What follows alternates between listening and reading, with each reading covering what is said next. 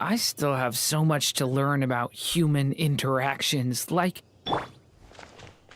Alrighty, gamers. Pause, champ. Alright, we are live on YouTube. We are live on Twitch. I am sending out my links and notifications before we get into anything else. But, welcome, everybody. I hope you guys are all enjoying yourselves. Thank you so much for tuning in to the... Okay, yeah. Thank you so much for joining the final part of the Durin Story Quest. My reactions going through it and everything. It's been a long time coming, but we are finally here.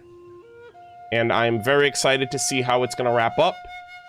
And then, immediately after this, we are going to be shifting and actually starting the Witch's Homework event for the Mondstadt characters. I don't know how long Act 5 is going to take. I was told Act 5 is the longest of all of them.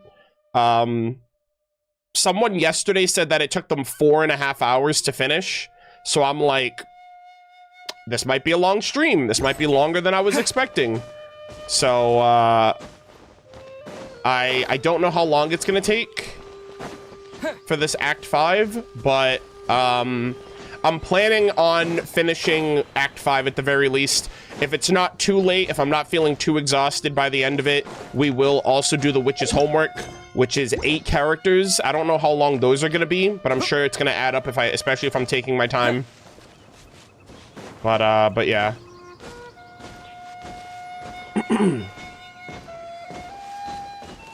Oh, wait, if I do all the endings... nobody told me anything about Act 5, so I don't know how to approach Act 5 at all. Ant, were you supposed to tell me something about Act 5 at all, or did you not? I have no clue.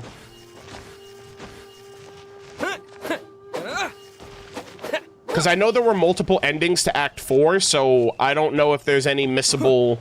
I also don't know if there's any, optional interactions in Act 5.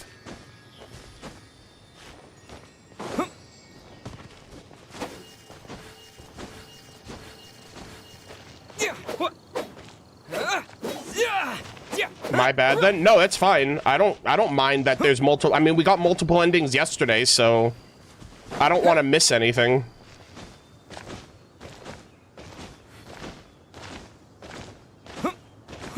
Yeah, and just tell me in the Discord, like DM me on Discord. Don't DM me in the don't put it in the chat. Just so I can figure out what's going on. If there's, like, for example, like, I don't know if the endings are gonna be, like, you only get one ending and you can't go back like you could yesterday. Like, I don't know if there's good endings, bad endings. But if there is a genuine, like, only one ending and you have to see the other ones on, like, YouTube or something, then that's fine. But if there's a way for me to see everything in my playthrough and not miss anything, I'd obviously prefer that.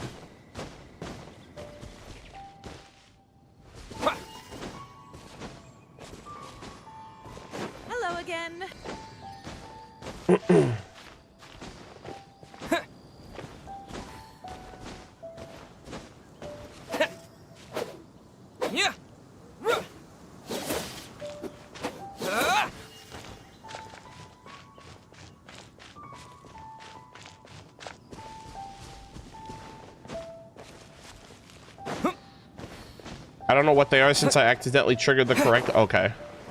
So is it like Act 4 where there's like bad endings and good endings, and if you choose the bad endings you can see them through and then revert to another one?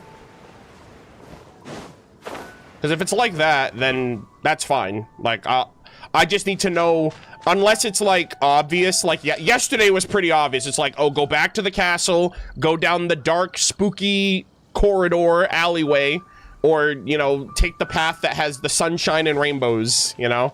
Yesterday was very obvious, so if it's very obvious, then maybe I won't need help.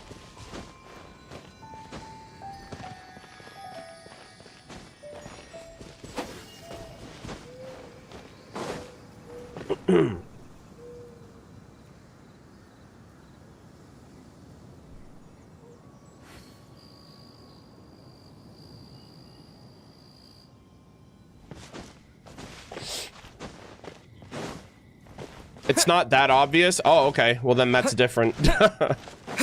Yeah, I just don't want to miss anything, that's all. All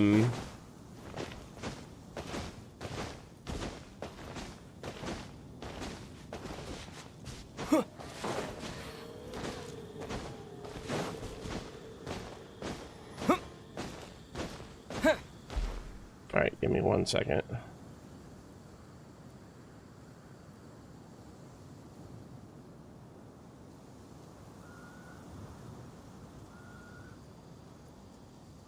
I just arrived. What did I miss? In the last 13 minutes, nothing. I've barely been live.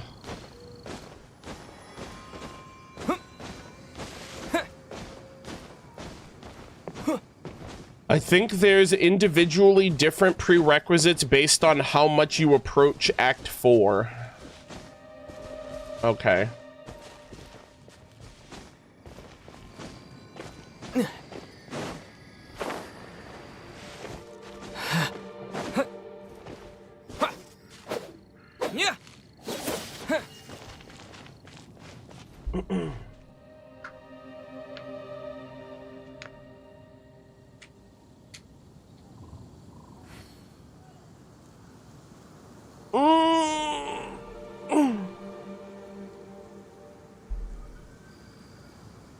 Oh, Mirurin, yes, first off, thank you so much for the 3-month membership. I appreciate that. Also, yes, I got a haircut yesterday.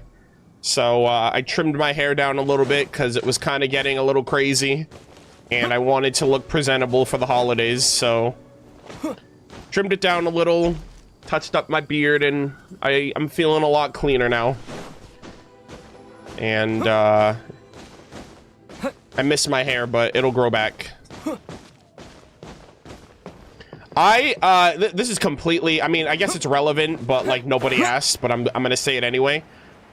I'm so thankful that, like, I still have a head full of hair at my age. Not saying that I should be losing hair at this age, but, like, obviously people have different genetics and whatnot, but, like, I feel like I could shave my whole head off tomorrow, and in, like, a couple months it would just all grow back. Like, I'm not old yet, chat. I'm still youthful. I'm not unk. But yeah.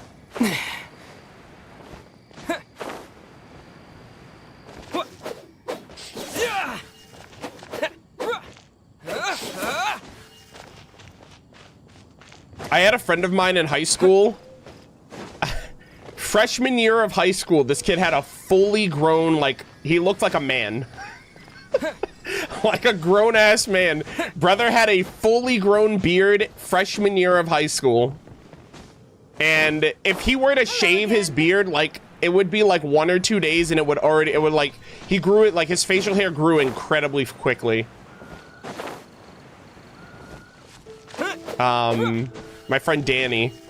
And, I think about that all the time. Like, I didn't, like, it takes a while for my facial hair to even grow in, and even when it does, I just try to maintain it at, like, this, because I don't really like it getting, like, crazy big. But, like, he went through a, you know, he went through a point in his life, I think it's even still now, where he just, like, lets his beard grow out. He's, like, he's a beard guy. But yeah. Oh my gosh! Miruin, thank you so much for the 5 channel memberships. Thank you, thank you, thank you. Big W's. Big hearts in the chat. Appreciate that on YouTube. Thank you, thank you.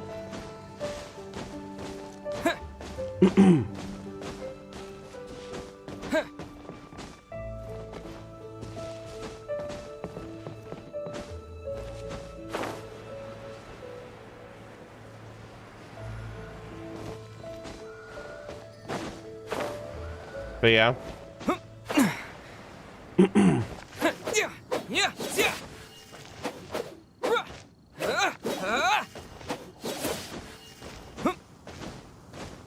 At what age is that? Freshman in high school? That's like 13, 14. I remember too, because the freshman, freshman year, the freshmen were supposed to go to the cafeteria and then they would get assigned to their classes. So I remember I walked into the cafeteria and he was already sitting there. So I sat across from him. I was like, hey, can I sit here? And we ended up becoming really good friends. But I literally asked him, I'm like, are you an upperclassman? He's like, I'm a freshman. And I was like, I had no idea you look so much older because he had like a full ass beard. It was so funny. But yeah, it was 13 and a full beard. Yeah, he claimed it was because of his like Portuguese heritage. He's like, yeah, it's my Portuguese genes.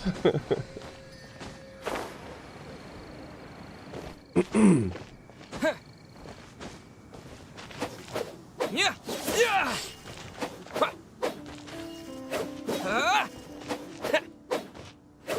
Yeah.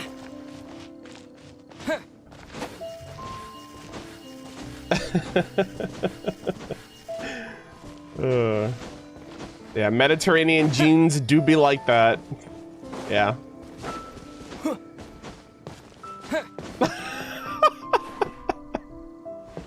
The Portuguese yearbook having all unks in them. Oh, that's funny. It's like he's 17 years old with 20 years of work experience. Oh,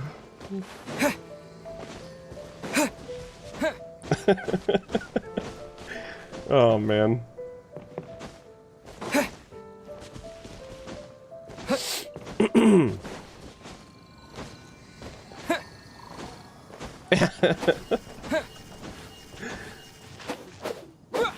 But yeah.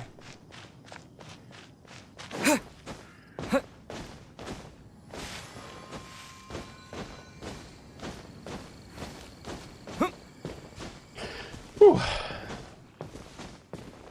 But yeah, thank you guys again for tuning in. I really appreciate it. All right, let me just really quick double check something. Okay, we got that. That's out of the way. All right, cool. Today is going to be my last Genshin stream until, I think I'm going to try to stream again on Tuesday. Just because it's the day before Christmas Eve, and I feel like it would be appropriate. I also think Tuesday is the day that the Varessa Dragonspine event is going to be fully out. So, hopefully if it's not too long, I can do it all in the same day. I can just do it all in one sitting, bang it out, and just get it out of the way. If it's not too long. So I think I'm going to do that. HSR is tomorrow. It's not going to be a long stream. It's going to be like a couple hours. I'm probably going to finish the main story when I'm in Canada, though. But I at least want to start it before I leave. So HSR is going to be tomorrow for a couple hours. And then I leave for Canada on Saturday. Saturday, Sunday, Monday, I'm just going to be there. We're going to decorate the tree. You know, apparently we're going to decorate the tree. Cal has made that perfectly clear. We're going to decorate the tree. We're going out for brunch with the family on Sunday. And then I think Monday she's going to do something. So then Tuesday I'm going to stream. And then Wednesday's Christmas Eve. I think Thursday is Christmas Day. And then I'll probably stream again that following weekend, most likely. But I don't know what it'll be. It'll probably be HSR because I don't think outside of the event, is that everything for this patch? Because I guess the only other thing that I would have is Durin and Varessa's character lore, as well as Durin's weapon and Venti's weapon. Oh, Libin, yeah. I don't. Do we know when he's showing up? Is that in the second half? I actually have no idea. But yeah, so we got this. It starts tomorrow and it ends on, and part 3 will be out on the 23rd. So I'm gonna do that. I'm gonna start it on the 23rd. And you need to at least have completed the Tribal Chronicle quests. Or, for the best experience, complete Varessa's Tribal Quest. Wait, is it 2 of them? What's A prayer for blessings told to Crest Peaks. Whose is that? Oh, is that Jalonen's? Because it shows Jalonen and Varessa. Yeah, okay. So you need to have done Jalonen's Tribal Quest and Varessa's. Okay. Nice. Gosh, we are literally back here. I love the little snowmen.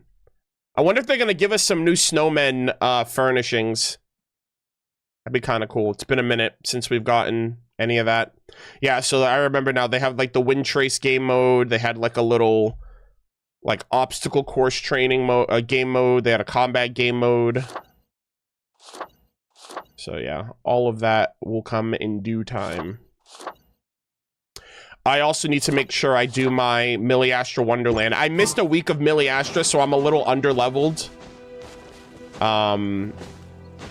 Which I'm a little sad about, but that's okay.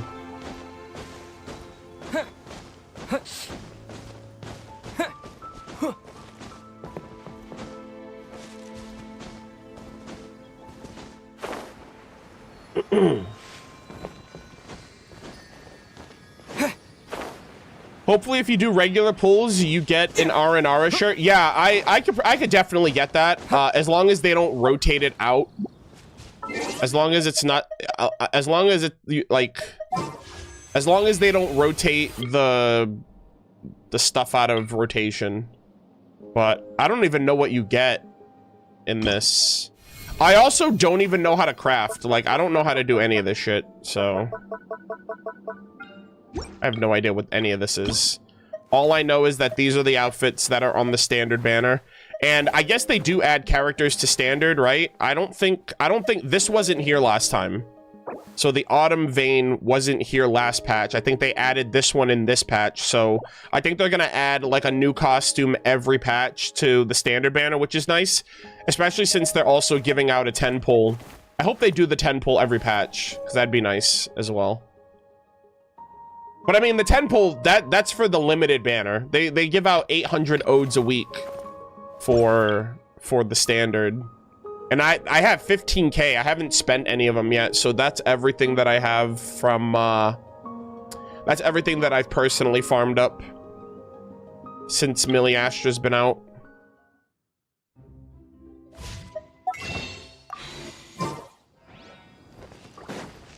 You can't buy the standard ones? No, you can't.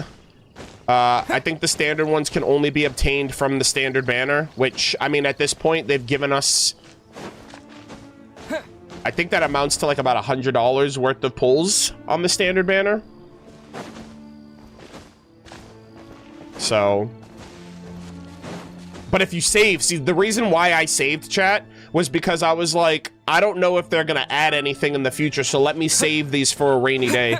And now that they're now it seems like they're adding 4-star skins like every patch. I'm just gonna wait until I see something that I actually want to try to go for on standard.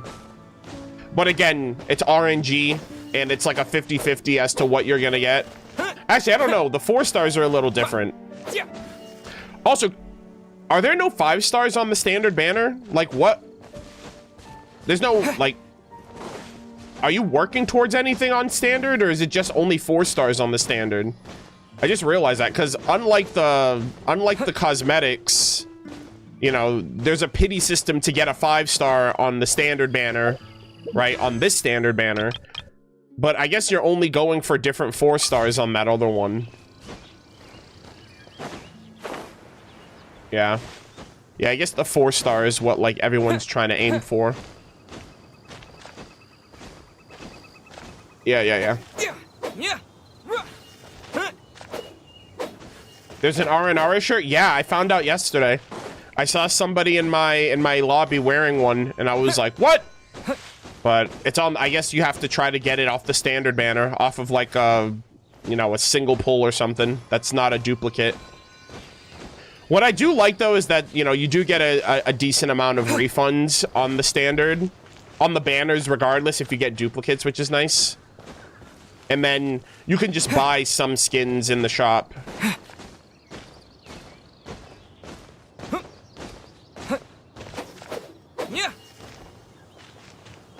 On Event Banner, you get a 4-star skin every 10 pull, and you get a 5-star at 70, whereas you get a 4-star on Standard at 70. Okay, so they're treating the 4-star skins like 5 stars on the Standard Banner, which kind of sucks, but... yeah.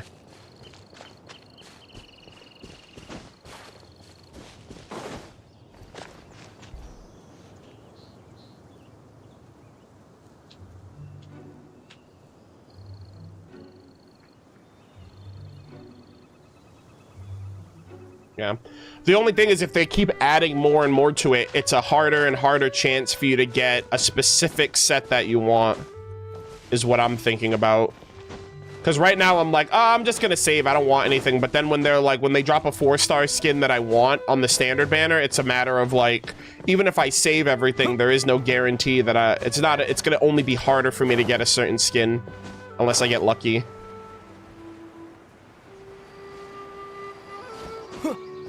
But that's okay. Are you gonna do all the witches' homework? Yeah, we're doing all of it. We're doing witches' homework. I mean, it's not in the title, but I did mention it. I've mentioned it pretty frequently. I mentioned it yesterday. I mentioned it today. I mentioned it like last week when I streamed that I would be doing witches' homework after Act 5 in the same stream. Yeah. It's just a matter of I don't know how long it's going to take for me to finish Act 5, so that's the plan. The plan is to do the homework today, but I don't know how long it's going to be, so we'll see what happens. I also have to pack tonight, because I leave in 48 hours. Like, my flight's in 2 days. So, I need to make sure I pack everything. I was so exhausted after stream yesterday. I ate, I played a little League, and then I went to bed. And then I woke up this morning. I went to bed relatively early. I fell asleep at like midnight last night. And I still like woke up super tired. I woke up at like 10 something. And I was still super tired, which I was surprised by. I think it was because I woke up at 7 a.m. yesterday, so I didn't sleep much the night before. So my body was like overtired. But yeah. All right, chat. We're going to run the 3-minute ad right now, and we are going to start.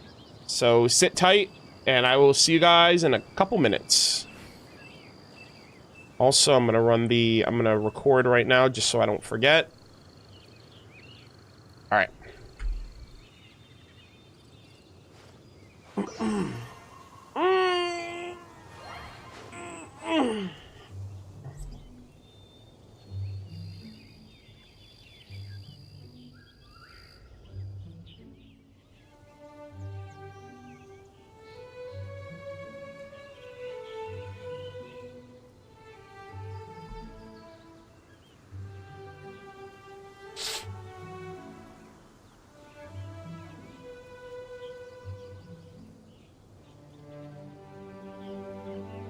I watched your VOD for part 4 earlier, and I didn't see the boat option myself. It was fun to see. Nice. Yeah, I'm surprised. Like, no offense to anyone that missed it, but I locked into that shit immediately.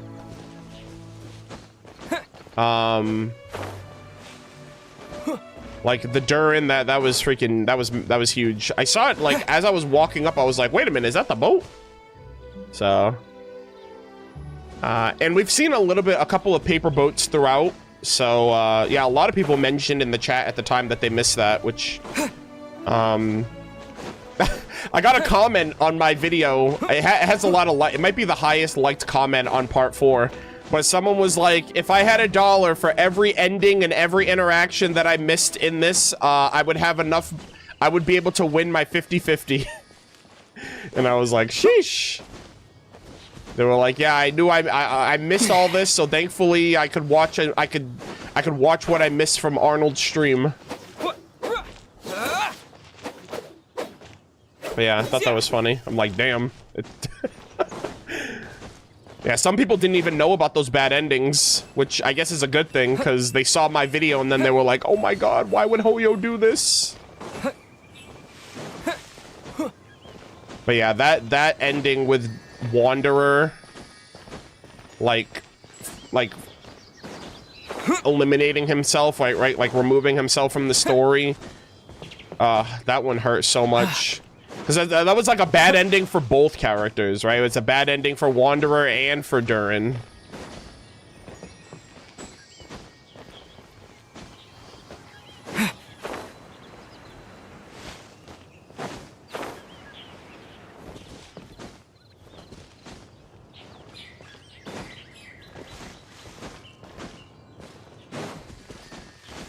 But yeah.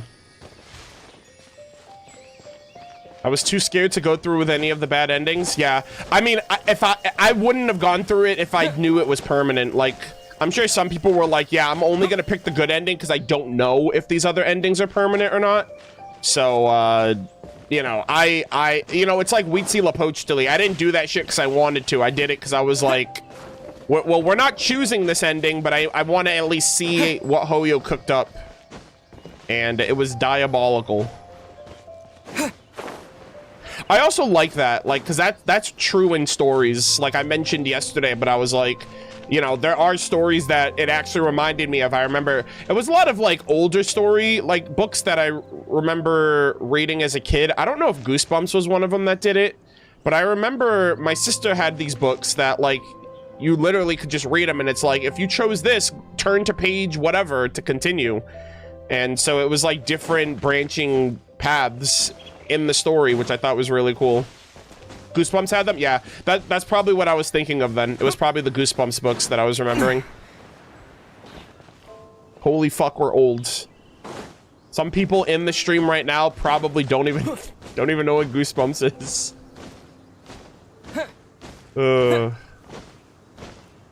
Old AF.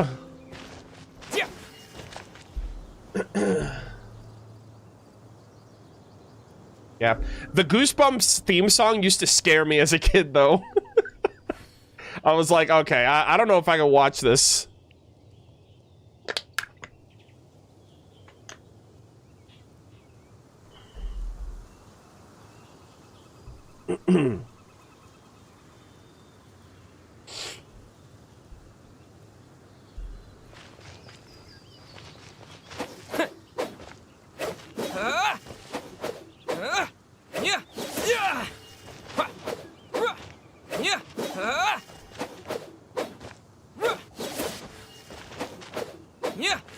This is a test to see how old you are. Yeah, true. We're senior citizens, guys.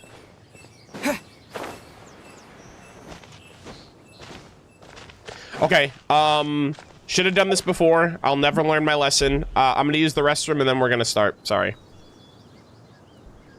Alright, I'll be right back.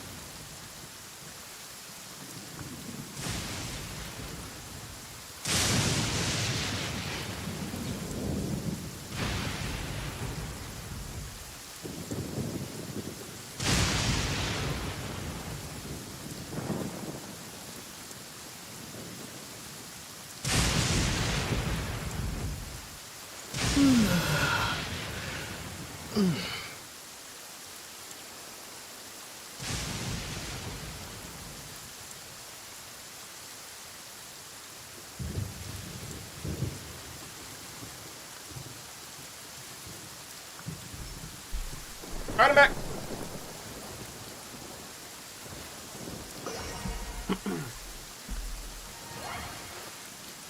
Oh my gosh. Michi, why would you wish that? Please hit Aether.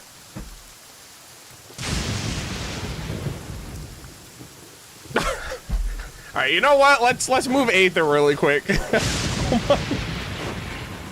Surely you wouldn't hit me under the statue of Barbados. Famous last words. She's like, I would especially hit you under the statue of Barbados. Yeah, that was a little scary.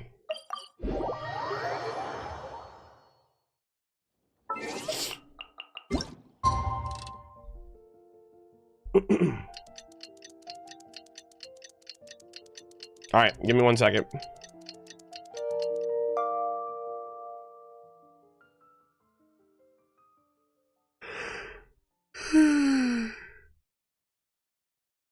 Ugh, excuse me. All right, 1 second.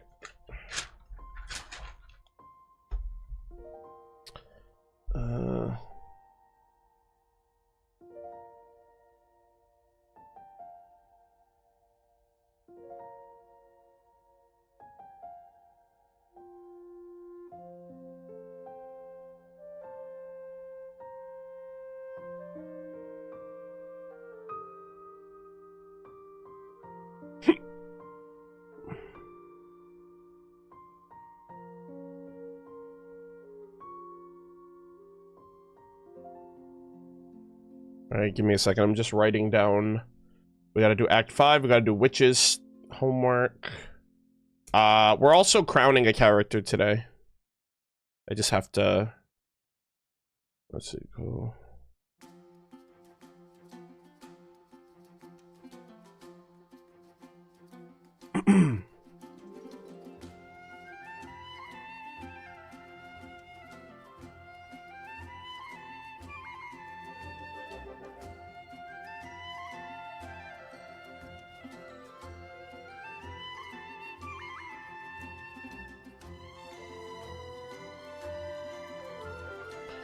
All right, let's see.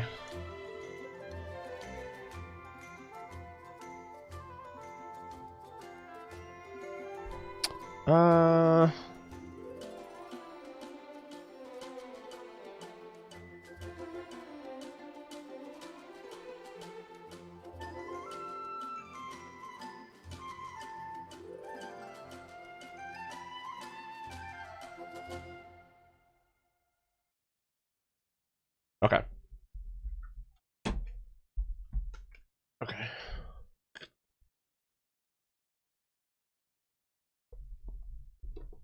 All right. So I have my to-do list now. All right, chat. How does everything look? How does everything sound? Let me know.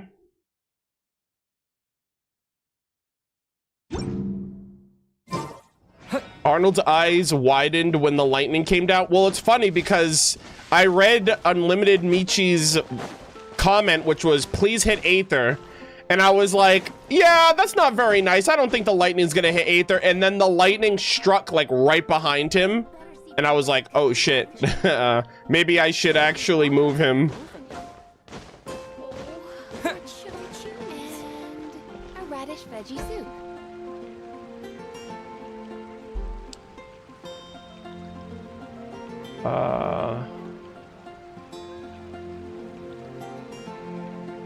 Today's recommendation is the steak.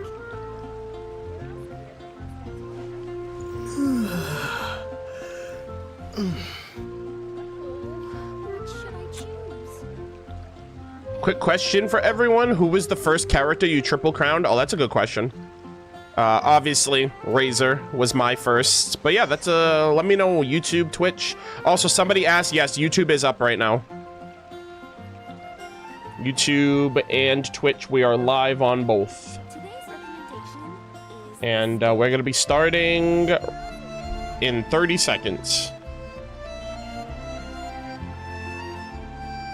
Ugh, I miss Mondstadt so much. I'm so glad that we're back here for, I mean, here and there for Durin's quest and the Hexen quests, I think. But I love Mondstadt. it's been getting quite busy recently.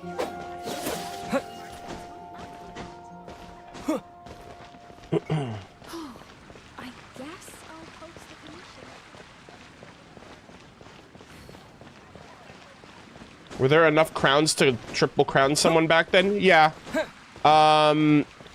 There was a crown given in 1.1, 1.2, 1.3, so you would have had enough to triple crown someone by 1.4. You're also here for Mondstadt's wine, aren't you? It's been getting quite busy recently.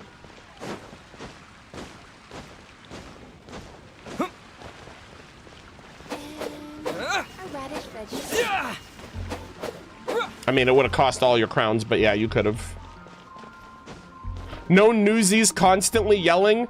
Yeah, but you're hearing all the voices from all the Mondstadt voice lines that have been replaced, so... Has the most prosperous commercial port in all of Tibet. Timaeus and Blanche are still OGs, but it's never gonna feel the same. Like, I'm always gonna notice that difference. I'm like, just the cadence, it's the same lines, but it's not said the same way. And so I'm like, yeah, these are all the freaking abyssal imposters from paralogism that no one found. They just took the place of the real people. That's why they sound different. I swear to God, that's what they're doing. Today's recommendation is the steak. All right, gamers. Who's your top 5 favorite NPCs of all time? That is really hard. I couldn't answer that right now. I would have to, like, critically think about that. But, I think Arama has to be in that top 5. Cause, I cried my heart out at the end of the Aranara quest. Arama was such a goat. But yeah, it's so hard. It's so hard to, I would have to, like, split it between, like, general NPCs and then, like, World Quest NPCs. Cause, like, no offense, but the World Quest NPCs are infinitely more interesting and relevant than, like, you know, fucking Godwin, who's still in. What the hell are they gonna do when Varka acts? Like, we actually met Varka. Bro should have met. Someone needs to mention, you know what? When we go to Dorman Port, this is one thing that I actually want. When we go to Dorman Port, I want someone to acknowledge, where's Godwin? Wasn't he with us when we went on this expedition? I wonder what happened to him. I haven't seen him in such a long time. If they mention someone mentioning this NPC that stayed behind to look for his ring and never met up with the expedition, I will be so happy. I was walking around Mondstadt last night, and I saw him and I was like, bro, you are still here. We have already met Grandmaster Varka. We've met so many of the other knights. Dorman Port is getting teased and you're still here, brother. Like, just go home or go to Dorman Port or Nodcry or something. So if Hoyo has someone mention Godwin by name in either Nodcry or in Dorman Port mentioning, like, I wonder what happened to him, like he's not here, I will be so happy. It'd be so funny too. Cause that's like 5 years in the making. But yeah, I just wanted to mention that right out the gate. So, ladies and gentlemen, boys and girls, welcome back to another Genshin Impact playthrough session. We are finishing the final part of the Durin Story Quest with Act 5 today. Yesterday's journey through the book and through the story of Durin and Mini Durin and Dragonspine Durin and Wanderer. I think Act 4 has been my favorite thus far. I'm very excited to see how this one wraps up because I've been saying it ever since we started, but I booted up the game today and Paimon initiated that we have to go to Dragonspine. Albedo's already there, so Albedo's gonna be in the plot this time. We're back at Dragonspine where this whole story like originated with Dragonspine Durin dying there and the whole Suspedal plot line, Shadows Amidst Snowstorms, the Chalk Prince and the Dragon, and you know, even the Mondstadt Cataclysm. And so I've just been thoroughly enjoying the story, the adventure, the journey, and like the wholesomeness of Durin's like kind of getting a second shot at life. Those bad endings were diabolical that Hoyoverse gave out. A lot of people in my community didn't even know that these endings were a thing. Like, a lot of people missed out on it, and you know, relatively so, it makes sense, especially if you don't want a bad ending for Durin. You're not going to instinctively want to see the bad endings unless you know it's not permanent. So thankfully I was informed that these bad endings didn't have like a permanence in the story for Durin, which was nice. But yeah, I love that they at least included it, but at the same time, it's crazy just to see how integral everything is with Durin and Wanderer especially, and they need each other. And I'm glad that Albedo's getting involved in the mix as well. So we are going to head to Dragonspine. We are going to see what's up, And let us begin. The solution of fate. Head to Dragonspine with everyone. Following the clues from the previous chapter, you head to Dragonspine to find Albedo. It seems the mysteries around Durin are about to be revealed, but the trials prepared by fate are waiting for you as well. All right, gamers. Holy moly. Oh, this is going to be so crazy. Durin's basically like meeting his reality counterpart. So this is the other Durin, huh? Or what's left of him, I would say, but yes. If this had been the dragon that ended up being revived in Mondstadt, there's no telling what kind of calamity that people would have had to endure. Exactly. Which is why Albedo had to do what he did. He had to siphon the heart, use it to counteract Albedo, to counteract Durin's rebirth, and essentially put Dragonspine Durin to rest permanently. So, if you think about it like that, Durin's actually a hero. Hey, Albedo as well. Okay, Albedo put everything together. And you just thought he'd be nice all of a sudden. And you just thought he'd be nice all of a sudden? No, I'm just a little envious, that's all. Not everyone gets a chance to be a hero. My boy! Hey, what do you mean, Wanderer? You were literally the hero of Simulanka. You are literally the hero with the hero sword and everything. You were integral to bringing back Durin, or like bringing this Durin into being. So, you know, count your blessings too. Actually, most of the credit belongs to Albedo. Thank you, putting respect on my boy. Then again, barely anyone even remembers you at this point.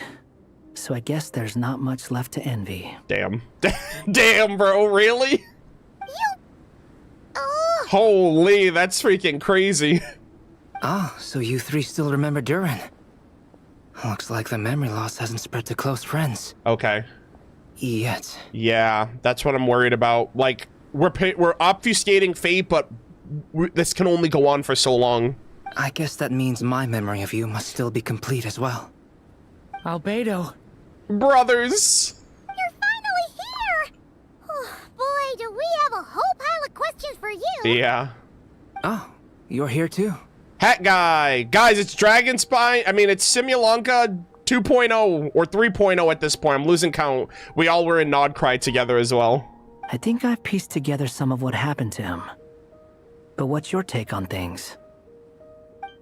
Ooh, walk with me, talk with me. Master Jean filled me in on what happened, and I've got a few theories. But let's get on the same page first. Guys, I miss Dragonspine so much. And not only are we here for this story, but the upcoming event that we're getting with Varessa and Jalonen and the Natlanese characters, we're gonna be back in Dragonspine. It's like, I feel like Hoyo has acknowledged that by the fact that we're coming back here for two different reasons. So I love Dragonspine so much. I love this place. You exchange intel with Albedo, who checks on how Durin's... Well, physically, he's doing fine. Okay. His body is holding the abyssal power at bay. And there's nothing whatsoever to indicate any risk of collapse. Okay. So, from an alchemy point of view, there's nothing wrong with him? The issue isn't so much that the abyssal power within him has gotten out of control. It's that the connection between his will and body is fading. Yeah. If he ends up losing his conscious will, his body will fall back on its biological instincts. And that's when the abyssal power within it will take over. Holy shit. So Durin is gonna lose agency over his body. Like, his will will be detached from his body, and the abyss within his body will take over, and then that new abyssal Durin is gonna destroy everything like the original prophecy stated. So, but if that happens... This book mentioned a witches' gathering. It seems like quite a few of these witches got themselves involved in Durin's case. Which brings me to my theory. Bringing Fairy Tale Durin into this world to replace the Durin on Dragonspine means using one Durin's fate to overwrite the others. Guys, I was so locked in. He's just like me for real. We used the intertwined fate to overwrite the acquaint fate because fuck the standard banner. But The power of alchemy alone would not be enough to pull off such a feat. It would have required the combined use of Miss Barbeloff's astrology, my teacher's alchemy, and Aunt Alice's magic. That's crazy, dude. It's literally Durin's birth into being, creating a fairy tale in reality required the labor of love of his brother, his aunt, his mother, and her best friends. Like, this is crazy. This is so cool. And they're like god tier, like freaking witches with like larger than life magic. After learning of Miss Barbeloff's prophecy, Durin and I finally came up with a way to settle the Dragonspine Durin problem for good. And I took care of the alchemy side of things, which, looking back on it, seems to have been a part of their plan all along. Wow. So even paralogism was a part of it. So now, there's only one thing missing. Oh my god. The magic part, yep. So we're like we're like 2/3 the way there. As for the fate theory our friend in the hat just mentioned, I still can't figure out how any kind of magic could possibly influence the fate of Tevat. But I'm certain that the answer lies within this book.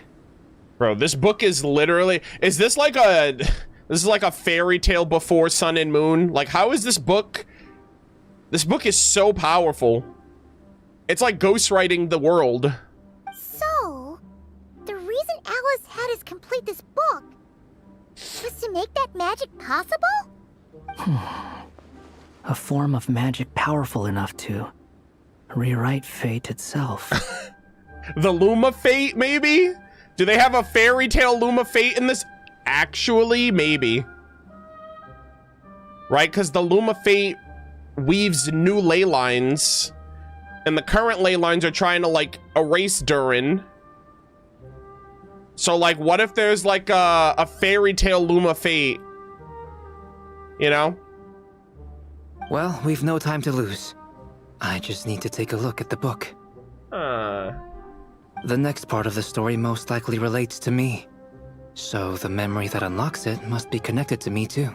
Oh my god, is Albedo gonna have like a story version of himself? Oh my gosh, cinema. Huh? Oh! Blueska do? The giant tree was home to a broken branch, the shape of its splintered arm aligning perfectly with the branch that had burst forth from the castle walls. Join yourself to that broken bough, for there you may take root at last, and henceforth bask in the sun and rain of the world beyond the castle. That broken bow.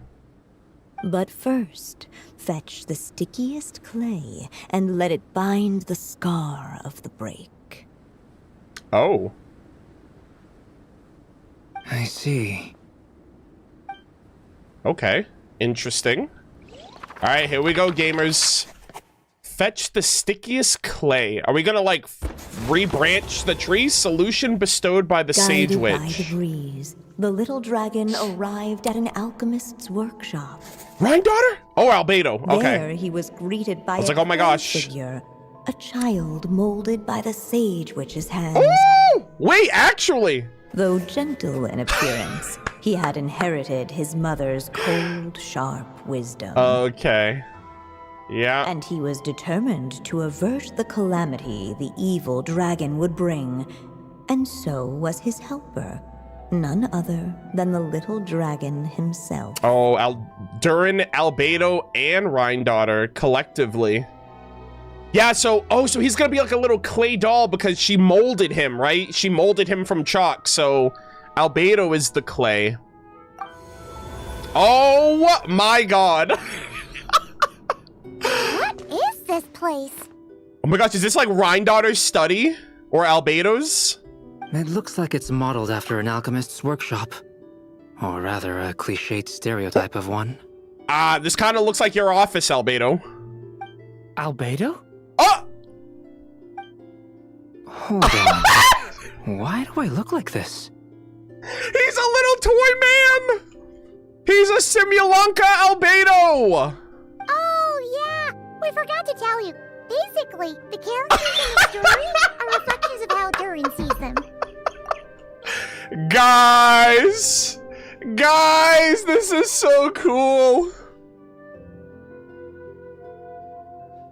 They're like Arnold's favorite 5-star and Arnold's favorite summer event.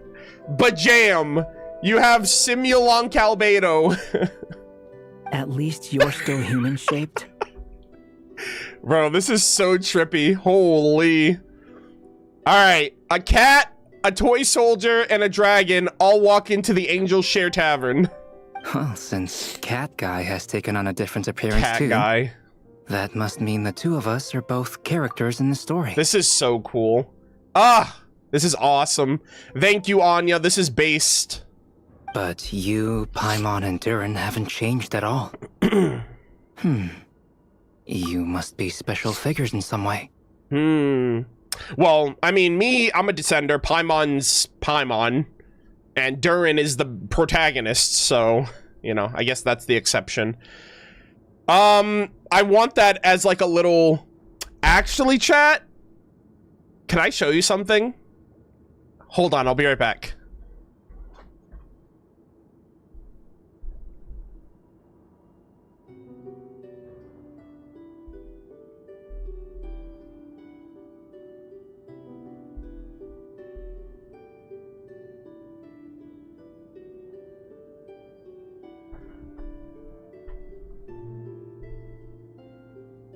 So, this is incredibly appropriate given that we're doing this event.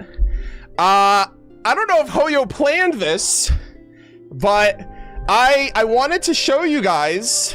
This actually came in the mail this past week, which I was glad that I got it before I left for Canada. Otherwise, I would have had to leave it with my neighbor. But look what I got in the mail recently.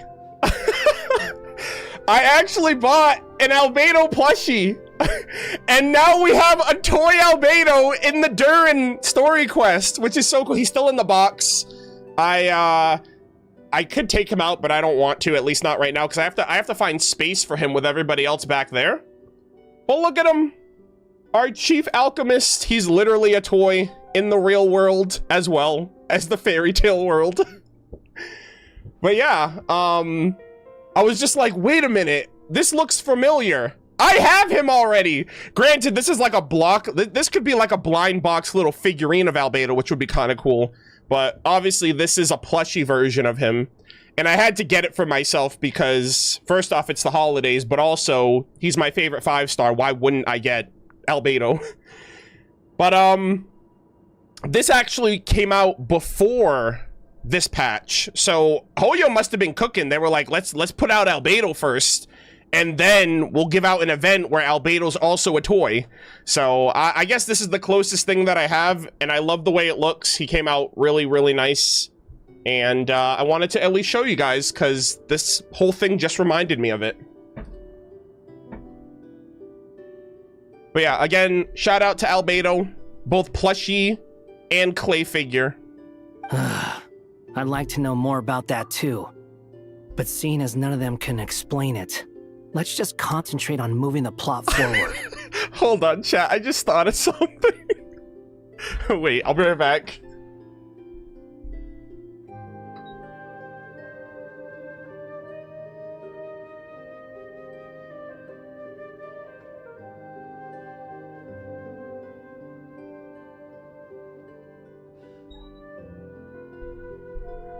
Chat! Genshin Impact is literally real. What world are we living in? This, guys, I am the Durin Story Quest. I have this giant elongated Scarammeow. Look at this thing. This thing's massive, by the way. Like, all I need now is a Durin plush. All I need now is Durin, and I'll have the whole set. This is ridiculous. I'm like, Hoyo's kind of cooking, though. But, I was like, wait a minute. I have one of these, too. I'll be right back. But yeah, look at this thing. This is one fat cat. And, like, I don't know why he's so elongated, but I like it. He looks cool as hell. But yeah, we have the freaking cat. We got the plushie. I mean, they're both plushies technically. But merch flex aside, I had to show this one too because I was like, wait a minute. This is actually, my worlds are blending. The real world is blending with the fantasy world of Genshin. It's like it's literally the same thing.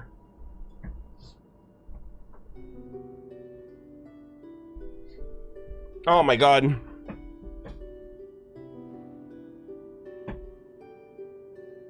Where do you find these? Hoyoverse has,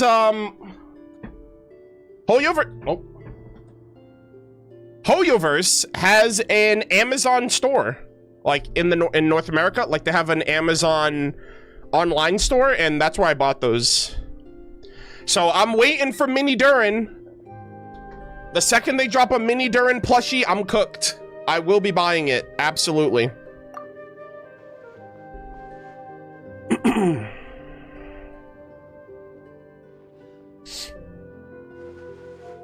Oh. My gosh, we are looking. Oh, good job, Durin. Is that a hidden path? And just like that, the group stumbled upon a hidden passageway. Oh. Intricately crafted, it seemed to lead them towards another exciting chapter of the tale. It's all black and white. Come on, what are we waiting for? Next chapter, here we out! Oh my god. But this was a chapter that had not yet been written. Ahead of them was a storyless void, and they could go no further. Guys, it looks like we need some of that magic tonic ink. Because this is reminding me of the black and white Forest of Blessings. That we needed the magic tonic to, like, bring it to life again. What? Then what's the point of having a path here? Maybe the author has a flash of inspiration. Maybe the author had a flash of inspiration and then their mind went blank? Sounds like a pretty bad habit for a writer. Hey, writer's block's a real thing, Paimon. Look at him. Oh! Over here. I found something. Durin's heart! What the clay figure found was none other than the evil dragon's heart itself. Oh. Though the creature had perished long ago, its heart was still there, pulsing away and growing warmer with every beat. Yeah, Durin's heart has like a little casing on it. So I guess that represents Dragonspine Durin's heart. And the clay alchemist knew what it meant. That the evil dragon would return one day, just as the prophecy had foretold. Yep, it's just that that heart is now in our Durin. Yet, guided by his mother's wisdom, Holy shit. he foresaw another fate. If only the alchemist could bestow this heart upon the little dragon, he might be reborn in the evil dragon's stead. Wow. Only then would the evil dragon's heart grow still, and the little one inherit its tale. This is so cool. It makes so much sense why this is happening to him. He just inherited Dragonspine Durin's fate. Sounds like this chapter's about Albedo bringing me to life? Yeah, his whole plan. If that really was the solution, though, this would have been over the minute I finished the transmutation. So why is Durin still being forgotten? I love his little Lego arms. Oh, it's like his Lego hands. There has to be some other reason. There are still places we can check. We have time. Yeah, I'd like to explore the area a bit more. Same. Okay. Oh. Oh. Unless the little dragon kept moving, eventually he would be forgotten. Okay, hold on. Okay, these are the options now, right? Destroy the heart of the evil dragon. What does the other one say? The words are like blending on top of each other. Fuse with the heart of the evil dragon. Destroy the heart of the evil dragon. Is there any other option? Hold on, let me look around a little bit. Oh, oh wait. Can I just walk out? I actually...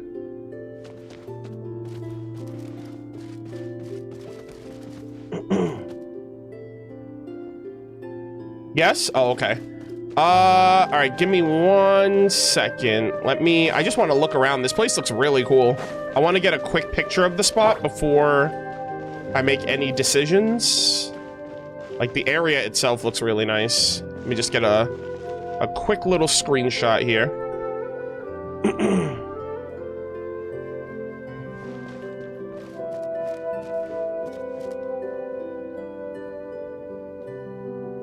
Okay.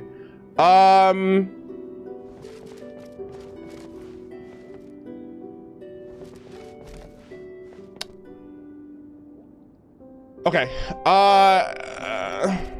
Okay, I think fusing with the heart is the good choice, and that one also costs the most. So... what's over here? Anything over here? Nope. I can't proceed either. Nope. Ahead of them was a storyless void, and they could go no further. Okay. I just want to look around, make sure I don't miss anything. Oh, are these like her other kind of experiments? Like her little beakers and test tubes? Oh. I didn't know I can climb.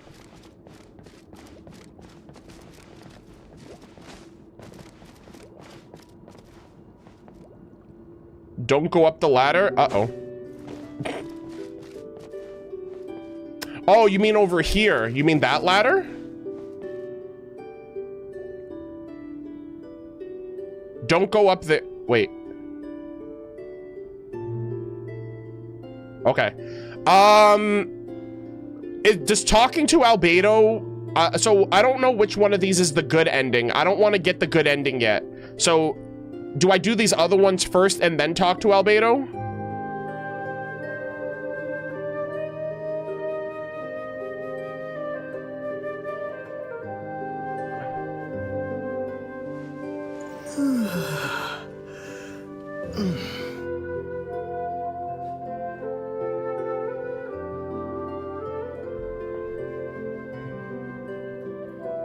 Okay. All right. So I'm gonna take this path back. This might be a return back option. If we go this way, we'll be returning to the castle. Yeah. So this is like last time where we turned around and went back. Returning to the castle. There's nothing challenging for you back. Oh. Okay. So this is like a similar thing that they're saying. Hey, we've done this before, buddy. Remember? All right. Let's see. There's nothing challenging for you there. You'll end up stuck in one place. Yeah. You'll just be hiding from your problems and pretending like none of this ever happened. Okay. Is that really what you want, Durin? I see. Okay.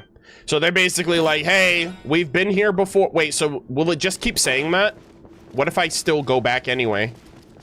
Will it? Okay, so yeah. So I guess it's not going to repeat what we did last time. It's just saying, hey, this has happened before, but they don't want us to repeat it.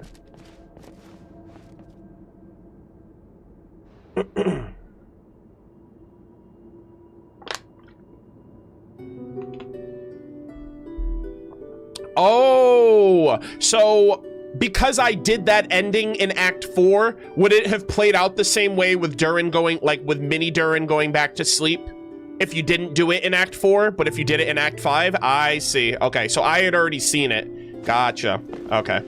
Okay, so let's destroy the heart. I am so sorry. I'm so sorry. We're gonna destroy the heart of the evil dragon. Do you think we could just destroy it? What would that do to you, though? Yeah, exactly. Why would you want to do that? Be it the calamity headed for Mondstadt or my inability to leave behind a story of my own, doesn't it all come down to the fact that this heart never truly died? But if we destroy the heart, then you basically can't exist, because you need this heart to, like, be who you are, you know? What if, here in this story, we could finally destroy it? Holy. The self-sacrifice approach? Could Aunt Alice's magic really allow us to do what's theoretically meant to be impossible? Either way, it's an intriguing idea. I'm not opposed to giving it a shot. I love how no one's acknowledging, like, hey, you kind of, this is your heart as well as the evil dragons. Durin. Oh. It's just... I'm still afraid someday even you guys will end up forgetting me. If there's even the slightest chance it'll prevent that, I'm willing to try anything. Uh. But I'm not sure if I can destroy it on my own. Chances are, I'm gonna need your help again. I don't like this option at all. So please, everyone, help me destroy this heart, once and for all.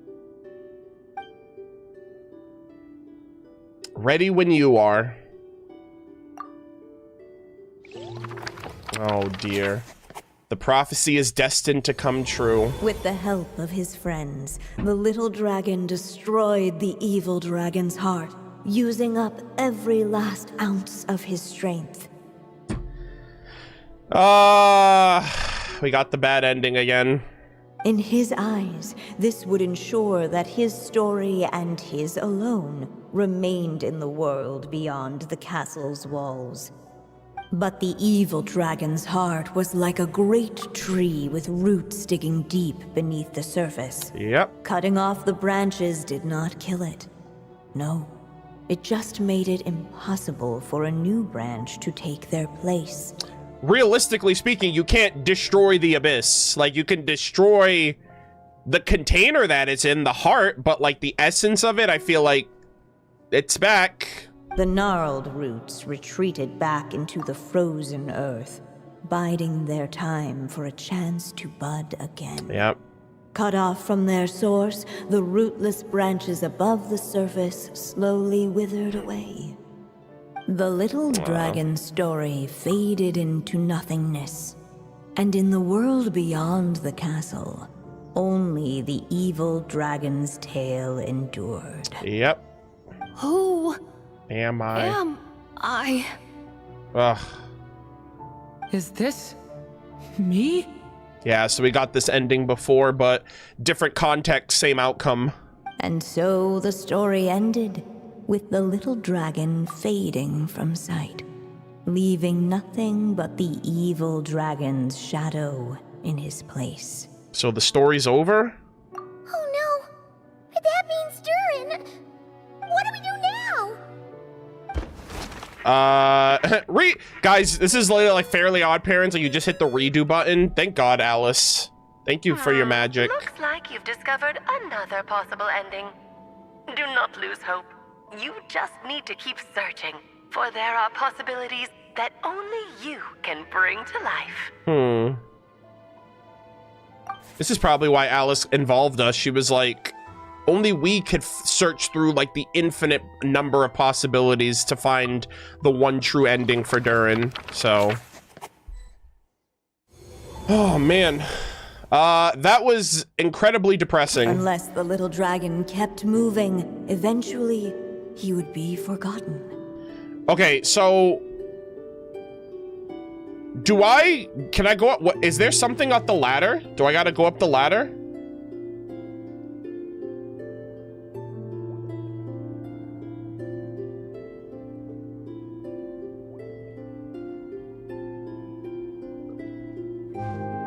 Go look.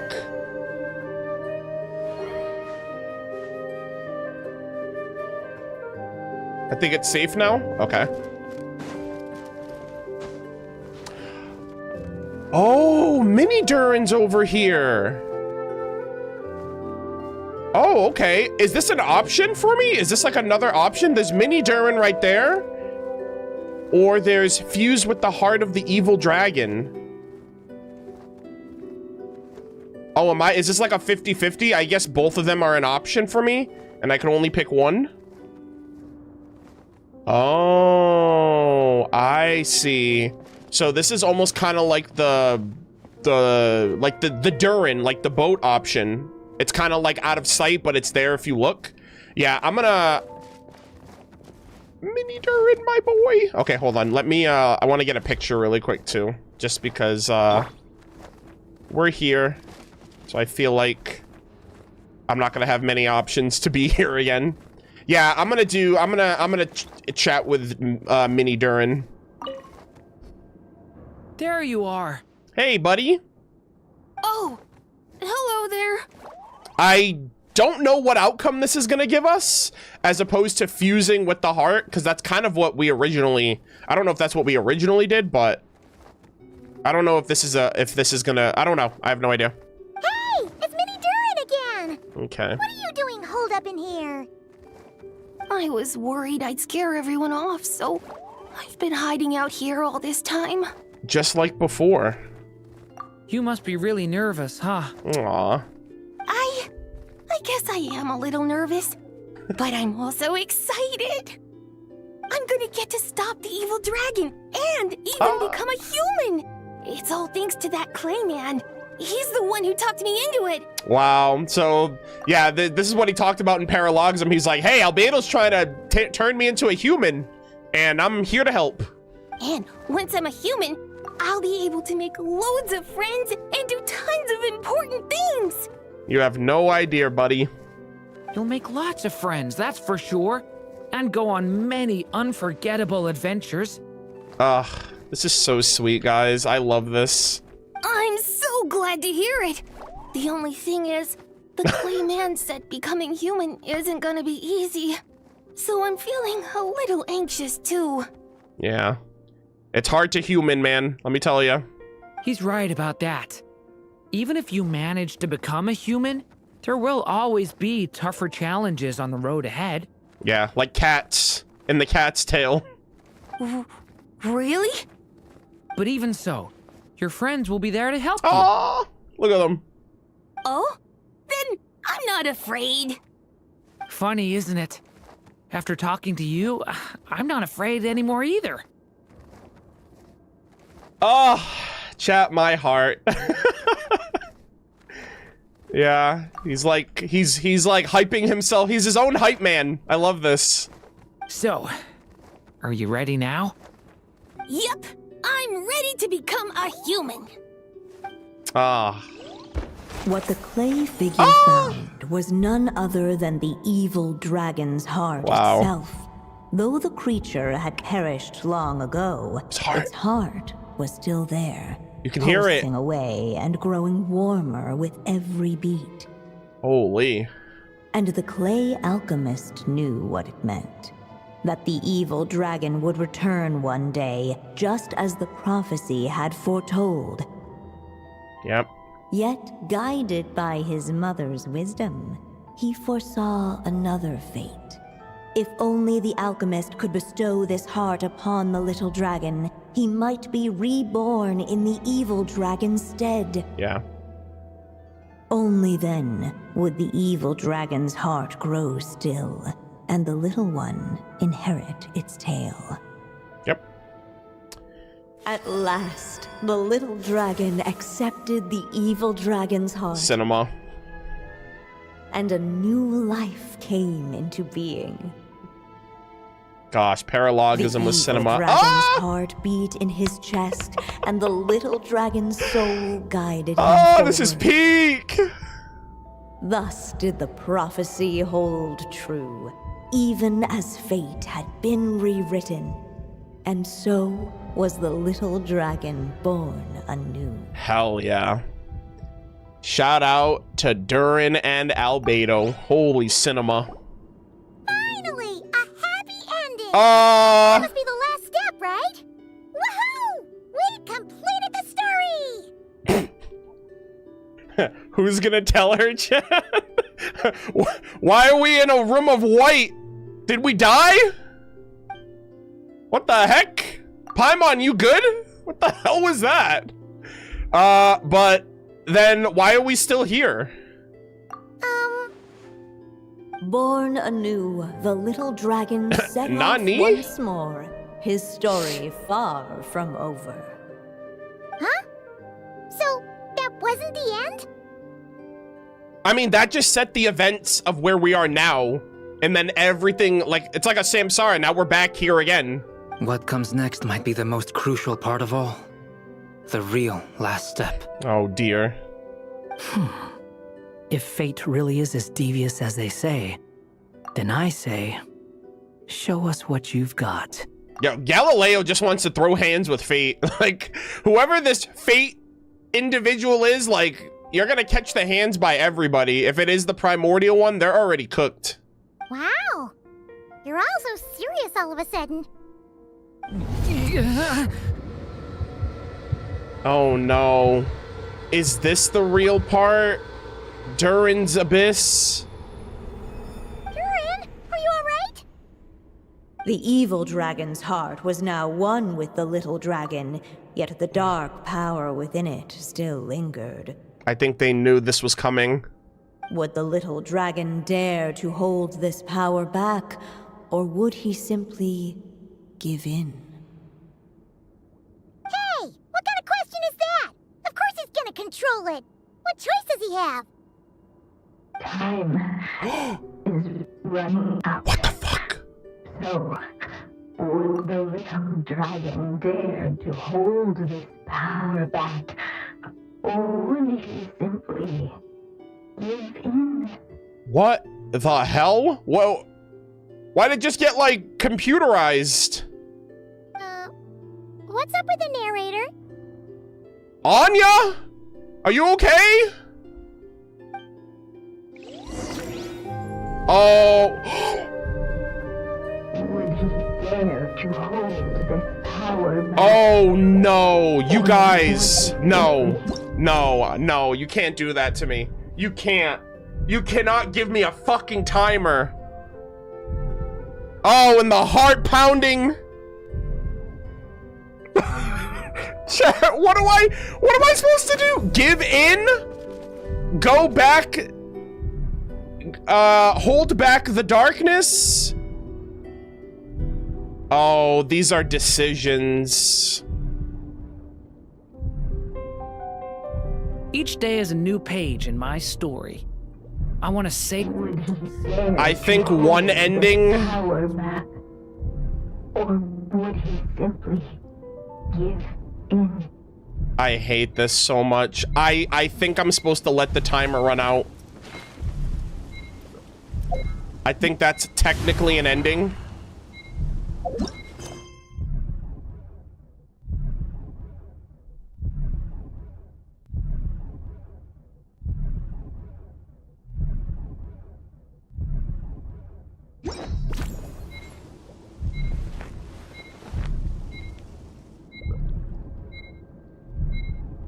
This is so crazy. I hate it! I hate it. The little dragon was at an impasse, and the dark power within him surged like a tide. Unchecked, the darkness engulfed everything around it, including the little dragon's soul. The little dragon's story faded into nothingness, and in the world beyond the castle, only the evil dragon's tale endured. Yeah, so the startup of these are kind of an interesting variation, but then it ultimately ends the same way. Is this... me?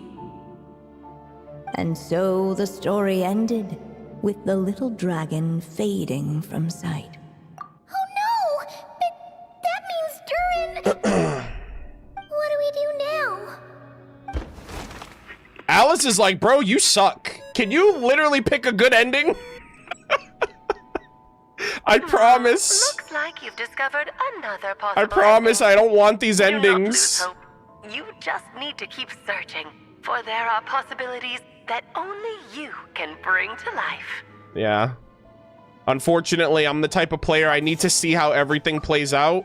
So, I don't know how this next one's gonna be any different, but... Oh. Oh, okay. I was like, what the heck? I was like, I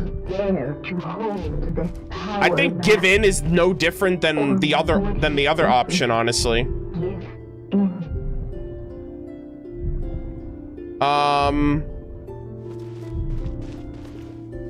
Wait, is giving in just like waiting here and letting it play out? Is that...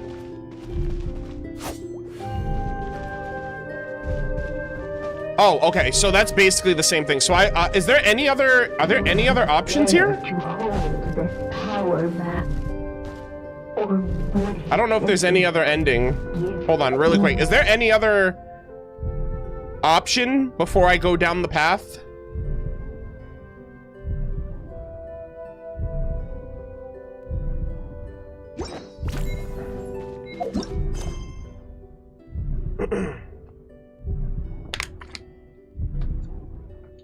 Okay, I just don't want to miss anything because I'm like, I don't see anything else.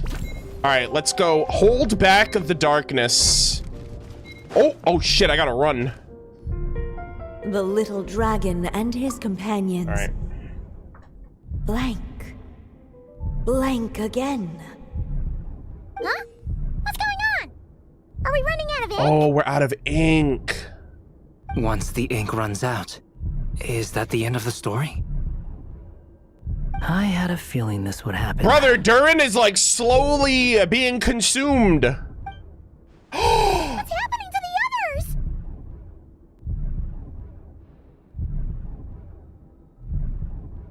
others?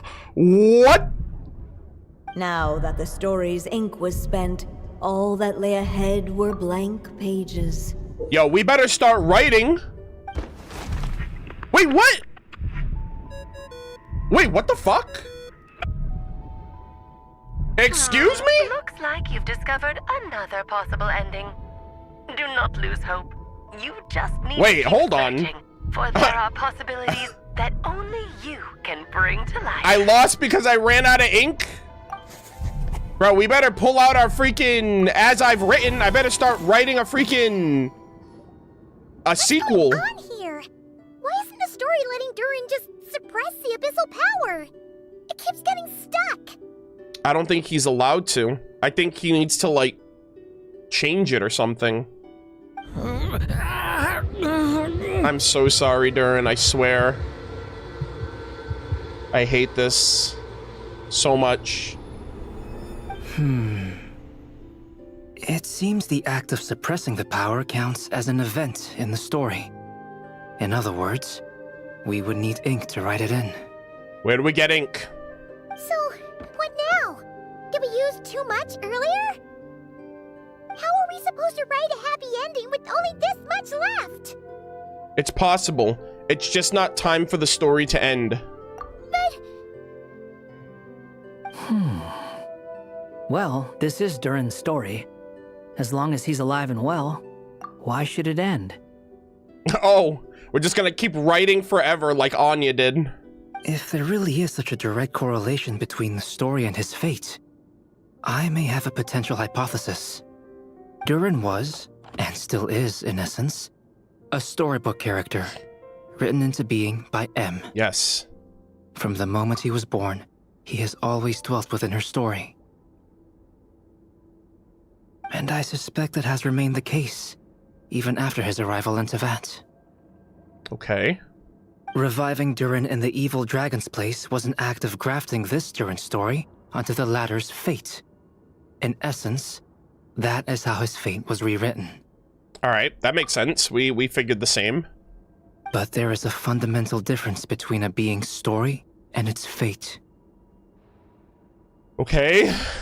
As Miss Barbeloth reminded us, the fate of every living being in Tevat has been woven into the fabric of time. Its most natural path, therefore, is to proceed along its given track.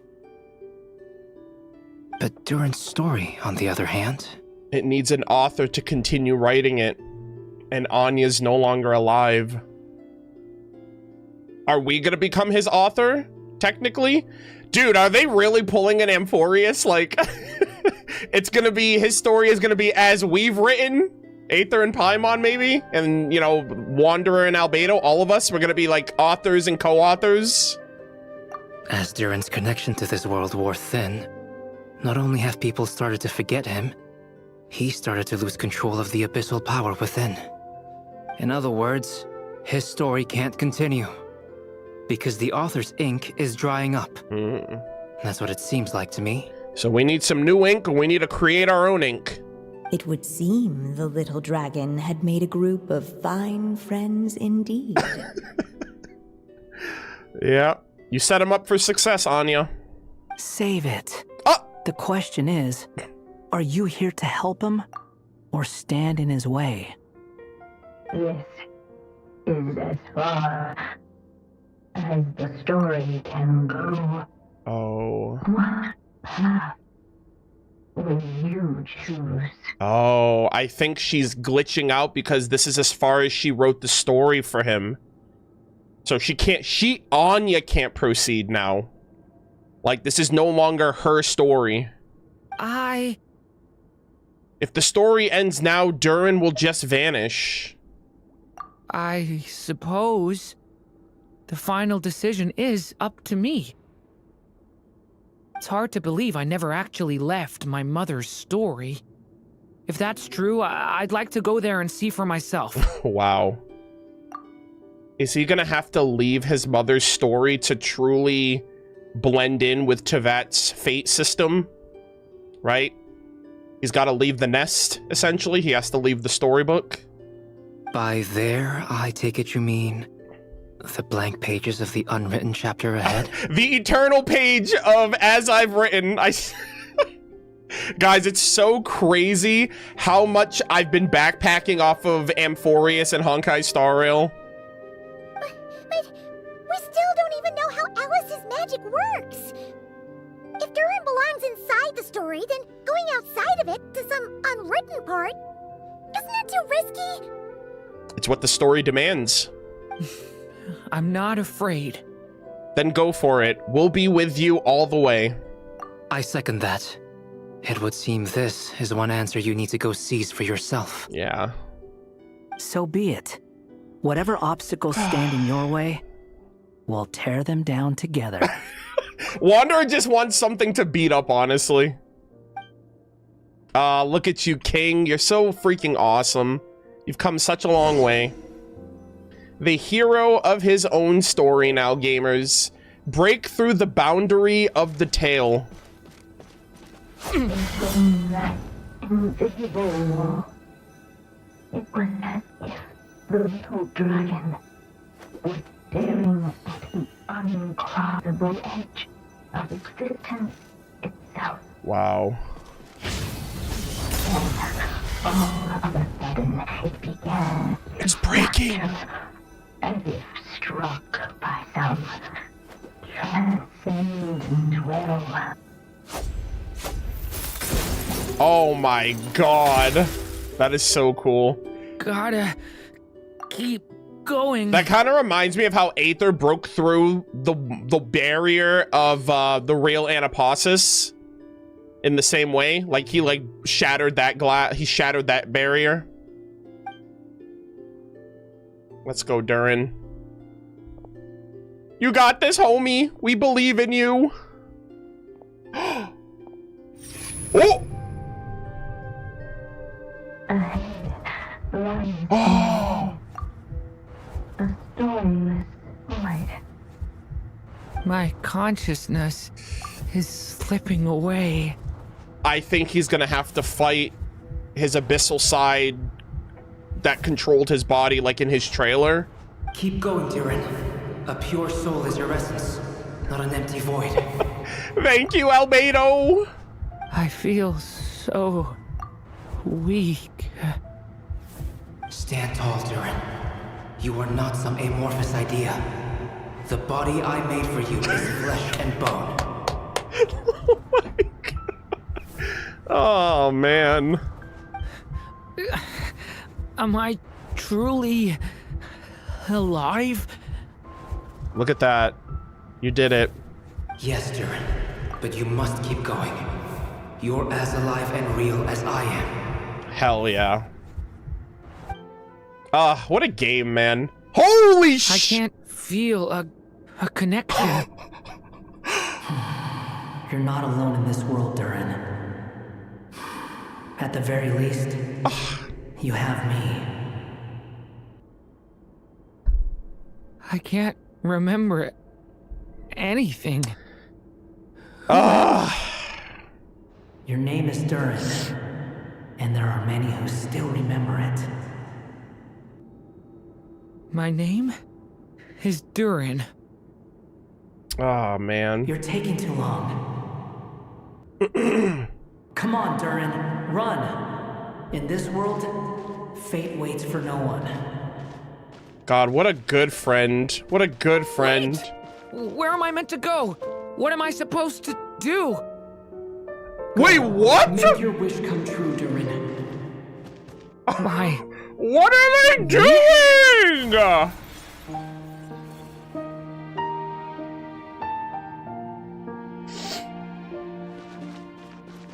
Bro, why is the Felxy OST?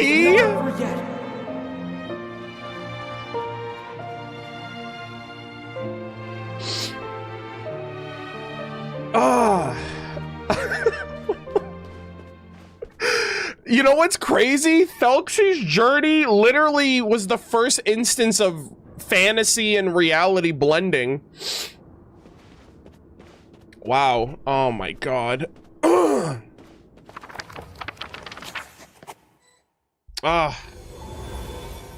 my god. Silence, huh? Have you nothing to say about my proposal? Anya! Let me get this straight. You want to graft your story onto this unfinished thread of fate, and in doing so, not only rewrite that fate, but allow the story to live on. Holy shit, Rhindaughter's literally talking to her about it too. Quite the brilliant idea. Still, the story's survival depends entirely on whether the author keeps writing. She's not gonna live long enough to keep writing. Exactly. And the moment foretold by the prophecy is still centuries away. You guys are all here. Damn, they're all hundreds of years old. I mean, Anya was around like 500 years ago then, it seems. I see. She won't live long enough. So she's like, hey, make sure you follow through on this plan after I'm gone. God damn.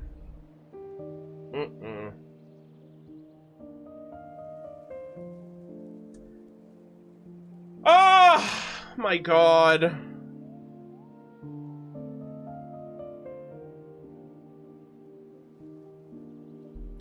Shout out to Ivy Dupler. I love her performance. I'm so glad that we have more Rhindaughter. Really quick chat, I gotta run 3 minutes. I don't know how much longer this quest is gonna be, but we're clearly not at the final part, especially with Durin. So, sit tight, and we will resume in 3 minutes. Oh, my gosh. Oh, Ivy's in the chat as well. Oh my gosh. Wow, you showed up at the perfect time. Hello, hello, welcome to the stream. Also, thank you for tuning into the stream yesterday. I was literally locked in, so I didn't notice you were in chat until I went back and checked the VOD. Hello, hello. Yeah, we just got into a big part of, like, I don't know how far we have, but this seems like a really pivotal moment of the story. And, Rhindaughter and Anya are chit-chatting.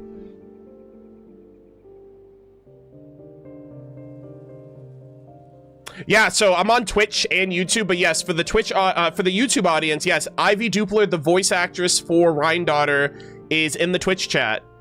And, she has been sprinkled a lot more throughout the story, especially with Durin's involvement. And, like, since the God's Limit, like, Rhindaughter's just been more pivotal to the story, which I love. And, yeah, I really appreciate and enjoy her performance. Yeah, YouTube chat's like, Ivy, you're the GOAT, Queen, goated VA. Yeah, I appreciate that. Thank you, guys.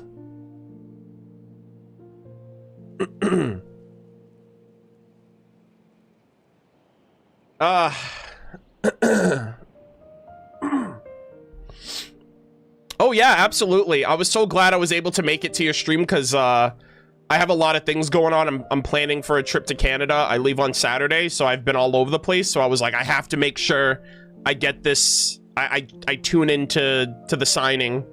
Yeah, I got a, yeah, so for chat, if you guys don't know, I got a Rhindaughter print. Ivy was doing signings on stream a few days ago, and so I had to get one before the holidays kicked in. So yeah, she was streaming the other day, so I was in there for a little bit. Yeah, I haven't done the homework quests yet. We're doing those after this. I wanted to do Durin's quest before I did Durin's homework assignment, because I don't know if it takes place after or before. So we have not checked that out yet, which I assume at this point, Durin and Albedo have a homework assignment. So I assume that that's where the cat comes in, because I haven't seen the cat yet, and they showed the cat in the trailer. In one stream? Well, we'll see. I'm being optimistic about it, but I don't know how long this quest is gonna take. So, we'll see. We'll see if I can make it today. Ugh. Holy moly, guys. They really threw in the Thelxie music. I can never not tear up listening to that, and so that really just caught me off guard.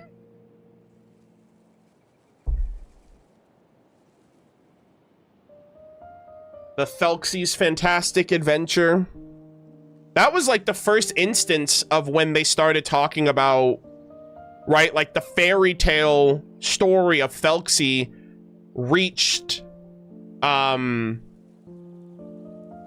his mother in the real world, which was kind of crazy. And so I felt like I feel like the story or the song being referenced here is kind of appropriate, because something similar is happening, where like the fairy tale world is influencing the real world.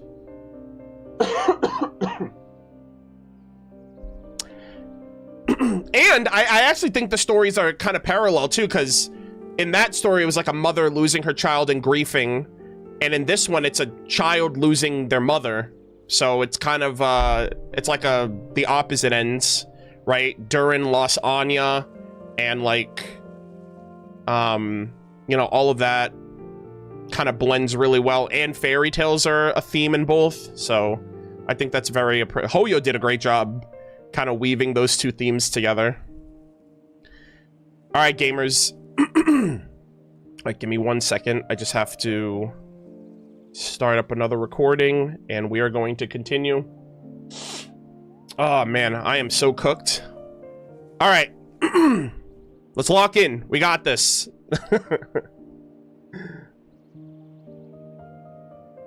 Oh, you're packing the order? Hey, I appreciate that. Thank you, thank you. Yeah, I hope you enjoyed the background noise. All right, let us continue. I thought my own ignorance might be the problem. That I'd asked more of the noble science of alchemy than it could ever deliver. Or that I had failed to discern the heavenly signs and grasp the secret truth underlying the prophecy.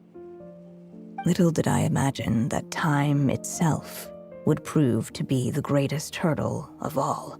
Yep. I had that was like the ultimate thing. All of them are still alive now, but she's a human. Well, my friend, this has been a most intriguing experiment. And from an academic perspective, at least, I don't think it was a bad proposal. Someday, the prophecy will come to pass. So remember, my friend, much like the stars themselves, there will always be something that transcends the test of time. Yeah, y'all's coven. They're still carrying on her wish hundreds of years after she's gone, which is crazy that they're all, you know, still have her deeply in their thoughts despite how long it's been. Thank you, everyone. You've helped me so much already. But, Alice, I still have one final favor to ask of you. Ah, man. Will you lend me your magic one last time, just enough for me to keep his story alive until the prophecy is fulfilled? Of course. Of course you would. You mean you want me to extend your lifespan? Oh, within the story? Well, yeah, she's still the narrator of the story right now. So it's fading because they ran out of ink. So they, you know, that's like the last living existence, like the last living piece of Anya that exists to this day in the book. No, not in that sense. As Rhindaughter once told me, the laws governing life and death are among the most unyielding in this world. I'm well aware of that. That's crazy! That's crazy that Rhindaughter says that, because she literally governs life now. So I don't think she was the shade of, like, I don't think she devoured Nibirius at this point in time. But it's funny, she's like, oh man, life and death, man, those are some unyielding powers. We got to be careful what we're doing. And now she's like, now I am life. It's funny how things work out. That is so funny. Whether it lasts a day or an age, the span of one's life is determined by fate alone. Yes. If I tried to breach that law by force, I'm afraid I would lose what makes me human.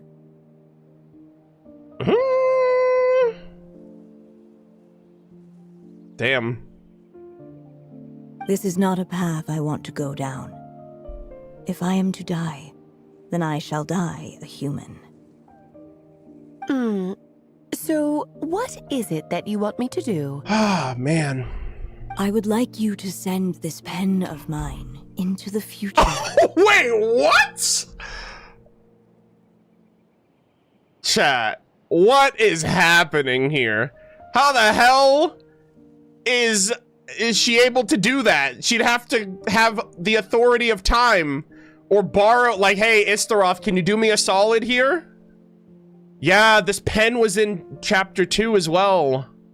I see. Then perhaps there really is a way I can help. So, remember that letter that Durin wrote in his trailer and then it magically whisked away? A part of me wondered if that letter made it to Anya, not like in the afterlife, but I wonder if it made it to her at some point in the past. And that would also be interesting if she knows about Durin now before she ever even got a chance to meet him. And now she's talking about send my pen into the future, which is equally crazy. I could create a kind of story magic to take over the writing once you're gone. Wow. God bless Alice. Oh, but for it to work, you would need to provide enough of your own words for it to learn from.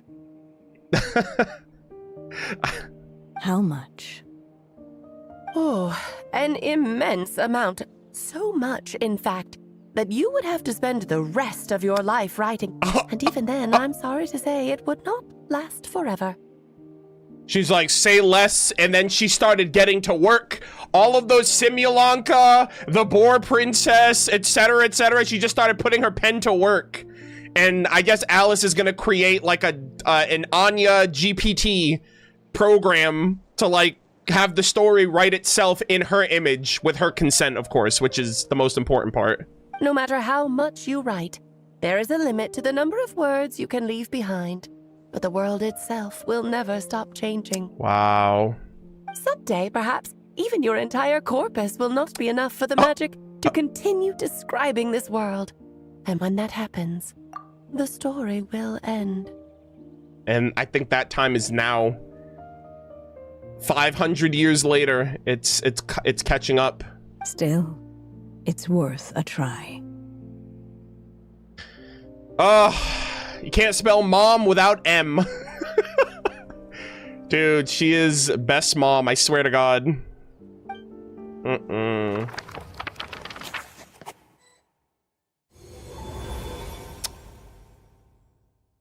Oh, we're back.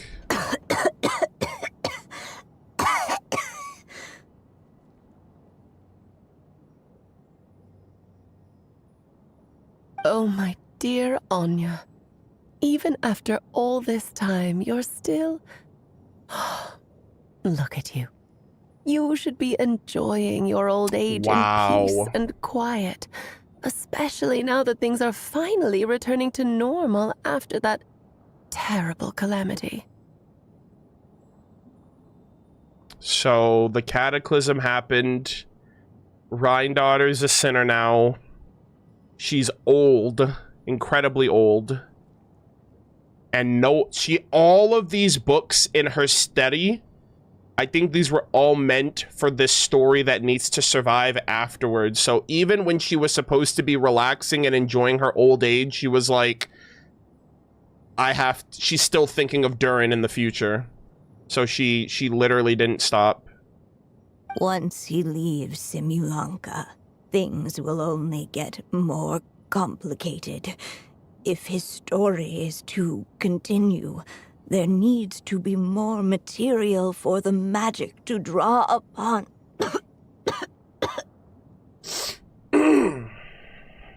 I'll just have to skip over some of the less important details. This is crazy. Anya, why do you insist on sending him out of the storybook world? Why must he face his fate in Teyvat? Why not just let him remain within the story? With my magic, even fate's curse could be undone and he could live happily ever after. It's still a book. It's not like... The book is confined by its pages. Like, he would truly have, like, limitless potential in the real world. I suppose. In fairy tales, all it takes is a heartfelt wish. And even a wooden puppet can turn himself into a real boy and live happily ever after. Oh my gosh, Pinocchio! Also, low-key kind of wanderer. I mean, he's not a wooden puppet, but he is a puppet. But that's a Pinocchio reference. That's just how fairy tales end, isn't it? But have you ever wondered what happens to the main character after the ever after? Exactly.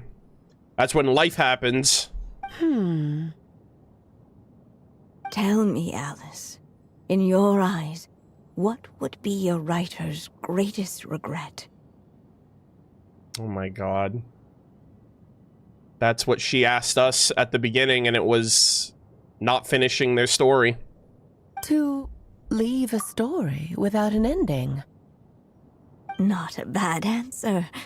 It's true, many writers come to consider that their greatest regret. Oh. But I see things differently. Maybe it's not writing the story after the ever after? Like, not knowing what comes after that? My greatest regret is that every story I write has to come to an end in the first place. Oh, man. The GOAT writer, guys. She is a writer to a T. He's like, man, I just love telling some good stories, man. The worst part is that I can't keep writing forever. Anya. No matter how brilliantly a character shines, the moment their story ends, their potential is lost forever. Exactly. If Durin is in that book, his potential ends when the story says the end. She wants him to have a story that is defined after she's gone and after his fairy tale story is over. For them, the story itself becomes an inescapable fate. But what if, instead, I could place my pen in their hand and let them continue the story themselves? Wow. Yo, is Durin about to start writing? That'd be cool if Durin took up... I mean, he's learning how to read and write right through the help of Alice. Like, he wrote a letter to his mom and whatnot. I'm actually kind of curious if the pen he was using was this one. I have to go back and double check that trailer. But, yeah, I just think it would be really interesting if he ends up taking up writing like his mom did. You mean... You said it yourself. I can only leave so many words behind. Even with your magic, the idea that I could keep the story going until the prophecy comes to pass is wishful thinking at best. But I've found a way to use your magic to transform some of my finished stories into a special kind of ink. Yeah. Simulanka being one of them. This ink is a magical medium he can use to complete the story the way he wants to. Okay. So that's what he needs right now. The unfinished pages, like that black and white unfinished story portion, like the blank pages, like he needs the pen to continue. For what is storytelling but another kind of magic? And if he can experience the whole tale himself while leaving behind his own wishes and aspirations, even once he reaches the chapter where I stopped, he'll still be able to carry the story forward on his own. What a great character, man. And so, by leaving him this ink, I can entrust him with the responsibility of writing his own story. A character with the power to write their own story. That way, he'll finally be free from the cage that is my pen. And like anyone else living in the real world, he can go on to create a life of his own. God, man, what a great... I can't do justice of how amazing her character is, and we never even got to meet her. Like... And you no longer need to worry about the constraints of my magic. What a brilliant idea, Anya. In her old age, the wisdom is crazy. But there are still risks. First of all, once he arrives in Teyvat, he'll have to rely entirely on the story you left him to maintain his connection to that world. Exactly. As you gradually hand over creative control, that connection will grow weaker, and at some point, he might lose it altogether. But at the same time, he'll also have the chance to forge that connection for himself.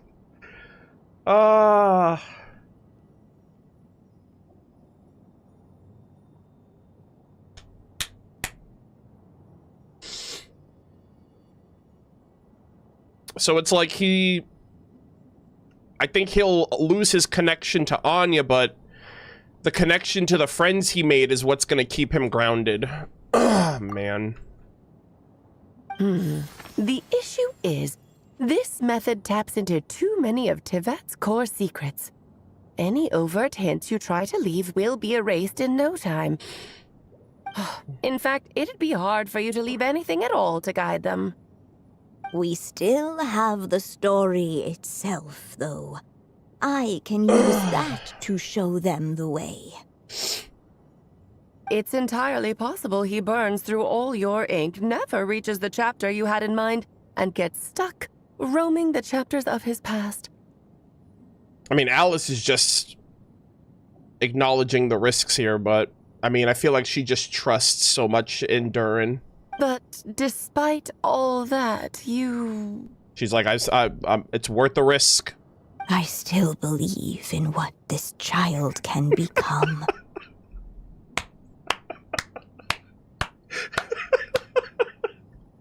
Oh! What a great parent. Believing in your kid. His hopes and wishes can be his ink, so he won't be trapped by mine running dry. He's basically gonna become his mother's son. He's gonna basically become his own story writer. Oh, what the writer you are. Yeah! Your imagination never ceases to amaze. For real, man. Holy. And you do know how much I love a happy ending. You shall have my help, my dear. Thank you, my friend. Well then, my child, do you understand what you must do?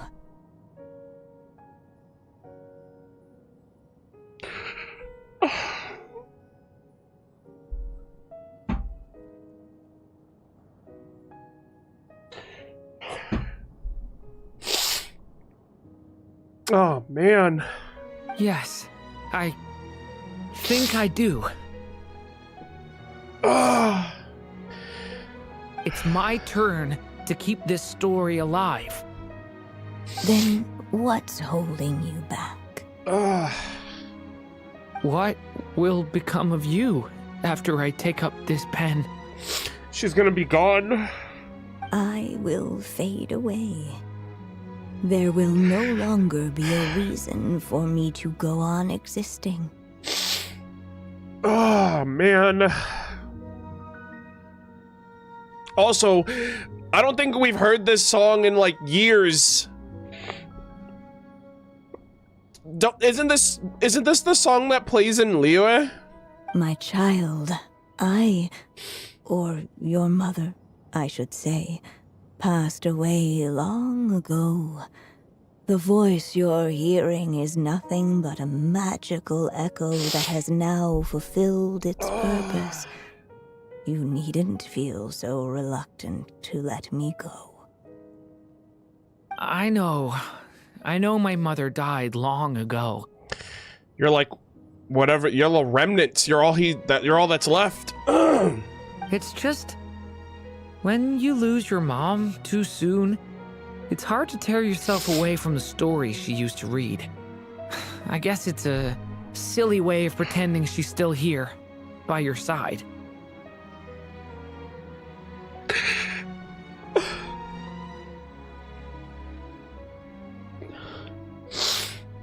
Oh, man. Durin.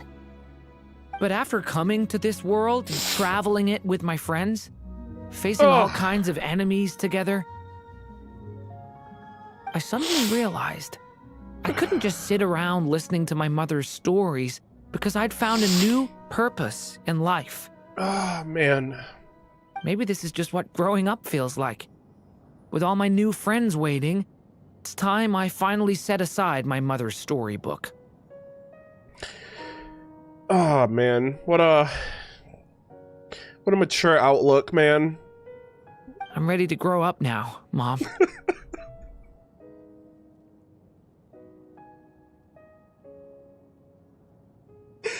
Oh, man. Oh, dude. Oh. Then take this. A gift I should have given you a long time ago. What a great story quest. You've witnessed this story from the very beginning. Wow. Made your wishes, offered your blessings, and even wrote your choices into its pages. From here on out, this pen is yours. Oh, man, I love Anya so much. I'm so glad they let us meet her. Now I ask of you, the other pillar I'm a of this mess. story, as both its reader and its witness. Will you turn the page so the next chapter can begin?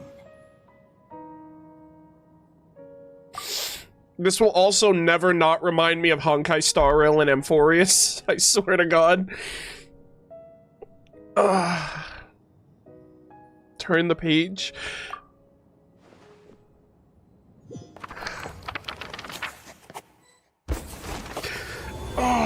Fate. Suddenly, and without warning, the powers of darkness struck. The question was, could the little dragon prevail? Of course. Alas, it was here that the story witch's tale had to end. But Durin's tale, on the other hand, had only just begun. Stepping into his mother's memories, he picked up her pen. And so the story that was ending began anew. Wow. He had made up his mind to challenge the fate that barred the way ahead. So good. I'm so proud of him, man. I'm so proud of Durin. Oh my God, are we literally in a boss fight?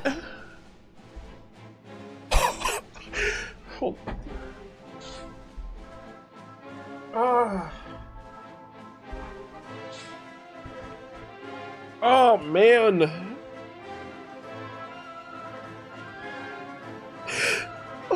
I'm so proud of him, man. What a great story. Bro, this arena looks crazy. A chance to strike back at fate? Now that's not something that comes knocking every day. Wanderer's like, give him one of these for me. Oh my god! Guys, they did this with Wanderer! It's like Wanderer fighting his Sumeru boss form? Wow. Yep. The parallels are crazy.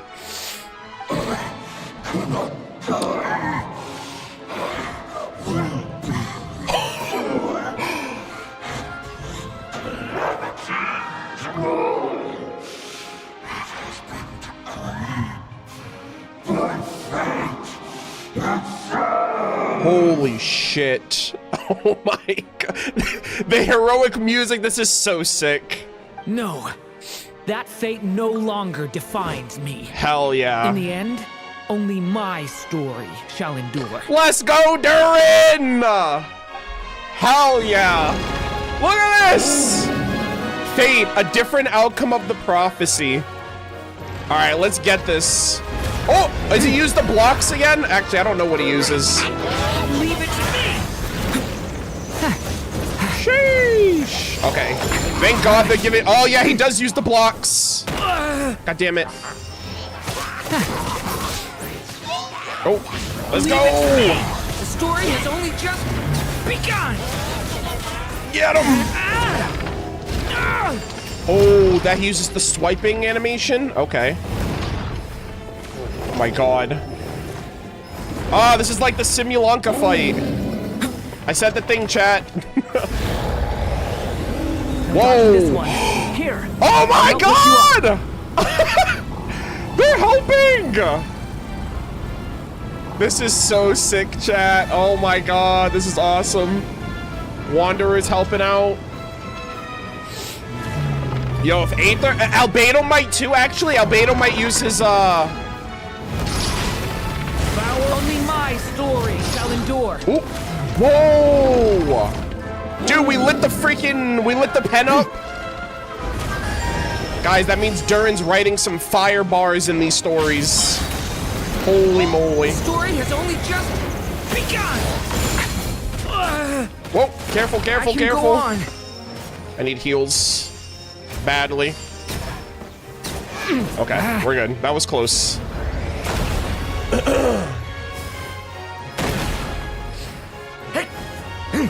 Oh, darn it. Looks like there's nowhere to hide. Let's Here, go! I'll cover for you. Albedo! Ah, this is so cool. Albedo shielded him. Oh, attack the quill. Oh, with this time, there we go. Light prevails. Get wrecked. Holy peak, chat. What a sick domain. Boss arena. I love the heart in the background. Albedo, his brother and best friend, helping him out. Thank you, Mom. Anya. Best mother, I swear to God. And so it was that Durin defeated the darkness and rewrote his fate. Wow. Good for him. His story is far from over. W story. Ah. And he shall live happily ever after. Yeah, so he did end up fighting a version of himself like his trailer. Is everyone okay? Holy cinema. Holy peak. Also, his heart is a little different. We're fine, thanks. And hey, we all saw how you fought back here. Oh! It was awesome. Wait, his whole getup. Hold on. Is that a new outfit? It looks a lot more free. Yeah, his heart isn't like shackled. I have to admit, I his do horns! feel like something in me has changed. Guys, this is so so I guess this was the outfit that they give you for finishing the quest. Holy shit, he looks sick. I owe you all so much. Without your help, I don't know if I could have ever made it this far. Oh wow, I gotta take a look at that drip when we're done here. Yeah, you get like a free skin upgrade for the story. That is so peak. Just a shame I could only help out from the sidelines. Like I said before, it's not every day that you get to put fate in its place. Yeah, exactly. Damn, he just gave Fate one of these. He's like, this is from my brother, this is from my best friend, this is from my mom. Well, I'm sure you'll hear it someday. Hear what? Oh. The chance to strike back at fate knocking at your door. Chat. When does Luna 4 come out? I'm sure that's right around the corner with Nodcry and Dottore. Yeah, maybe someday. Any day. More like any day now.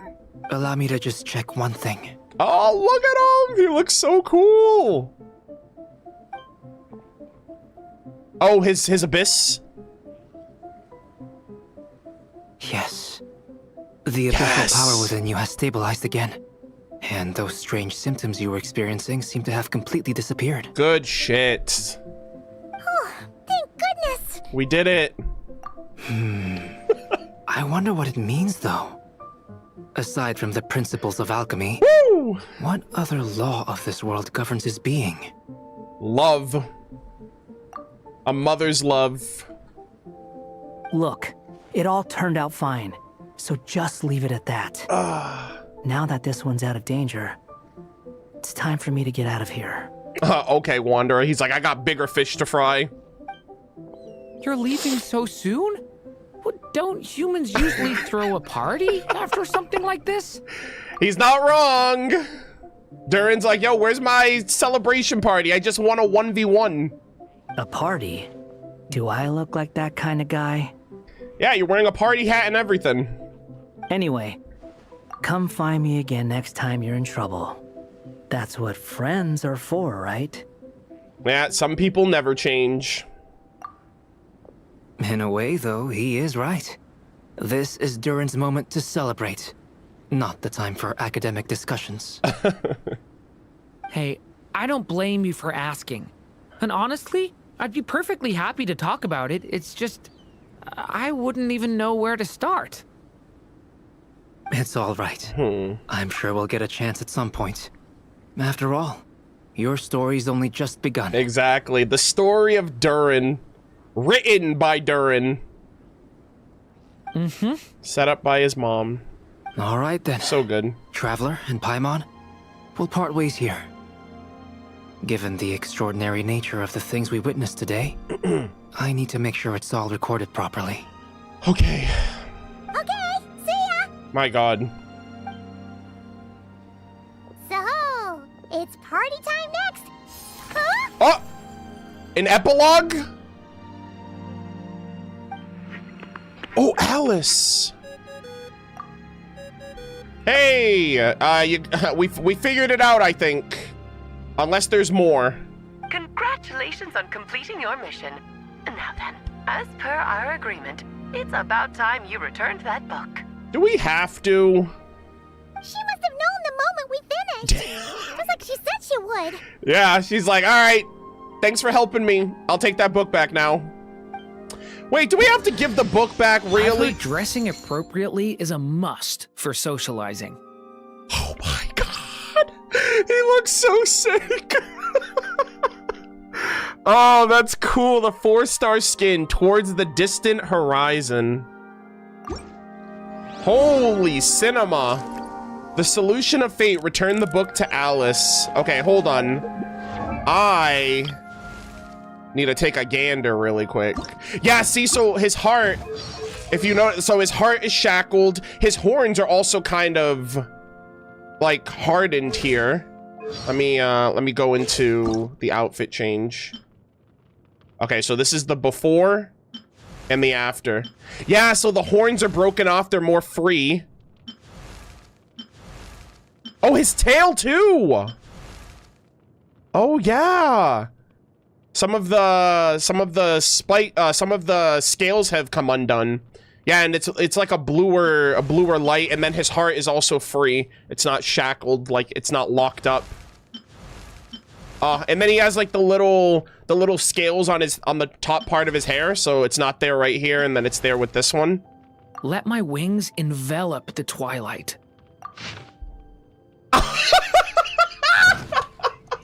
Guys! Durin outfit lore, let's fucking go. Holy cinema. Durin's original outfit has received a new lease on life now that he's taken up his mother's pen. Ultimately, he bid farewell to the past once painted by its previous owner. When the lock on his heart faded away, the distant horizon his wish now points to becomes the direction in which his story continues to unfold. Oh, his wings too? Oh, yeah. Yeah, his wings. Oh, yeah, they're like purple now. Dude, that is so sick. Yeah, I'm definitely rocking this. And we also have to check out this lore here. So, towards the distant horizon, what do you suppose would be a writer's greatest regret? To leave a story without an ending? Such was Alice's reply as one who had been touched by such regret all too often in her sojourns across many worlds. Yeah, so she's another world traveler. An author who had toiled for decades might suddenly pass away due to acute illness, leaving an epic tale of sword and sorcery frozen before the final battle. Or perhaps a brilliantly gifted author, their time limited by some malady, I said malady, by some malady, may find themselves never able to fully present their grand imagined world to their readers. Alice, who loved reading, was deeply troubled by this and couldn't help but sigh. The greatest regret is that every story I write has come to an end in the first place. This was the answer that Anya, Marie Anders' daughter, one who had authored many a fairy tale, gave. She glanced back at the bookshelf, where many characters born from her pen slumbered between the pages. Some were clever or brave, winning the hearts of many readers with their outstanding performances. But no matter how brilliant a character shines, the moment their story ends, their potential is lost forever. For them, the story itself becomes an inescapable fate. Looking at the books, now covered in a thin layer of dust from being sealed away for so long, Alice understood her friend's regret, Anya. But what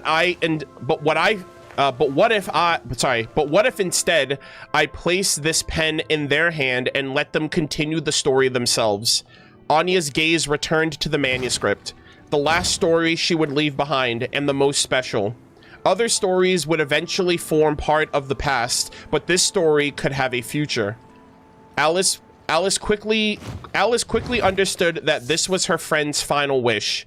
What the writer you are, Anya. Your imagination never ceases to amaze. And you do know how much I love a happy ending. You shall have my help, my dear. Yeah. So for all of the stories that Anya has written throughout her life, where stories have a beginning, a middle, and an ending, and people are able to, you know, be captivated, inspired by those stories, her final story, she wanted to give the character of that story a future. And so Durin is her final story.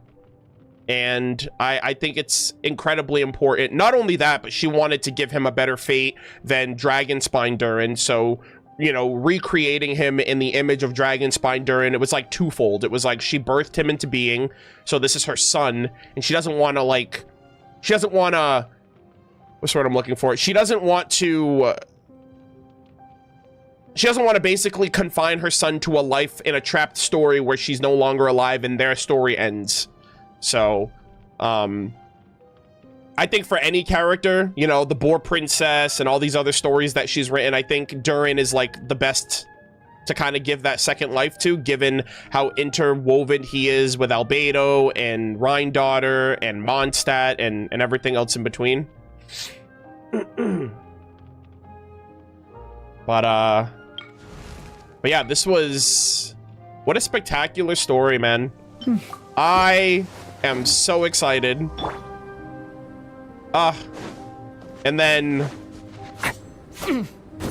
Oh, look at those wings! His entire, like, he's got a more, like, I like the color, like, it's like a cooler color for him.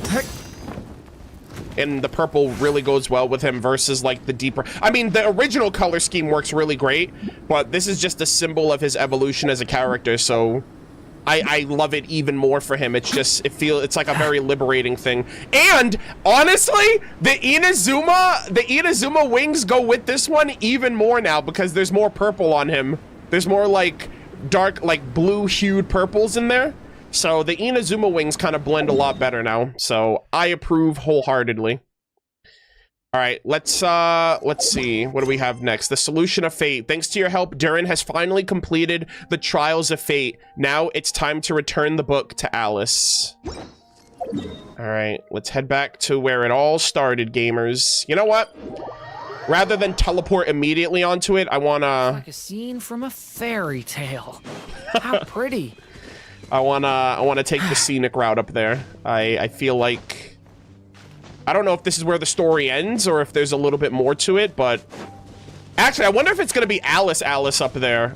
Or if it's gonna be, like, her Dodoko form. Because Alice is in the main story now, so if we actually see, like, legit Alice, that'd be even cooler. That she's back in Mondstadt. You know, we've only seen her in Nodcry, so that'd be sick. Alice, are you there? She is! Oh my god! Cinema! Hell yes, gamers! Hell yeah.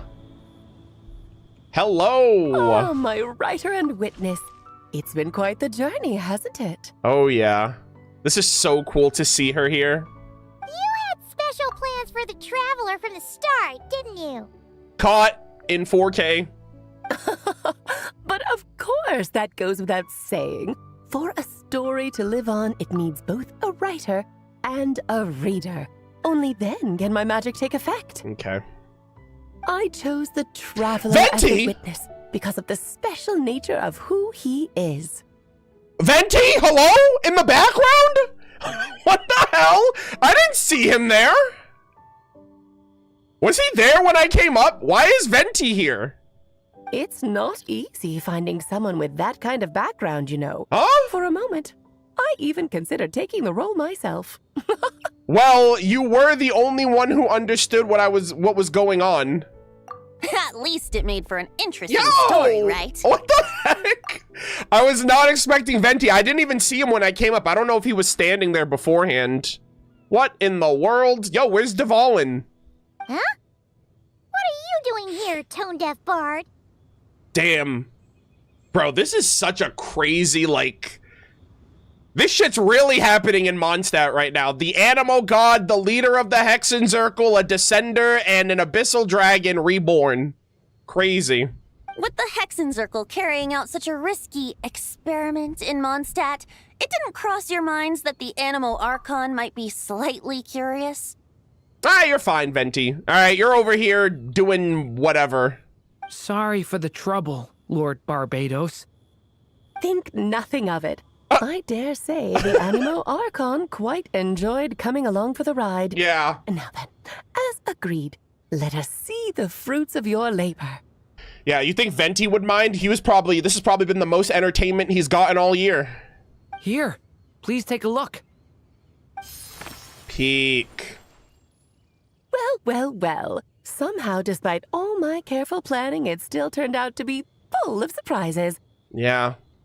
It never even crossed my mind that Rheindotter's child would be capable of handling that kind of alchemy in her stead. Ooh. When he asked for help with the materials, oh my, I nearly couldn't believe it. Yeah, oh yeah, well, paralogism, he was like, yeah, can I get a piece of the Bakunawa? Can I get the freaking embryo? And all this other crazy shit. I'm like, what is bro cooking right now? What? Alice was like, I'll get whatever you need. All right, this is gonna be so much fun. We had no idea what was happening.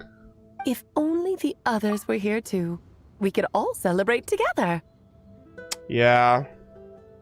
It'd be cool, man. Like, if we could get all... Bro, imagine... Bro, I would love a future where all of these seats are filled. Alice, Barbeloth, Rhine-Daughter, Octavia, come back wherever you are. Tevat needs you, right? Octavia getting in here. Scarlet, right? Jay's successor. Obviously, we'll put a little Dodoko in Anya's seat in remembrance of her. Or maybe, you know, maybe Durin can show up in her place, right? You know, as like a, you know, representing his mother. That'd be so cool if we get this seat filled with all the Hexen Circle in the future. That'd be cinema. I'm right here, you know. The only one who hasn't responded is the one busy stuffing her face over there. What? I beg your pardon? Is she invisible? Hoya, where's the model? Where's the character reveal? Is that you, Barbie? Bruh. A little late to the party, don't you think? Damn, I guess they do represent themselves in the form of, like, cups and Dodokos after all. Also, who's stuffing their face? What are they talking about? Come here, child. Let me take a closer look at you. You sound like his grandmother. All right, Aunt Seer Witch. Here I am. Like, let Granny get a good look at you. Just as I thought. This child's fate does not appear among the stars. Ooh. Anya has accomplished what almost no one before her could. Holy shit! What does that mean? Child, all you need to know is that you're very lucky indeed. Brother, your fate is not tied to Tevat, thank God. Oh. So, yeah, you didn't answer the question, so what does it mean?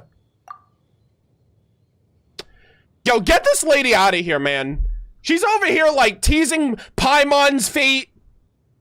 I can't say anymore. And she's doing it again. Get out of here. All right, I'll see you in a couple years. The teacup falls silent. Perhaps the mage's thoughts have already drifted elsewhere. Just like how she was in the story, huh? Exactly. All right, Grandma. Let's go. Like, time to get you into bed, Granny. It's already past her bedtime. Look at that. The nightfall. Yeah, you're up past your bedtime. Tell me, little Durin, what will you do next? Bruh. I, for one, cannot wait to see how your story unfolds. Well, there's so much I want to do. I'm not even sure where to begin. I'm so excited for him. How about settling your most recent regret? Oh. Ooh. Okay, Venti, what are you doing? Don't corrupt the youth. Is he going fish blasting? Tone deaf bar. What exactly did you just tell Durin to He's do? like, you and Klee could go fish blasting right now, and I'm sure no one would mind. To make the long overdue wish come true. Or is he gonna go visit Dvalin, maybe? Because Dvalin wanted to meet him. Thank you once again, Alice. Oh my god! The vanishing magical echo. Thank you once again, Alice. Bro, you had the best of friends. How much time do you have left? I believe these should be my final moments. Just enough time to say goodbye to my dearest friend. What a spectacular story quest. Did Venti do that on purpose so Durin wouldn't be here for this?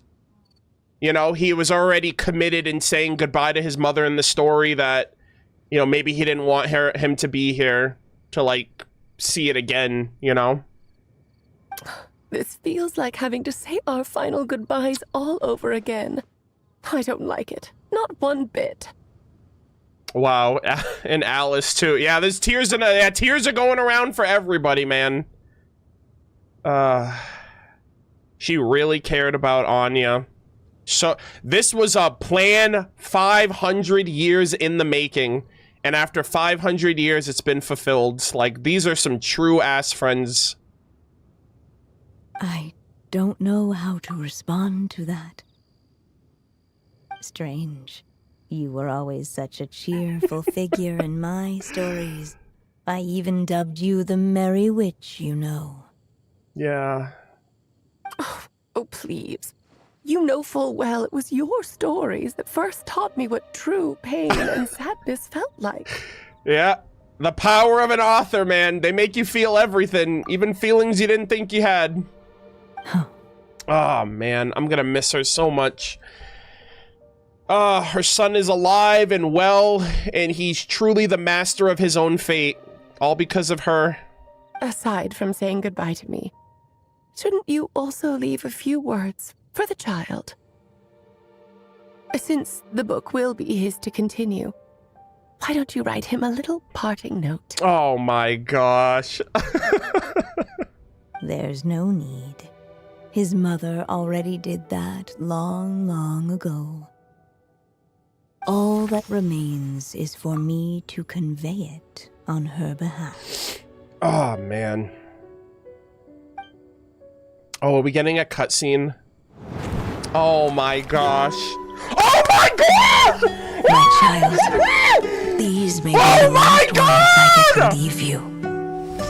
I've always thought of the characters in my stories as my children, loving each one of them, just like a mother would. But you are the most extraordinary of them all. Wow! You alone Look at can her! defy the fate of this world and write the perfect ending to my story. Oh my god! Anya's literally goated! Look at her! Shall leave these pages for a future I will not see. Still I say to you, fly, my sweet child.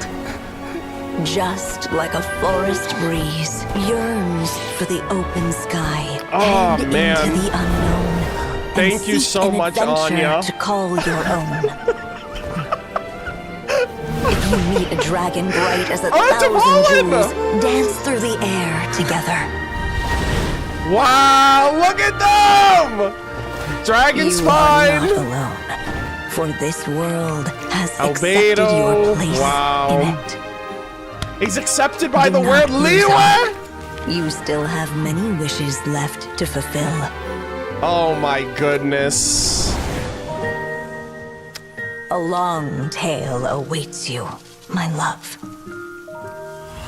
Let songs and flowers be the ink that fills its pages. Take my pen and use it to continue your story. Thank you.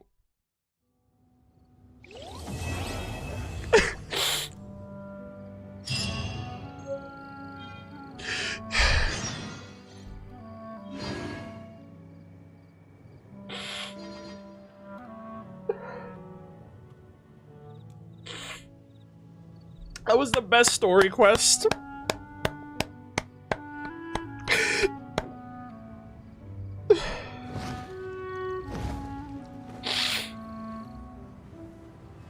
Oh man, I did not think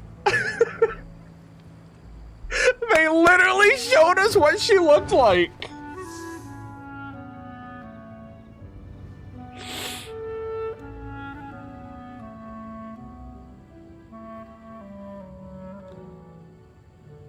I still have so much to learn about human interactions. Like, where should I put my hands when I'm nervous? I'm not even really exaggerating. Make friends with everyone.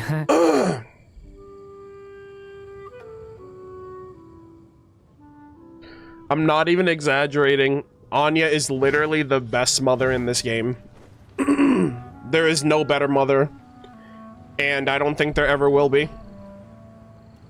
I loved Anya ever since we read The Little Witch in the Undying Fire. And Hoyo absolutely delivered on her character, far in excess of what I could have possibly imagined for her. She looks top tier. That design. She is a gorgeous, dude. Are you kidding me? I did not think. I'm so glad they did that too, because like she's gone. We've only gotten her voice and her Dodoko. The hat, the haircut, the hairstyle. Wow. Durin going on trips with Dvalin, hanging out with his brother, hanging out with his best friend, going to Liyue and Mondstadt and Nodcry and all these other places.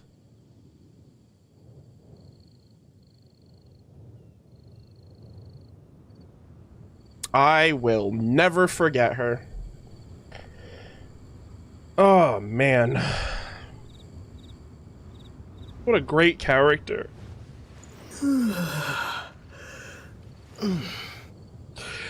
Oh, man.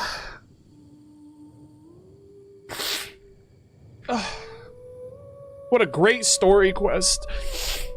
I really, really loved this story. This might be my favorite story quest in the game. And,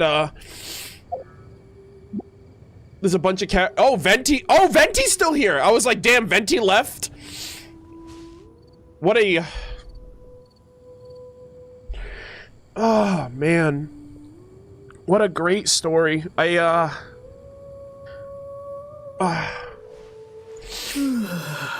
so happy for him. This was quite an ordeal, because I was like, what are they gonna do? How are they gonna save Durin? Oh, man. What a spectacular story, chat. This was incredible. I think this is... Oh, I got a book. I got a book as well. Okay, hold on. Really quick. We gotta lock in. We got the book, The Tale of Durin! Now we have the Fell Dragons picture book, and now we also have The Tale of Durin. The magic book left by M must ultimately be handed over to Durin, allowing him to continue writing the story. Alice created a replica of it and gifted it to you. Okay, good. After all, as a witness of this tale, you deserve a keepsake. Of course, this replica lacks any magical properties, but it is for sure but it for sure preserves all the twists and turns. Can I... Oh, wait. Long. Wait, they let you see the whole book? Descended upon. Oh my god.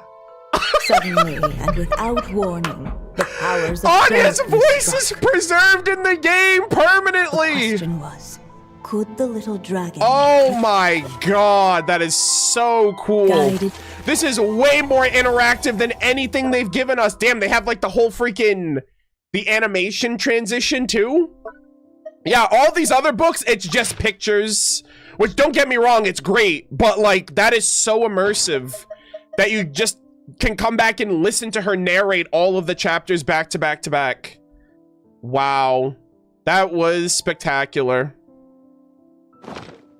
Oh, amazing. Okay. I don't want to change the time of day because I don't know if these characters disappear after, so I'm just gonna talk to them now. There you go. Your very own copy of the book. We wouldn't want one of the story's key witnesses to leave empty-handed now, would we? Hell yeah, I got a memento too. I love it. Of course, this copy isn't magical in the same way, but rest assured, all the twists and turns are still there. Wow.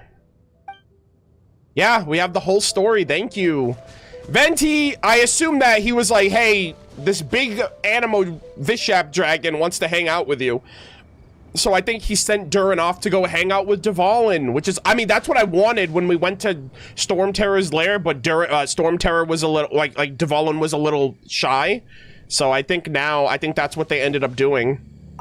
And so they flew together, Durin and Dvalin, over the skies of Mondstadt. Let's go! Who'd have thought such words could ever have described a happy ending, huh? Wow. Incredible. Venti is the fucking goat for that. Holy cinema, that is so goated. All right, this is... we did this during, if you guys remember, we did this as well during Paralogism, where I took a picture of Klee. Klee can help. With her mom in the Dodoko form. Look at this! Oh my god. Bro, side by side, that is your daughter. Holy moly. Especially in the witch's outfit. Oh my god. Look at them. Mother and daughter. Spitting image, my goodness. It's so, like, this outfit was probably what Alice wore when she was a little witch in training. These bombs, so... Oh my gosh. And look at that. She gets to sit in Mother's seat. Ah, this is adorable, man. Holy peak. Hey, this might be Klee one day, right? She's gonna be the Spark Witch. She's gonna blow up this table in the future. Ah, this is so cute. Oh my god, I can't. My heart, chat, my heart! Ah, look at him. I wish Alice was not so close to the table so I can get, like, a better angle of these pictures, but we'll take what we can get. Klee was a brave girl today. I found a really weird-looking lizard. Want me to show it to you? So good, chat. Absolute cinema. Oh, man. Seeing Venti was great, too. I mean, we're switching. We're going to switch up and do the Hexen quests next, because I haven't done those yet. So we're going to be seeing Venti again. We're going to go to Istaroth's little time island and probably get some dank lore about her and a bunch of other stuff, too. What a spectacular story quest, chat. I'm going to forward the day. These two might disappear. I'm not sure, but, Oh, okay, they're still here. Okay. I was a little worried that these characters would disappear when I transition the time, but I guess not. So, you know what? Let's take some daytime pictures. As you guys know, I do prefer my daytime. All right. All right, let's get one over here.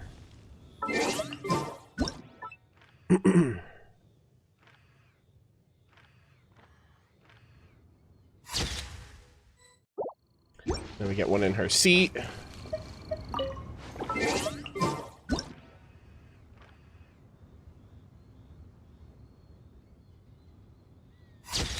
Oh, you blinked. Darn it. Okay.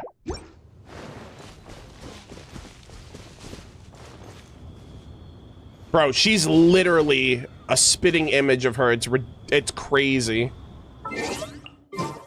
That is crazy. Like, literally, Klee is gonna look like Alice when she gets older. And, ah, so good, man. So good. Let's get another image over here with Venti overlooking Dragon Spine.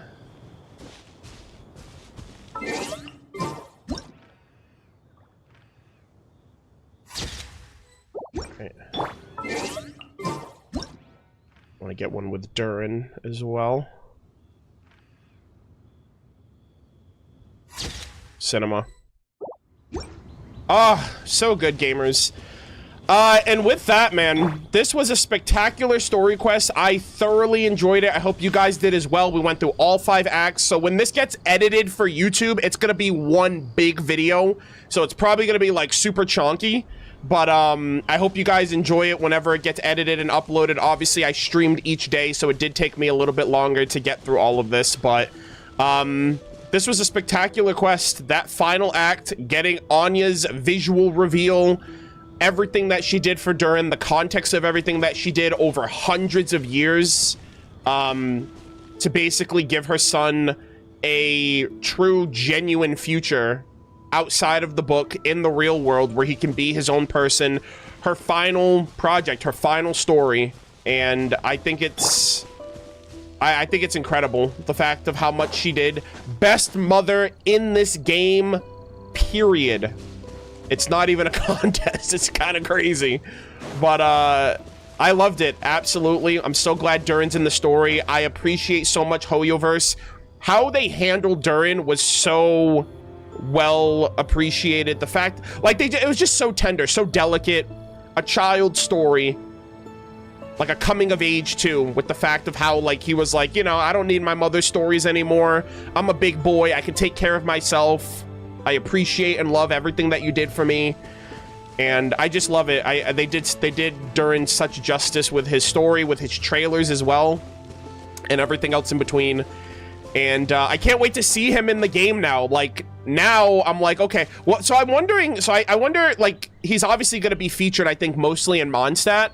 So I'm now looking forward to, like, Ludi Harpastum if they ever decide to bring that shit back around, because we still haven't gotten a Ludi Harpastum event. Windbloom Festival. I'll take another one, Lisa. I just want to see Durin interacting and getting into as much human shenanigans as possible. And I just want to be there to see him grow up and experience life. Anecdotes as well. Like, I would love some anecdotes for him. A Durin Story Quest Part 2. I wouldn't mind. I don't know what they would do, but I would gladly accept that as well. But yeah, they did his story absolute justice. I love it. We're going to be checking him out in the Hexen quests next. That's the next thing that I'm going to be getting into. So we still got a little bit more during this patch, and obviously whatever's next for the Nodcry Archon quest. But I hope you guys enjoyed my reaction. I hope you guys enjoyed my commentary, everything else in between. We're going to take a little intermission, and then we're going to switch over to the Witch's Homework quests. So I hope you guys look forward to those as well. All right, and that will do it, gamers. That is the recording. That wasn't that bad, chat. That was about 2 hours, I would say. It probably took me like 2 hours to get through that quest. Someone said it took them 4.5. Yes, I mean, they must have been cruising. But thank you guys all so much. The Hexen quests actually start in Mondstadt in the Knights of Favonius, so we're gonna switch over to that as well. Unless that person meant like the whole book took them 4.5 hours. But I don't know, because the Act 5 took me 2 hours to do. Oh, God, I'm so exhausted mentally, emotionally. Good Lord.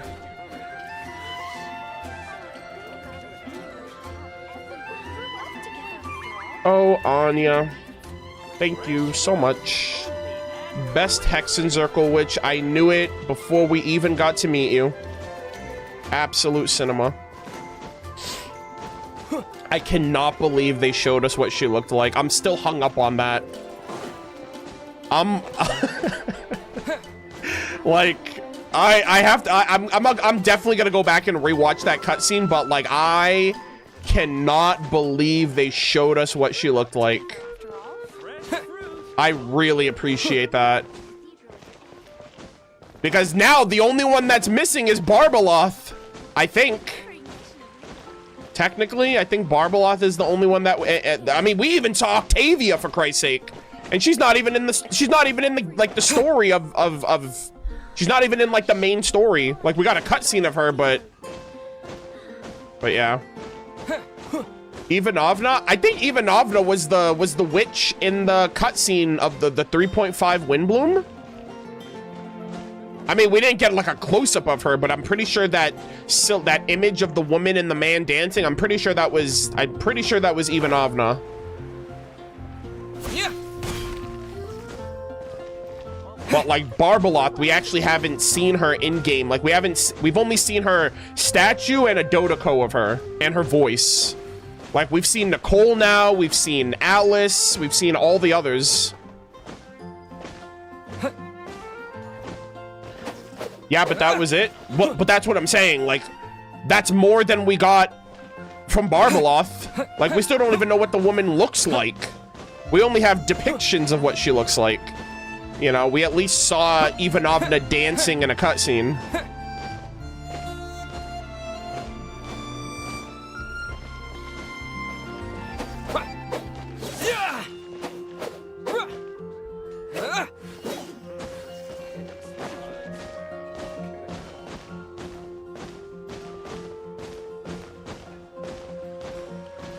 But yeah. I'm excited to actually see what Barbeloth looks like. I mean, the statue and the Lunar Arcana gives some nice imagery, but I'm like, okay, what do you look like these days? Because who knows how long ago those depictions were made, right? Simulanka was a book written that, like, Anya wrote that book 500 years ago. So that was what she looked like. That's what Barbie looked like 500 years ago, minimum. Unless her fashion sense hasn't changed in all that time, I expect her to look a little different. You know?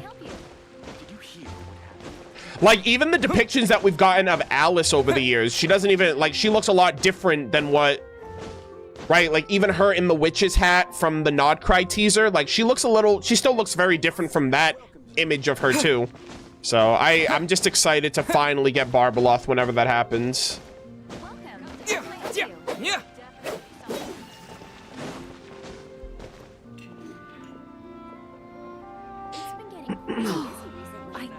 Yeah, the Dodoko hat too isn't, you know, that doesn't kind of track.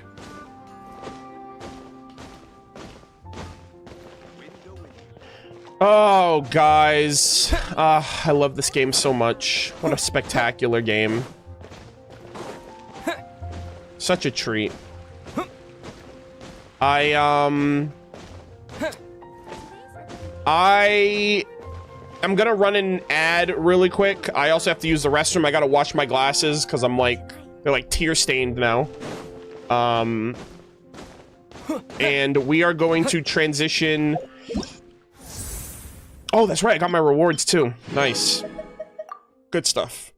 All right, so we just have the witch's homework, and then we are done until Tuesday. Everything's ready. Tuesday is, well, technically tomorrow the Varesa event comes out. But it's gonna be fully out on Tuesday. I'm gonna do it on Tuesday when it's all out. I'll be in Canada by that point. So this is the last thing that I'm doing while I'm here before I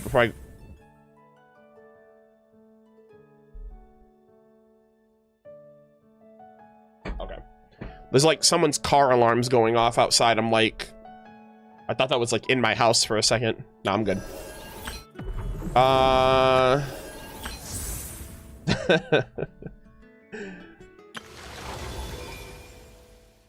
We forgot to check the curatorium. You know what? I'll check the curatorium. I didn't check yesterday either, yeah. I'll check the curatorium. You know what? We'll check the curatorium right now. Why not?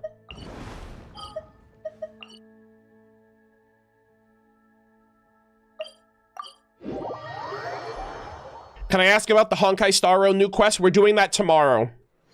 We're doing that tomorrow. It's not going to be a long stream. It's not going to be the whole thing.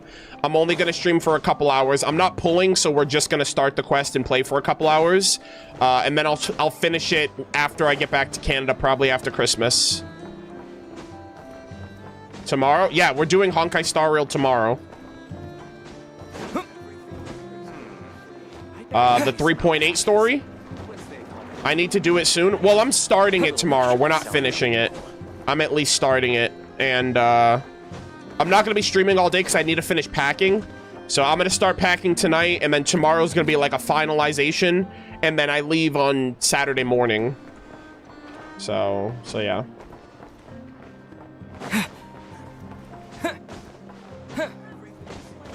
During the fight against Fate, if you run out of HP, Aether has a line 2 and regenerates Durin. Yeah, I almost came close to that. I was like, damn, I don't want to do Durin dirty. So I came in clutch, and I had like, I think I got as low as 3,000 health, but thankfully I didn't need that. So unfortunately, Zach did not get paid in this stream because I did not trigger his voice line.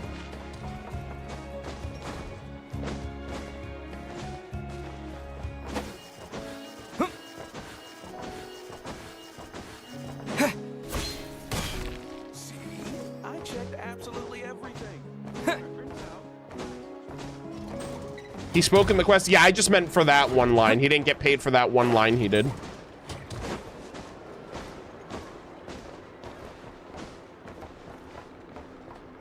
Windbloom showed us 8 Hexen Circles back in 3.5, but we only met 7, so there's still one missing, it seems. Okay, hold on. Let's break it down. All right, so we got Alice, Barbeloth, Anya, Rhindaughter, Ivanovna, Octavia. 1, 2, 3, 4, 5, 6. Okay, I'm missing one. Hold on. Nicole. And then one missing. Yeah, I think there's also, aren't there 8 seats at the, hold on. I know I just came here, but we're gonna backtrack. I don't know, man, because how many seats are in the Imaginarium Theater? Let's see, there's 1, 2, 3, 4, 5, 6, 7. There's 7 seats here. We know from the Little Witch in the Undying Fire, I think Octavia takes her seat when she, like, leaves, because she's traveling, so she doesn't always have a seat when she's here. So there's 7 seats here. There's 8 seats in the cutscene, and then there's 9 seats in the Imaginarium Theater. So I feel like there are other witches throughout history that maybe haven't been mentioned. Like, maybe they're not that prominent, I guess. Like, I think, for example, just out of curiosity, do you guys think the Blue-Eyed Spear Witch was a Hexen Circle witch? She was dubbed the Blue-Eyed Spear Witch during the aristocratic era of Mondstadt. Do you think she was a Hexen Circle witch at any point in time? It's never mentioned it, but she is titled the Blue-Eyed Spear Witch. So it's kind of like, maybe, right? And then the Crimson Witch of Flame. I know it's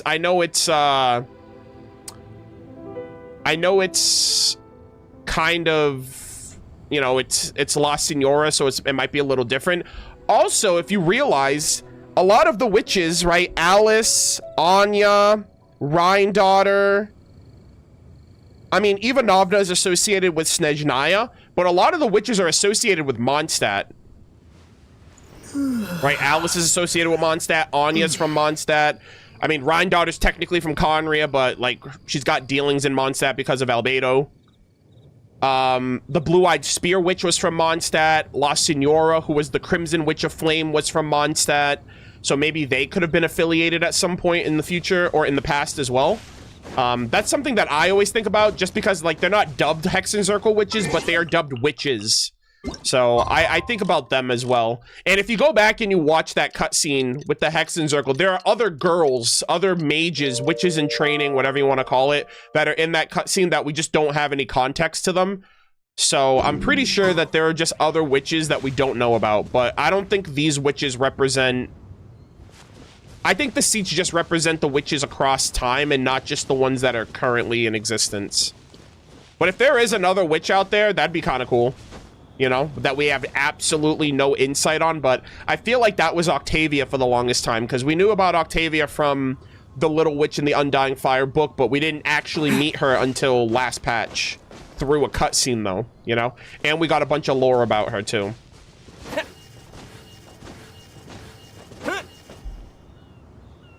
Bro, is somebody gonna get their car? What is happening? Is that a car going off? I can still hear it.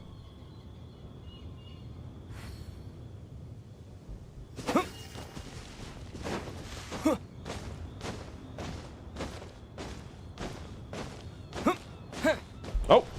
Okay, it stopped. Thank God. Wait. No, it's happening again. Oh, wait. No, it stopped. Okay, that's weird. No, I know you guys don't hear anything, but I hear it. It's bothering me. I'm like, brother, it's been like 10 minutes since I mentioned it, and it's still going. But yeah.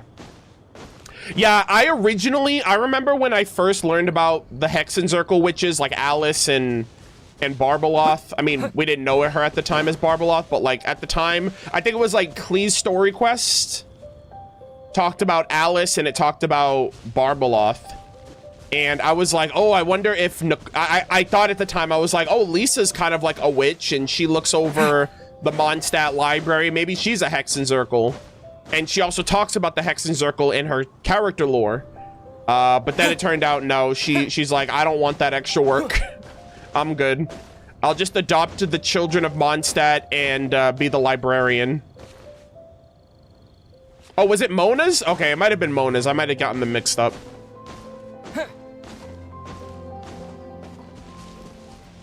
Yeah, because isn't Klee in Mona's quest?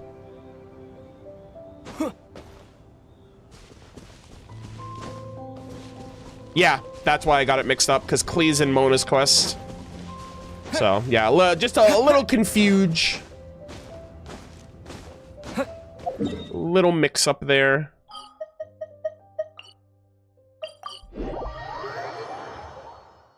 I did do it 5 years ago, after all.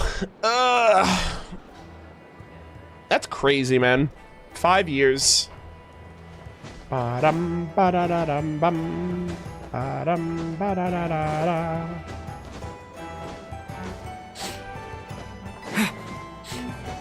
You know what's kind of crazy, too? Oh, my God. It's actually kind of wild. Now that I think about it. I mean, and when you consider the Hexerai buffs... Hold on. Can I make another team? Yes, I can.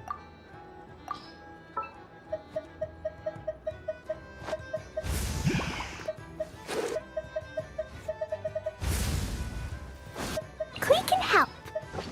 Let's investigate this further. Hello, everyone. I'm Durin. This is destiny. Bro, we have 4 playable characters that are essentially the apprentices of their current Hexen Circle, like, seniors. Right? Klee for Alice, Albedo for Rheindotter, Durin for Anya, Mona for Barbeloth. And so there's 1, 2, 3, 4. Is Nicole gonna have a so we just Nicole, Ivanovna, or I guess Scarlet. Guys, we need Scarlet on the banner. When we go to Snezhnaya, Scarlet needs to be playable. Maybe that's what they're gonna do. Maybe they're cooking something right now with Scarlet being the successor, but she's not playable. She's the NPC. Octavia basically is a lone wolf, so I don't think we're getting an apprentice for her. And Nicole is too much of a yapper to, like...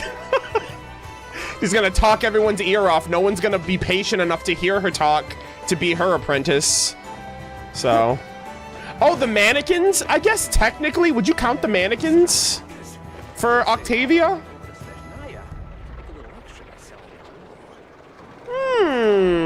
Okay.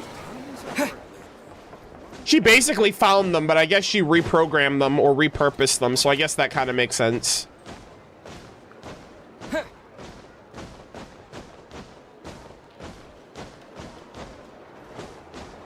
But yeah. I just think it's interesting that there are playable characters for half of the Hexen Circle witches so far.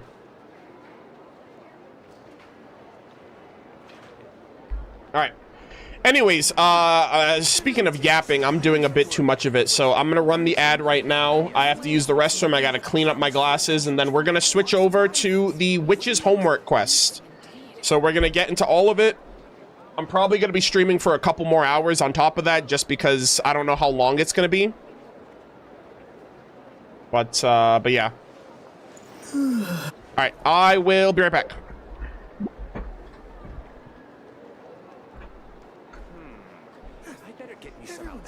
Tons of work. Why is none of it coming to me? This land holds nothing but promise for adventures in all walks of life. Wouldn't you agree?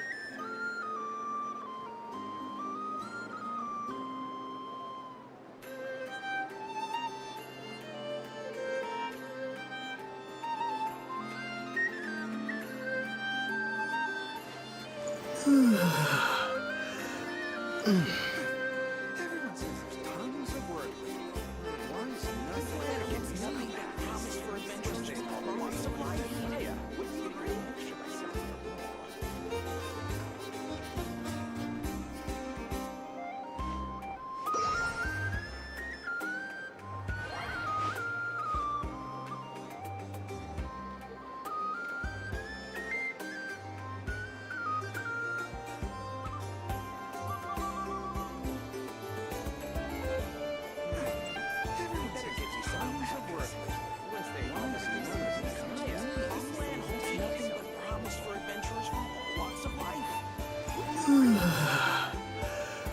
This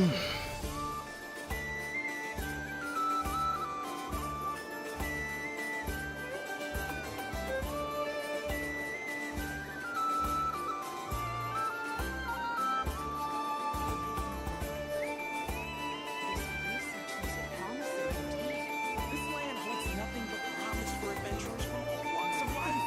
Better get yourself tons of work. Wednesday called the Rise and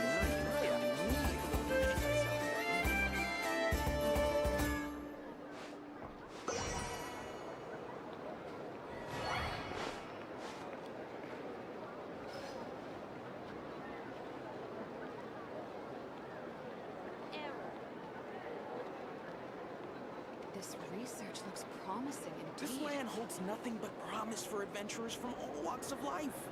Wouldn't you agree? I better get me some alpacas. Wednesday called everything. Everyone says there's tons of work. Why is none of it coming to me?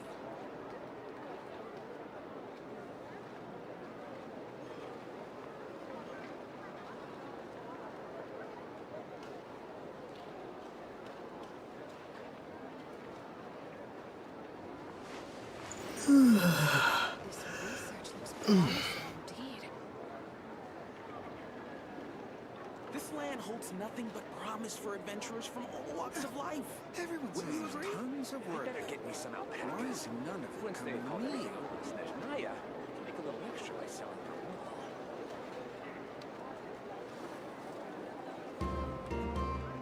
This research looks promising indeed.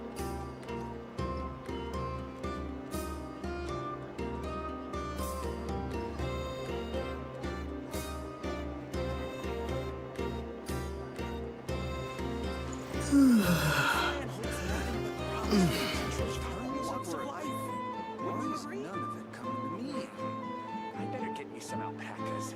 Wednesday called everything over to Snezhnaya and make a little extra by selling her wool. This research looks promising indeed.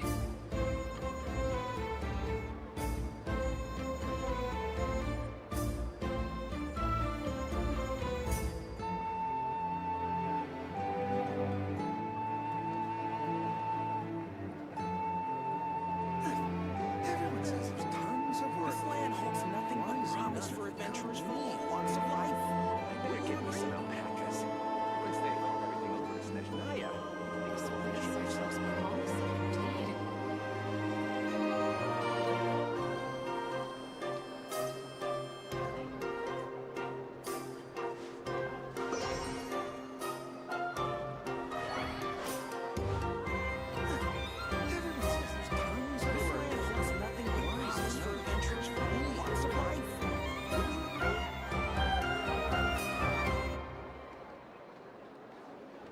This research looks promising indeed.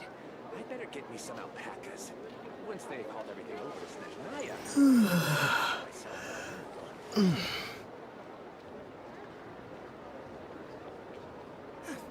Everyone says there's tons of work lately. Why is none of it coming to me? This land holds nothing but promise for adventurers from all walks of life. Wouldn't you agree? This research looks promising indeed. I better get me some alpacas. Wednesday called everything over to Snezhnaya. I can make a little extra by selling their wool.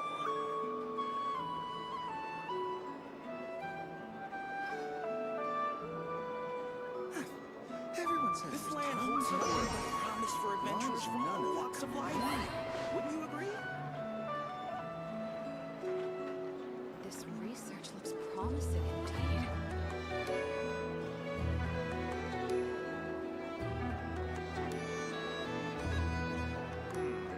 I better get me some alpacas. Wednesday called everything over to Snezhnaya. Make a little extra by selling their wool. Everyone says there's tons of work lately. Why is none of it coming? This land holds nothing but promise for adventurers from all walks of life.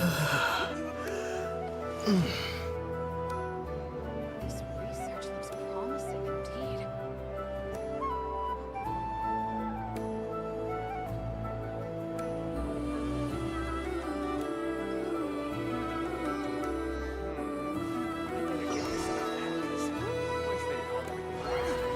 Everyone says there's tons of work. This land holds nothing but promise for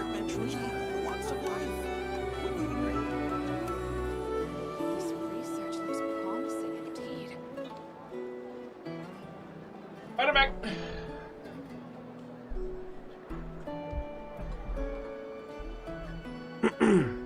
Oh, sorry. I left you guys with a bunch of NPCs. I should have known better. My bad.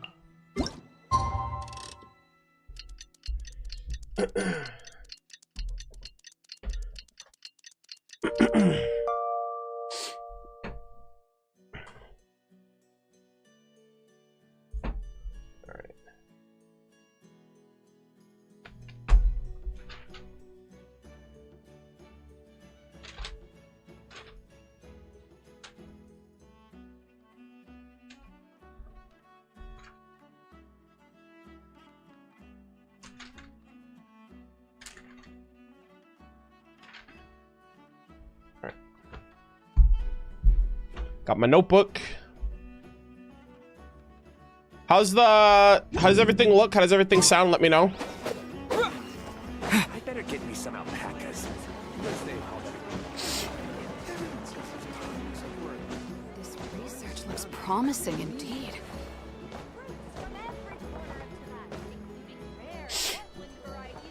I hope my comment, and Nicole's Princess in a good way. She's awesome, and Arnold likes her. Oh, okay, I see. Yeah, I mean, I don't know what comment you were talking about, so that's okay. I just got back. What order are you doing them in? I'm not doing them in any order. I'm just picking in, I'm just going down the list. So, no worries.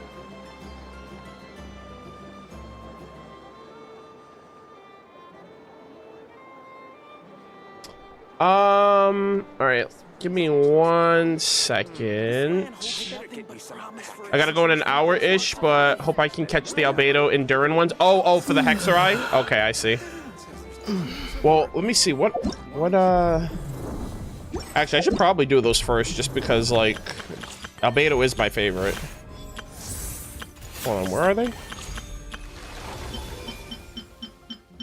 Yeah, you know what? Yeah, we'll do Albedo and Durin. I mean, I'll see how it's structured, and then we'll go from there.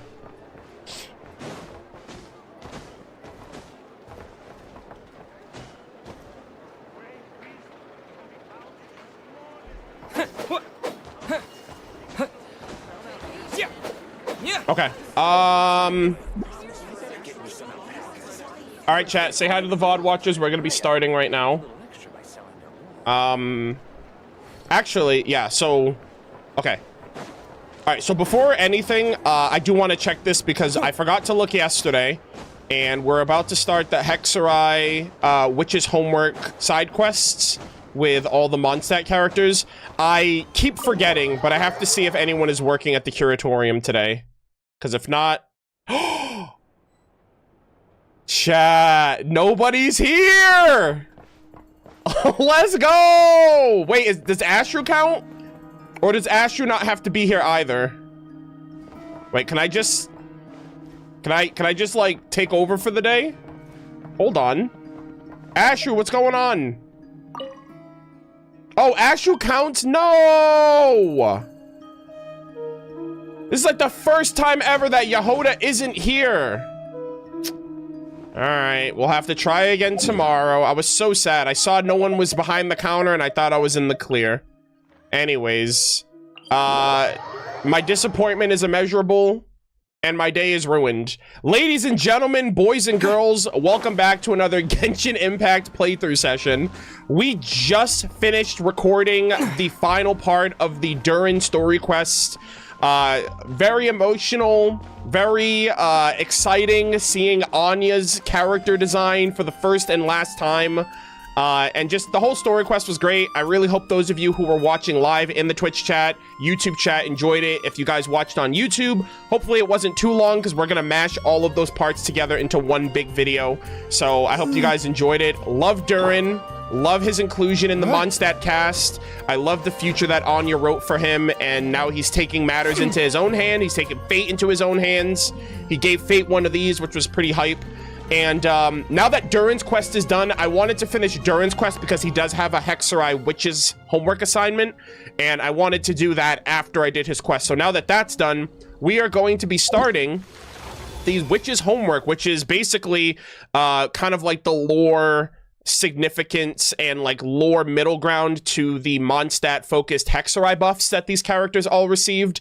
I know that there's some character interactions. I assume there's going to be some lore information shared, and all of my characters are going to be getting buffs as well, since I do own all of these characters. I did talk about it. It is a bummer that they are pretty much locking these quests. The buffs, I don't even care that they're locking the buffs behind the quest, but I wish the quests were something that everyone got to experience, because I'm sure Venti's going to talk about Istaroth. I'm sure Albedo's going to talk about Rhine-Daughter. You know, Mona is at the site of Conria, which I don't know if she's going to talk about Conria, because it's like, I don't know if she's going to tell us anything that we don't already know.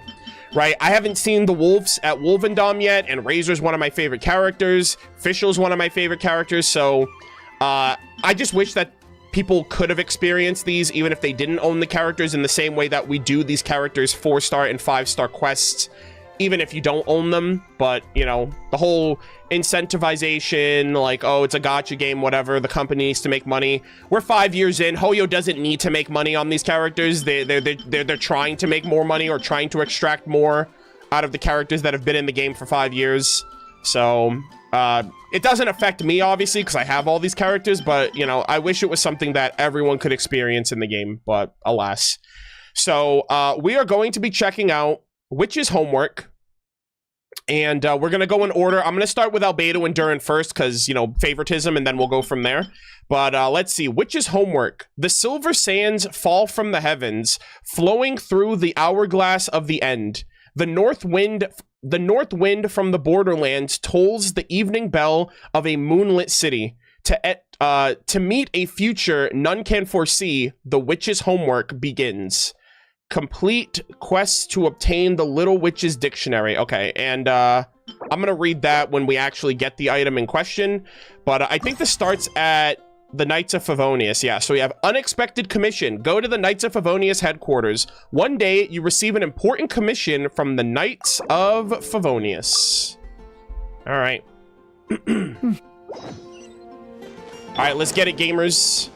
Let's see what homework assignments we have in store for us.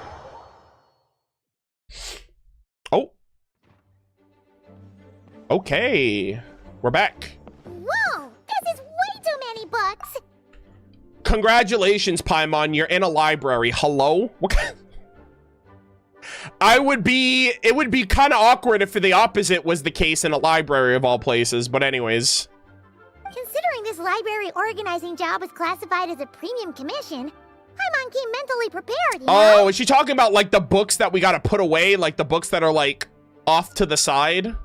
But seeing it in person is something else. It's not that bad. Why, if it isn't Cutie and Paimon. What brings you back to Mondstadt? Hello, Lisa. Let me guess. You missed me so much, you just had to come visit. Is that it? The cope is real. You saw right through me. You've become quite the flatterer since we last saw each other, haven't you? Found you! We were starting to think you weren't clocking in today. Whoa. Yo, be careful there, Paimon. Well, I wasn't planning to. But then, Catherine mentioned someone had finally accepted an important commission for the library. Yeah. So I came to check on things. Damn, she was like, man, I almost took the day off. Might you both be here for that very commission by any chance? Pleased to meet you. We're the only ones here, so yeah. Ah, music to my ears. Now, as you can see, a certain anonymous benefactor has donated a large amount of books to us. A large amount of lore. Imagine my surprise when a glance down the book list revealed that each one would be an entirely new addition to our collection. Oh, damn, like dank lore. Hold on, new books? New lore? There are books of all different kinds, including quite a few that are banned. Oh! Troublesome, I know. So this wasn't an odd job I could trust to just anyone. Damn, guys. A Genshin Impact player's greatest nightmare. Books. And sorting them myself? My, what a headache that would be. It would take ages. All that to say, I'm very relieved to see you here. Yeah, you gotta put me to work. I would treat you to some tea, of course, but looking at the state of this place, Perhaps another time, yes? She's like, yeah, no tea time for you. Get to work. Don't worry. Just leave the commission to us. You're as sweet as ever, Paimon. Well then, good luck in here. I'll leave you to it. See ya.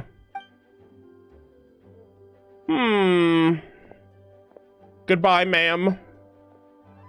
Oh my gosh, we're actually putting the books away. Okay. Not bad. Finally! We made it to the last stack! What even are some of these books? A Hilichurl's Guide to Running for Your Life? Do Hilichurls even read? Oh, and Basics of Whopper Flower Cultivation. Who'd grow one of those, anyway? Albedo, are you back all of a sudden? What's going on here? Also, Paimon, yes, Hilichurls. I mean, I don't know if Hilichurls can read, but it's so funny. We were talking about, we saw, like, the unusual Hilichurl yesterday, and I was like, damn, man, I haven't seen this Hilichurl in forever. And then I remembered the Hilichurl event where we actually learned the Hilichurlian language from, like, year 1, which was such a long time ago. And what's this one? The Little Witch's Dictionary? Ooh! Huh. That title's kind of suspicious. And didn't we already sort this area? Did you notice it earlier? Oh, shoot. No, and it's not on the list either. Huh. Well, witches always make Paimon think of, you know. Oh, look at that. Got another magical book. What? Yoo-hoo! Looking for me? Alice, you play too much. What are you doing? What the heck? What happened? Where am I? Alice? How did you get in here? What in the world? You must not have noticed, Paimon. I wasn't the one who barged in at all. When you opened that dictionary, you entered a mage's domain.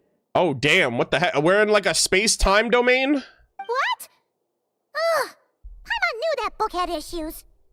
My God. Have you ever read the storybook, The Little Witch and the Undying Fire, by any chance?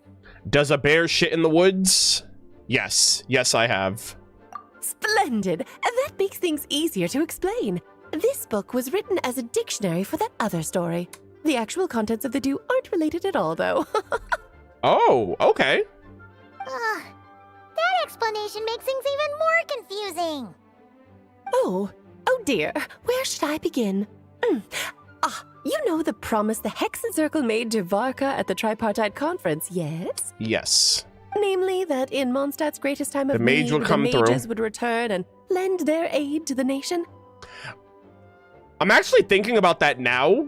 There's, I guess, 8 witches and 8 characters on the banner, so I wonder if they're going to explain the connection between all of them, because we did talk about that earlier of, like, there's 4 playable characters that are associated with 4 Hexen Circle witches, but some of the other ones are a little, like, I guess they're associated, like, loosely. Well, waiting around for danger to descend upon the land isn't exactly our style. Yeah, we're going to buff the nation, basically. Rather than a scenario where we jump in and save the day out of nowhere, it makes more sense to lay the groundwork over time. That's how Em put it. I was like, why is she talking like that? And I'm like, oh, she's impersonating Anya. Damn, that's hilarious. Besides, who knows when such a crisis could occur? It could be in the next life, or even tomorrow. Preparation is crucial. Yeah. So, I gathered the mages together to write this dictionary. Of course, it had to be under the guise of being related to that storybook. Otherwise, I would never have been able to get them in one place. Oh, okay. Oh! Wait, so did all of the mages contribute to this book? Which means each one of the mages associated each one of the Mondstadt characters? So, like, obviously, Rhindaughter would pick Albedo. Anya would pick Durin. Barbeloth would pick Mona. And Alice would pick Klee. So, actually, hold on. Give me a second.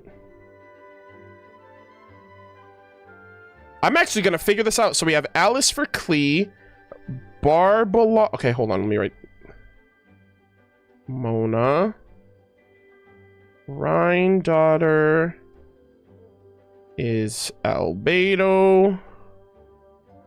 And Anya is Durin. So that leaves...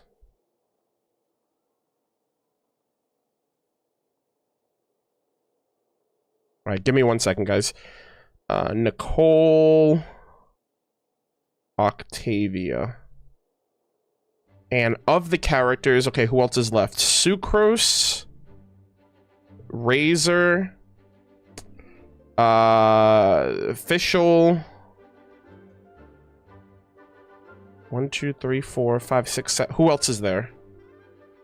Clemona, Albedo, Durin, Sucrose, Fischl, Razor. Oh, Venti. Okay, Venti's the last one. Okay. So Venti definitely isn't getting one. He's literally the Animal Archon. So there's Nicole, Octavia, and Scarlet / Ivanovna. And there's Sucrose, Razor, and Fischl. You know what I just realized? You know what I just realized, chat? I never thought of this. Nicole is a yapper, and so is Fischl. So I actually wonder if Fischl... So I was a little confused by that, though, because I thought Fischl would be associated with Anya because Fischl likes reading storybooks, and Anya wrote a lot of the storybooks in Mondstadt. So I was like, oh, I thought that Fischl would have been associated with Anya, but now that we have Durin and Anya, like mother-son connection... I wonder if Nicole and Fischl, because they both don't know how to shut up. They talk too much. And then Sucrose and Razor, I don't know, because there's Ivanovna and there's Octavia, but those two are kind of like, I don't really know if there's a correlation there. You know, obviously Sucrose is associated with Albedo, who is associated with Rhindaughter, and she studies bioalchemy. So I don't know if like one Hexen Circle witch can claim 2 people.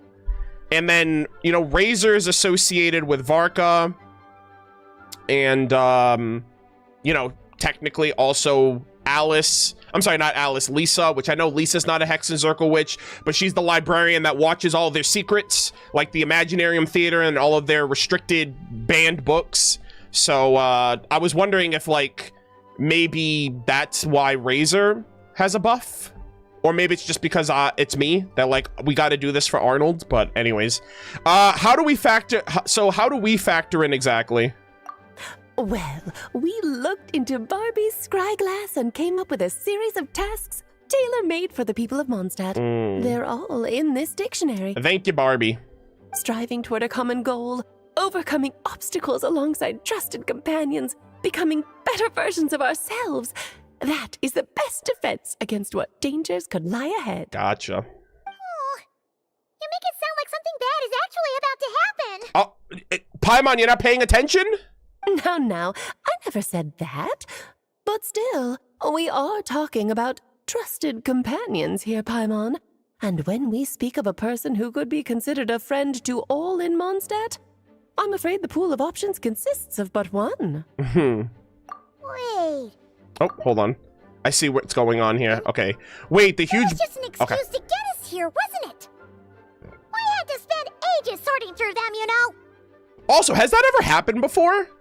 Where, like, if you do this, the line still continues? I don't know if that's ever happened before. Or if that's a recent thing. Usually, if you break from the voice line, it just cuts off where you stopped it. I don't know if that's ever happened. Dear, I never could have imagined you would need to go to such trouble. Huh. Uh-huh. Sure you didn't. Well, this is an important book. I couldn't just bring it into Tevat without taking any precautions. Into Tevat, eh? Damn, so she must have done this beyond the border. Much better to hide it in plain sight, you see. That's why I donated all those other books to the library. Oh, that was Alice. I should have known. Besides, it's not like this is a bad thing. Just think of it as an excuse to reunite with old friends. And as a favor to your dear Aunt Alice. Oh, she's our aunt too? Oh my gosh, we're part of the family. Okay. If the goal is to help the people of Mondstadt, then we're in. We'll take the dictionary. And the next time we run into our friends, we'll pass your tasks and stuff along. Okay. We'll give them homework to do. Wonderful. Then I'll let you get to it. Have fun. Bye-bye. Oh. Hey, we're back, boys. Hell yeah. Okay. Complete Witch's homework related quests to unlock additional talents for the corresponding characters. Certain character skills and constellations effects will also change. Oh, look at that. Each Witch's homework quest is focused on a specific character. Obtain the corresponding characters and reach their level to 70 to unlock their related quests. Okay, well, every character on my account's level 90, so we're kind of chilling. Gusha Biat. All right, let's see. We got the book. Let's check this out. All right, you still have incomplete homework assignment. That's crazy. The Little Witch's Dictionary, received from Alice. This dictionary was created by the witches, though it claims to explain a storybook of fables titled. Though it claims to explain a storybook of fables titled The Little Witch and the Undying Fire, it is actually filled with homework tailored by the Hexen Circle for each reader. As they say, to defy the current is to learn. Damn. In the words of I'll hate them, read. Embark on your journey with your companions and seek the crown of elevation. Okay. Let's see. Also, I have another... Wait. Oh, there's an epilogue. Okay. Should I just do this one right now, or should I do this after I do the other ones? Like, after I finish all the other quests?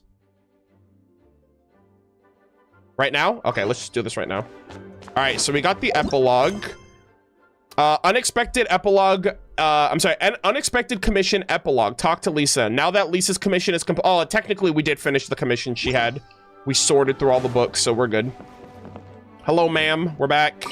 Oh, you finished sorting already? That went much faster than I expected. Now then, what would you like in return, cutie? You freed up my whole afternoon helping me with that. How about we spend it together? I'd like to be paid.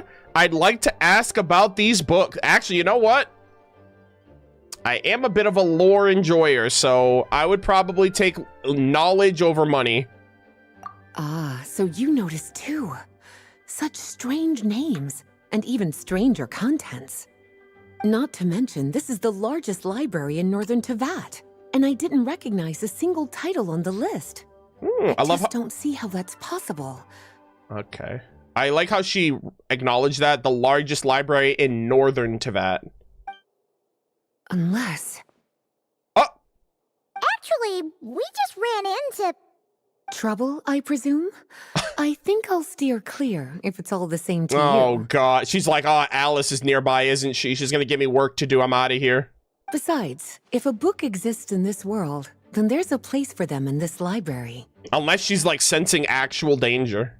Better for them to remain here than end up in the hands of someone more suspect. Anyway, here's your payment. Thanks again for all the help. Sure thing. Damn. Lisa's like, get me out of here. I want nothing to do with that shit. Okay. I guess we can officially start. Hold on. Alright, so let's check out the... Let's open? Oh, this is cool looking. The Little Witch's Dictionary. Venti, Klee, Albedo, Mona, Durin, Sucrose, Fischl, Razor. Alright. Okay. Alright, give me 1 second. Let me just double... Oh!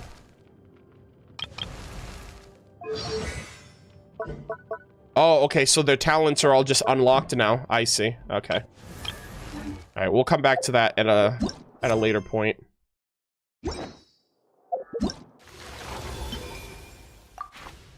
Oh, and then this is... You can also do it from here. Invite. Oh, that's interesting that it says invite here.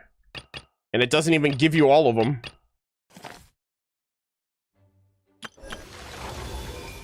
Wait, that's a free con? Wait, really? Oh. Oh, did they mention that? I didn't know that they... I don't remember them mentioning a free... Maybe I overlooked it because I already have them C6.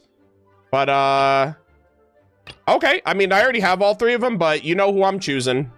My boy. Cinema. What's going on, son? Hell yeah. Who did you guys choose for this, by the way? I already have all 3 of them, so I'm gonna go with my favorite. I probably would have chose Fischl secondarily, and then Sucrose if it were up to me. Like, if cons mattered. But, let's see. Oh, wow, they also changed up Durin's image, too. That's cool. Actually, you know what? Since they did that, let me update that. There we go. Now we're cooking. Also, speaking of which, okay. All right, so with all that said, let us check out these assignments. I'm going to do Albedo's first. So we have homework, Albedo, of questions beyond questions. Guided by the witches, guided by the witches dictionary, you head to Dragonspine to bring Albedo a brand new assignment. Let's get it.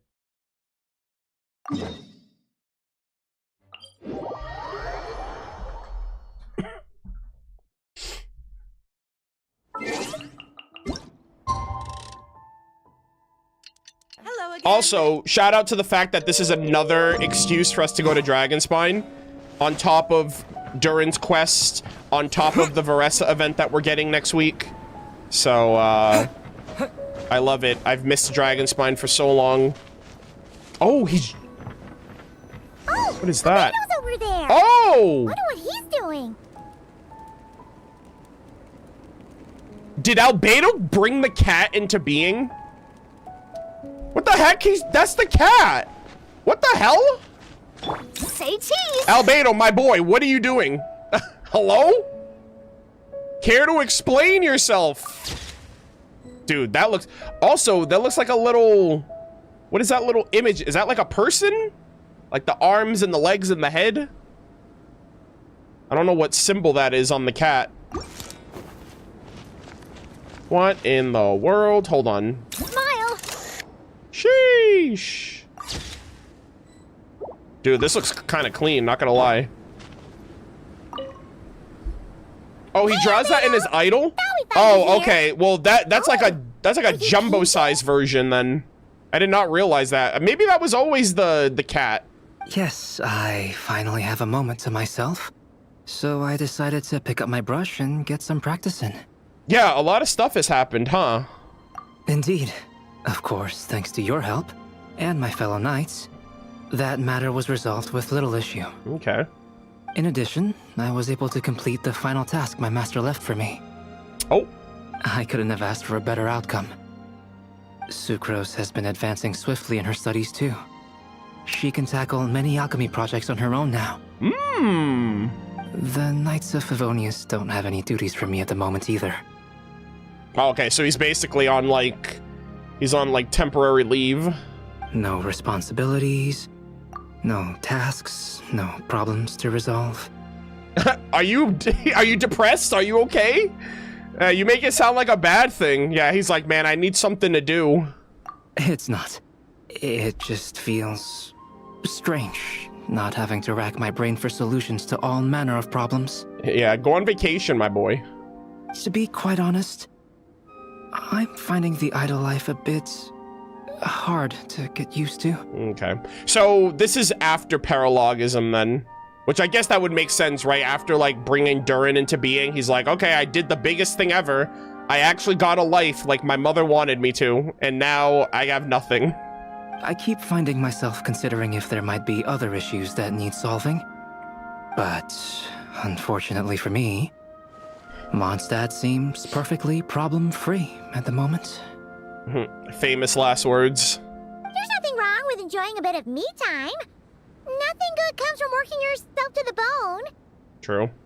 But if you're really that bored, you can come hang out with us. Paimon will teach you the true art of doing nothing.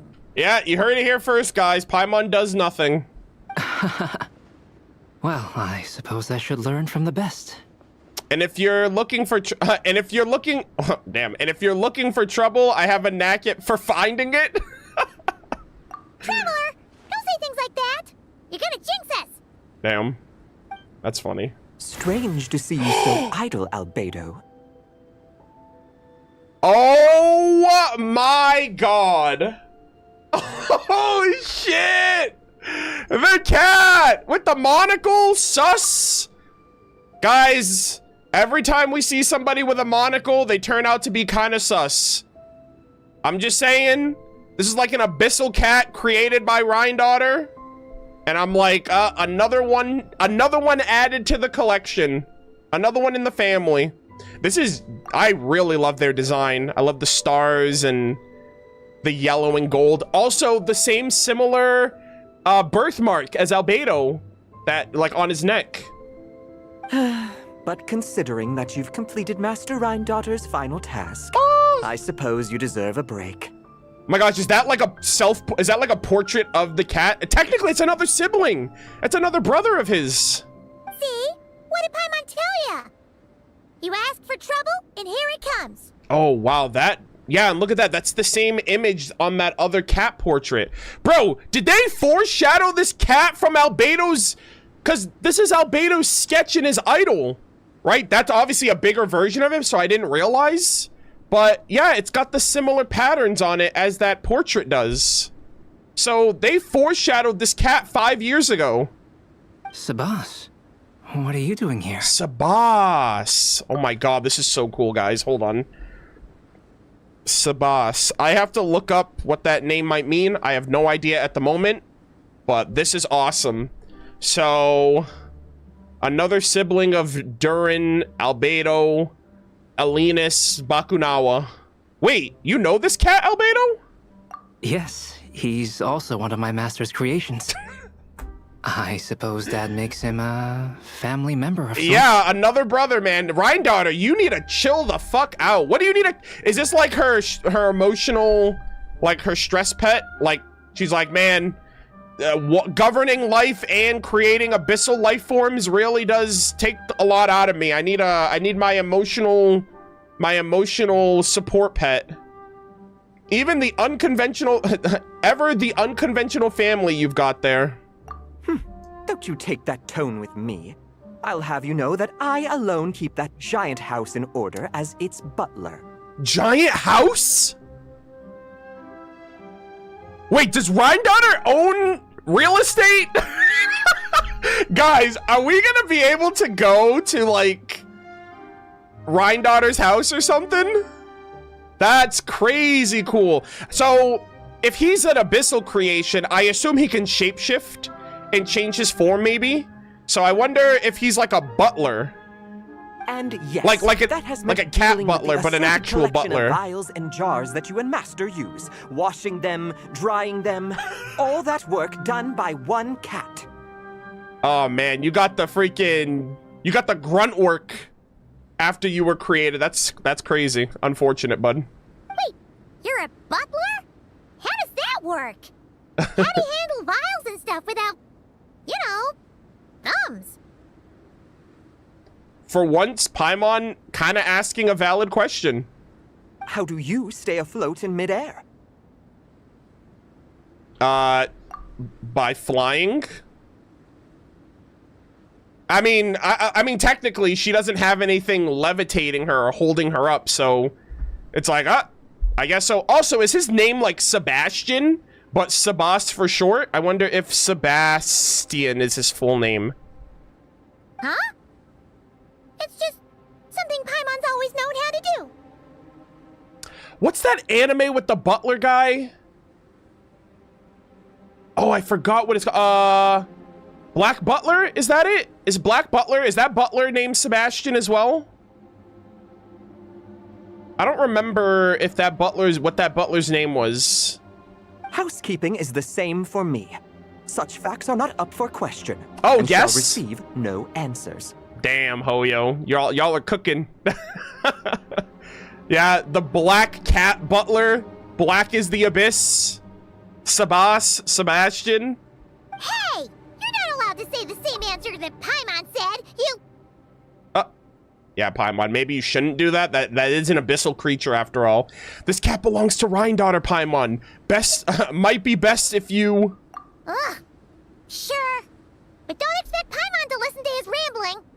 I don't know, man. An abyssal cat versus a Paimonial creation going head-to-head? I'd pay money for that. Allow me to get to the point, then. I'm here at Master Rhine-Daughter's request. She has a message for me to pass along. Okay. Rhine-Daughter, what's up? Ahem. Dearest Albedo, in regard to that task I set for you, your discovery of an answer that you can accept is most delightful. Yo, Ivy, let's go! Is the cat, like, actually verbalizing in Rhine-Daughter's voice, or is it, like, projecting the message directly to them from her? Alas, once a problem is solved, mulling it over in one's head loses all meaning. Damn, she's still giving him words of wisdom. I'm sure the pendulum in your ever-whirring mind is swinging toward boredom as we speak. Yep. Might I suggest posing questions of your own, then?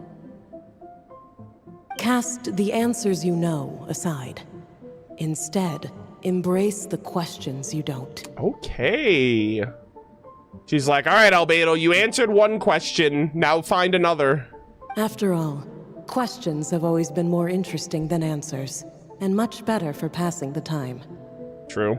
Bro, she knows her son so well. She's like, all right, if I know Albedo, he's bored out of his mind right now. Let me help him out. Let me throw him a bone.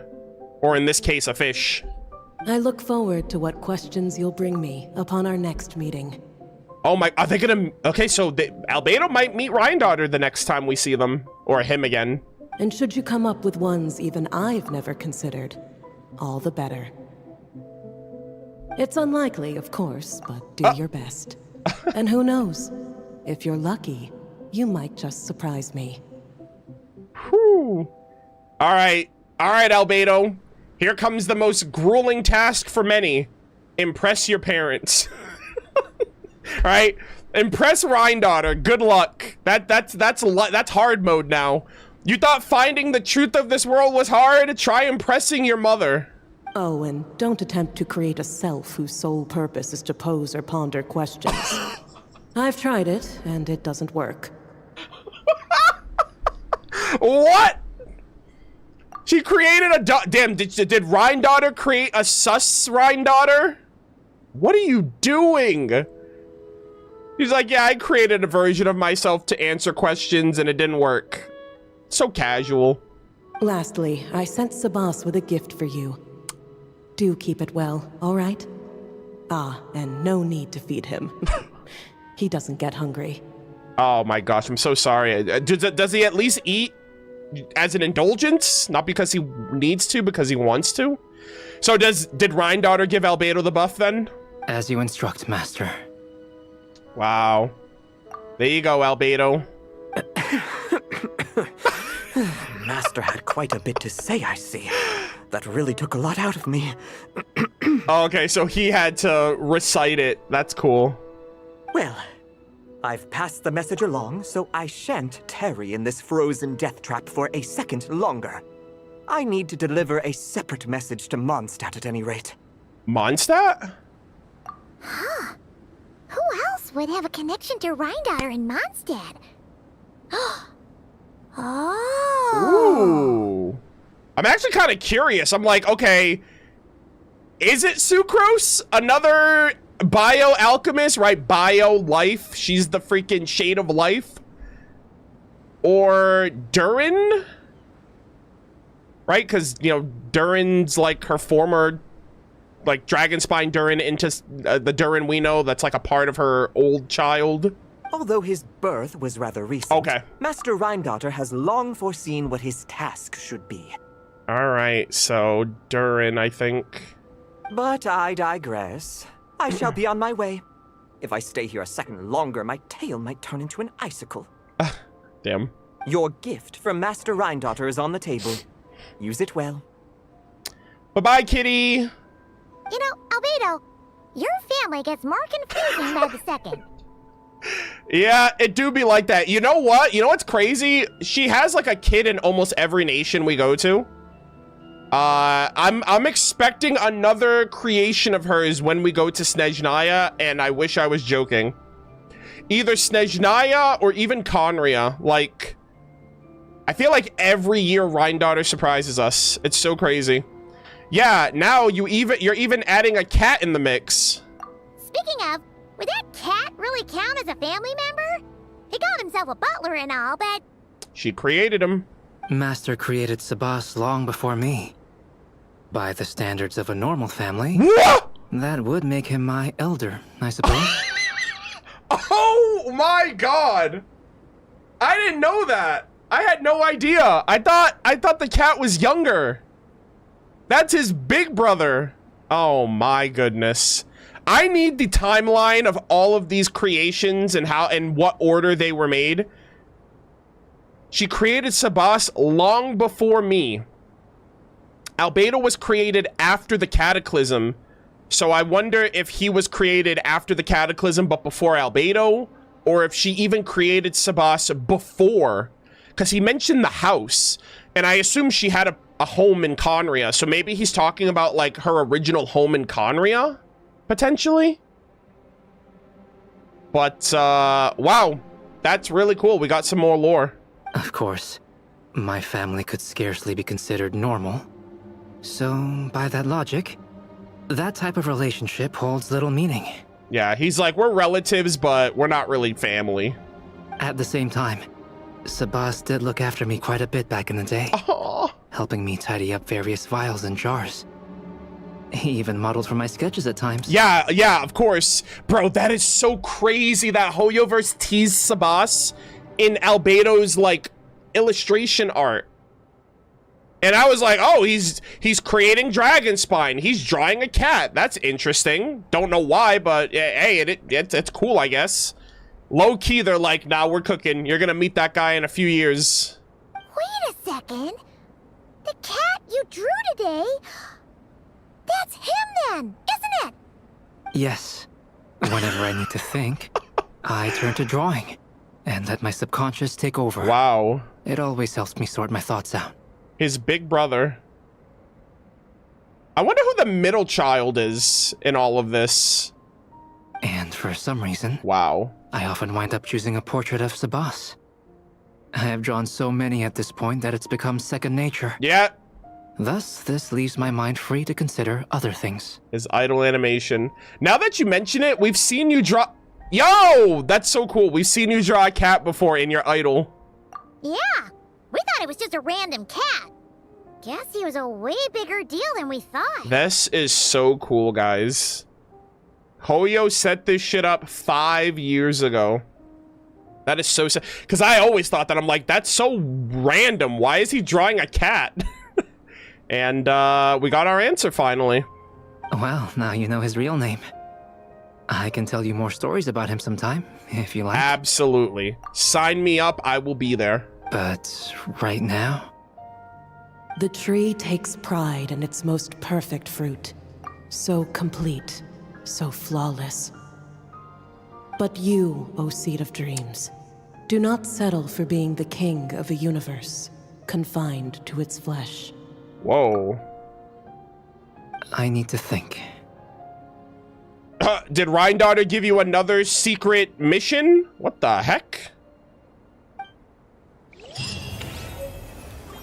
Okay, Rhine-Daughter's gift. Homework assignment complete. Wow. Ah, that is so cool. That is so awesome. All right, Albedo. New questions. Yep. Good luck. I don't know how you're gonna figure it out, but... Look at this, guys. The family. Damn, Durin has so many, like, relatives that he gets to meet now. I guess these are technically his cousins if he considers Rhine-Daughter his aunt. But... Holy moly. That was really, really cool. That is so sick. We just learned about another sibling of Albedo's. An older one at that. That's been around since the game's... Since Albedo's been out, which is just as cool. All right, so I do want to just take a quick gander at Albedo. Okay. So now he gives silver isotomas. So Rhine-Daughter gave Albedo a buff. Not bad, not bad. And we're going to move on then. We're going to get into the next ones. I'm going to just be doing these back to back to back.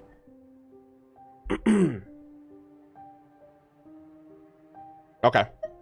Let's see. Who's next? We're going to do Durin next, actually. So we have homework. Durin, of this world. Inside the Witch's Dictionary, you discover an unusual message that must be delivered to Durin. A child wandering the world. Go to the Knights of Favonius headquarters. Inside the Witch's Dictionary, you discover an unusual message. Okay, for Durin. So let's get that tallied up. Completed missions have extra entries in the little dictionary. Okay, hold on.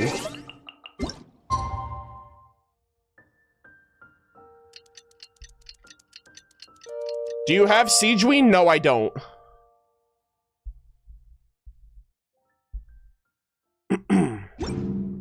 I know that technically the Melusine are related, but I don't have her.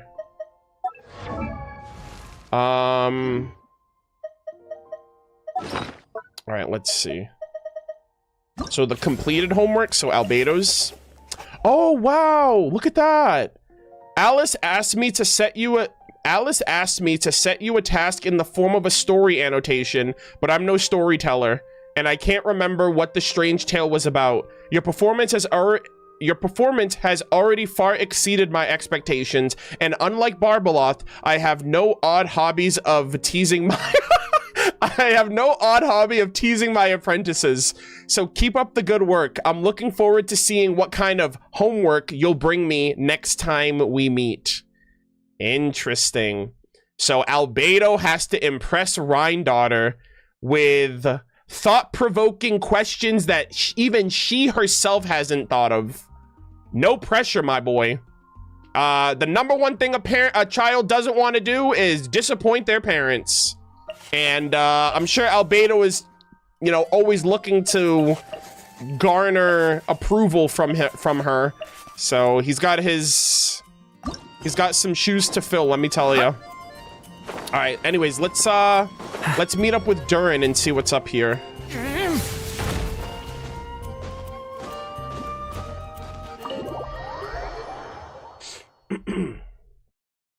Oh, deja vu. Hey, what's going on, my boy? Is he in Albedo's office? Hey, Durin! So this is where you've been. Is this Albedo? Yeah, I think this is Albedo's office. Oh, yeah. Traveler, Paimon. What are you doing here? I remember because that little rose-framed picture in that spot, I remember seeing that when I was here last time. The real question is, what are you doing cooped up in here reading a book? The weather's nice out there, you know. I mean, this was where he was born. I would assume he'd feel most comfortable in Albedo's office of all places, you know? Oh, well, ever since I've had more chances to interact with the people of Mondstadt, I've been having trouble telling when people are joking. Oh? For example, I saw a beautiful flower the last time I was at the florist, so I told the shopkeeper, and she said, if you like these weeds so much, you should add some mint and sweet flowers and make it a bouquet. Mint and sweet flowers? Come on, man. So I did as she said. And when I showed her the finished bouquet, she gave me a frankly terrifying look. Brother, you fell for it. Oh, man. Feels like she's the one with the issues here. You have a unique perspective, Durin. Later, Albedo opined that this happened because I have trouble understanding the meaning behind words. Yeah, don't worry. You're doing your best. So after I learned the Mondstadt script, he told me I could come here and read. I was born from a storybook, so I felt that these books might be able to teach me more about the rules of this world. Nice. Also, is he wearing this new attire whether or not you finish the quest, or is he wearing this because I finished the quest? Because he's wearing his new outfit. So I don't know if that's because of me or if it's automatic.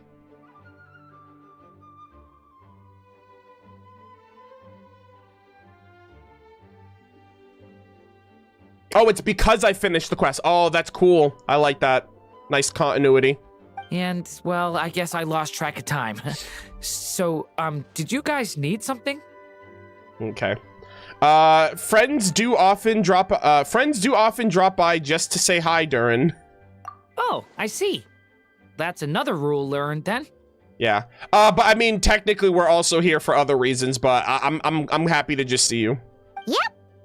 That said, we did have business we needed to discuss. Yeah, right? So he's not exactly wrong. Yeah, we have a message to pass along from Rhindaughter. Oh, shit. Aunt Rhindaughter? Oh, it's from Aunt Rhindaughter? Yeah. Are you okay? Don't be nervous. No, I'm just surprised. Rhindaughter is my mom's friend, and the mother of the dragon that once existed in my stead. Yep. I supplanted him, took the fate that should have been his. Damn. He's like, oh my gosh, what is gonna happen here? This is so like... He's like, I know that I'm not your abyssal dragon, but I do my best. So if she dislikes me, well, I'm not sure what I'd do. Aw, who cares what she thinks, all right? You don't need Rhindaughter to like you to be accepted. I don't think she holds it against you. Either way, you have us. Yeah, we're here for you. But seriously, Paimon doesn't think it's anything bad. That does make me feel better. Well, I guess I should open it. Let's go. Oh, we're getting skidooed into the... Damn, another skidoo? Oh, I guess, well, this was the scene, I guess, from the trailer, right? We're in, like, the Imaginarium Theater. Yeah. Ah! Where are we? Did this stupid dictionary transport us to some weird place again? Chat! I'm gonna say it! And you can't stop me! This music is from Simulanka! Let's go! Hoyo, you make it too easy for me. Ah, this is awesome. My mom's scent. I sense it here. Oh my god, yes. Anya and all of her fairy tale creatures and aminals. Whoa! Here comes a strange cat. Sabas. Welcome back. It's been a minute. Oh. Hello, kitty. We meet again, Sabas. I have a message to deliver on Master Rhindaughter's behalf. Ahem. Prove yourself to me. Oh my gosh. This cat is so photogenic. I'm like, I want to just take all the pictures of you. He just like strikes at the perfect time. Look at that. Look at that shot right there. Cinema. This is the first time we're meeting, so I'm not sure how to address you. But since you're Hem's child, I suppose I'll stick with Mini Durin. Hey there, Rhindaughter. All right? He's not very mini anymore, okay? He says it in his own introduction. Though you appear smaller than the Durin that came before you, that same strength flows through your veins, not a drop less. Hell yeah. He was a child of Humus, an incomplete creation. Thus, he lacked the will to control his own strength. A child of Humus, isn't that like dirt? Yet this power was beyond what he could withstand, and so it twisted him, consumed him, thus sealing his ultimate fate. Damn. Albedo claims that you have transcended this tainted blood, becoming a being much like himself. That is his opinion. I remain unconvinced. Okay, so she's like, let's make sure that you actually are different. I trust only the facts, only that which I see for myself. So take this chance, child of M. Prove yourself to me. Oh my god. Peak. Ah! Where did all these monsters come from? Alright, Rhindaughter. Also... Is this the proof you need, Aunt Rhindaughter? Very well. I'll show you what I can do. Bro, this is so cool that we get to play in this arena. Like it's this fully furnished like startup arena. This is so unique. Stop that! Watch out! Decay! You right, Ryan Dottie, I'm about to impress the hell out of... Oh, I get to use my whole team. Hard-hitting it. Let's go. The power within me is surging to the surface.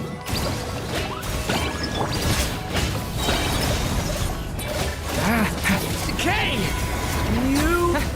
This is getting easier. Oh my gosh, he's popping off. Look at you, King. Sheesh. Looks like Albedo wasn't mistaken after all. That was hype as hell. Next time, maybe don't ambush us with a bunch of monsters just to prove a point. Hey, Paimon, be careful who you're talking to. You're talking to a Hexen Circle witch slash Shade of Life slash one of the 5 sinners of Conria and Albedo's mother. Okay? Still, I do feel like I can control my power more freely now that we've defeated them. All right.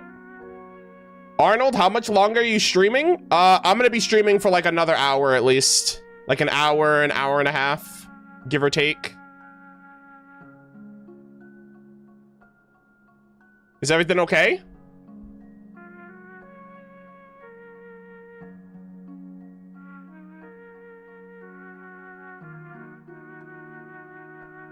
I don't know if Cal's still here.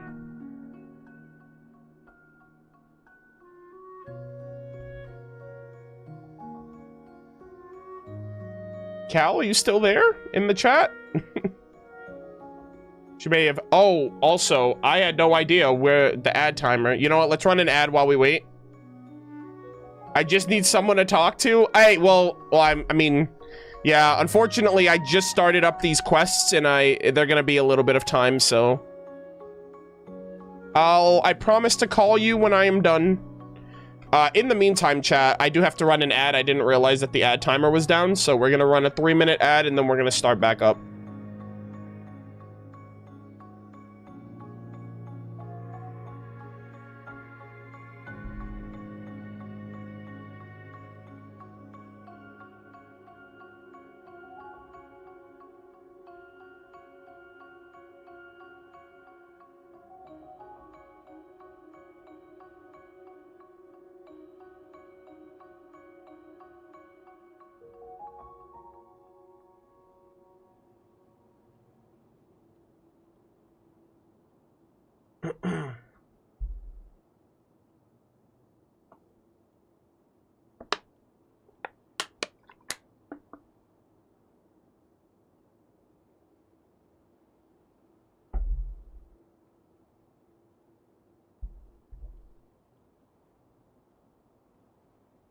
This is the Imaginarium Theater Arena? Yeah, it is. This is the arena that starts up before you start anything, actually. And this is the same arena that pops up when you finish. So, I don't know. I just think it's cool to kind of see it, like, because, like, you know, initially all the animals, like, go away and then they pop up.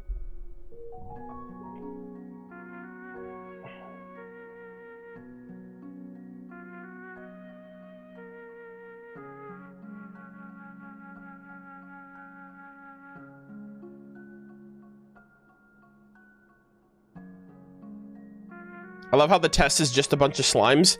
To be honest, I'm glad that they weren't Rift Hounds. Like, she could have gone pretty crazy with it if she wanted to, but she was like, you know what, let me give him a type advantage.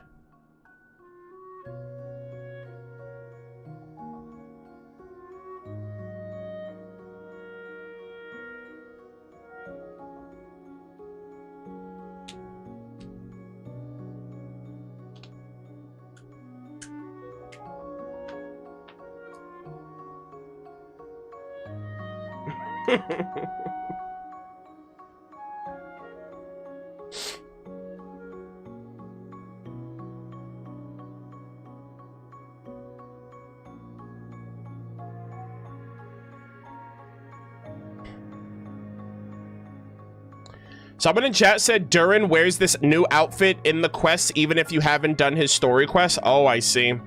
Yeah, I got 2 different answers, so to be honest, I don't know who to believe in the chat, but I remember people telling me that the Durin quest technically takes place after his story quest, which would make sense because the outfit is the indicator that it's after his story quest. You know what I mean? So that makes complete sense. So yeah.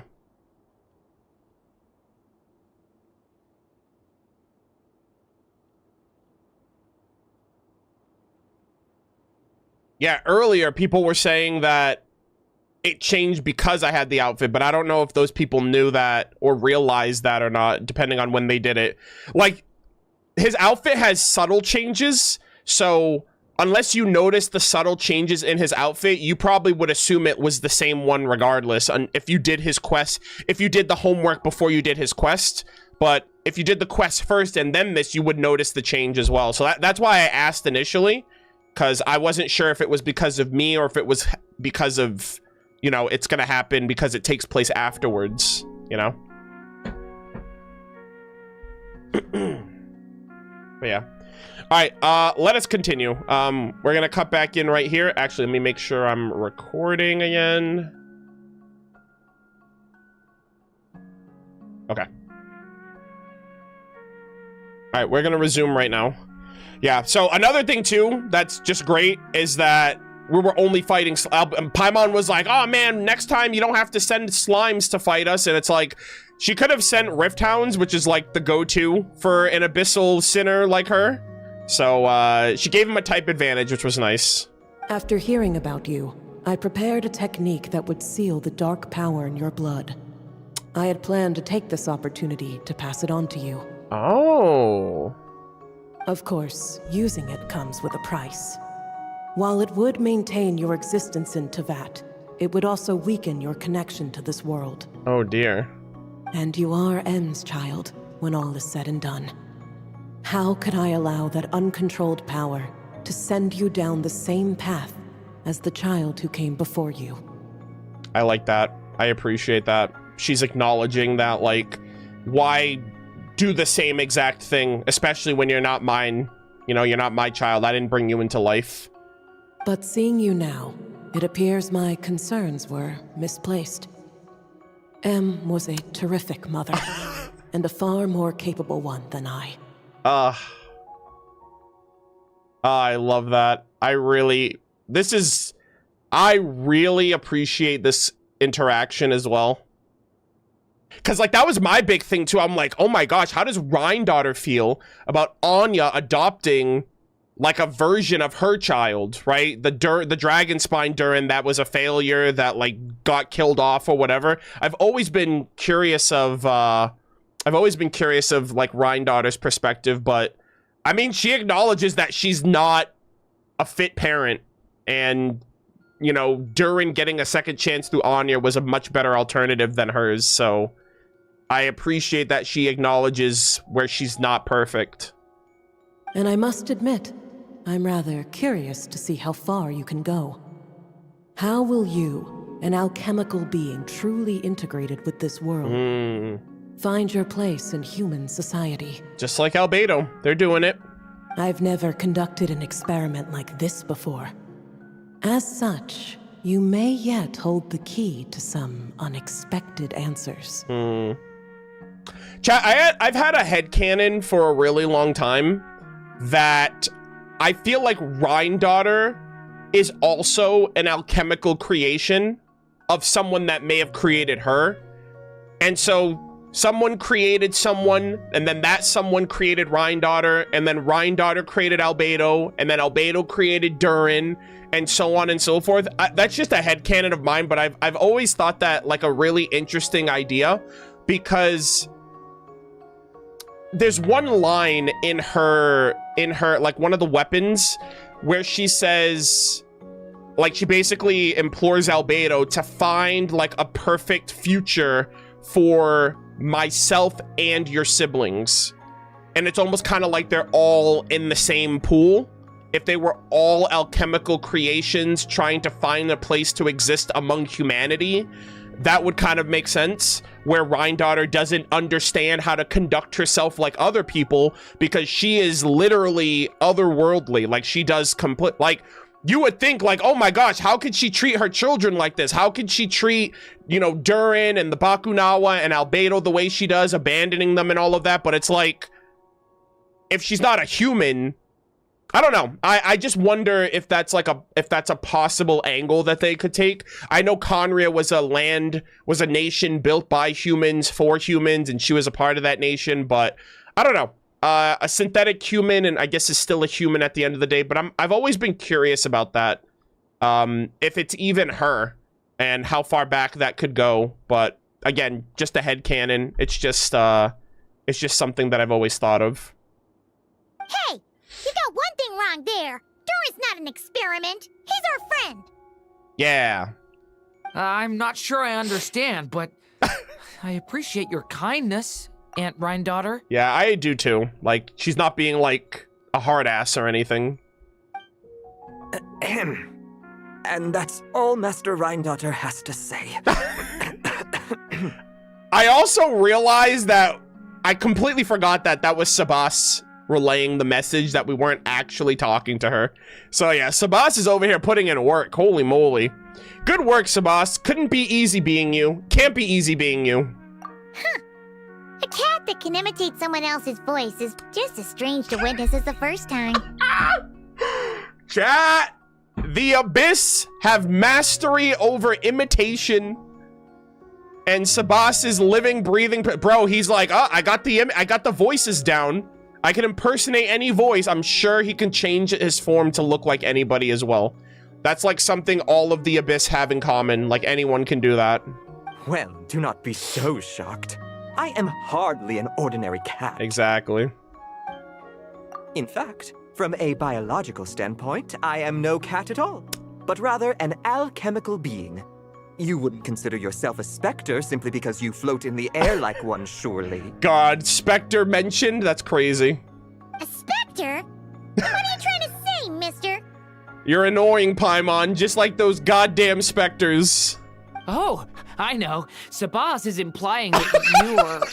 Alright, hold on. Maybe don't finish that thought, Durin. What thought? Hey! Damn.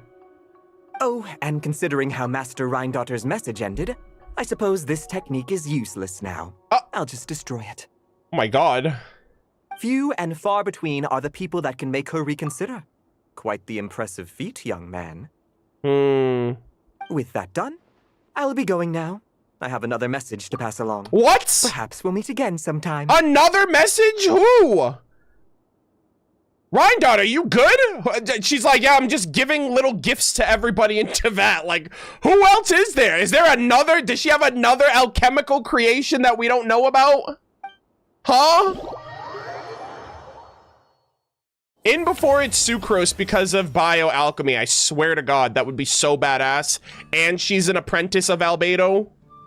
That'd be kind of cinema, not gonna lie. All right, that was really awesome. Another one in the another one in the books.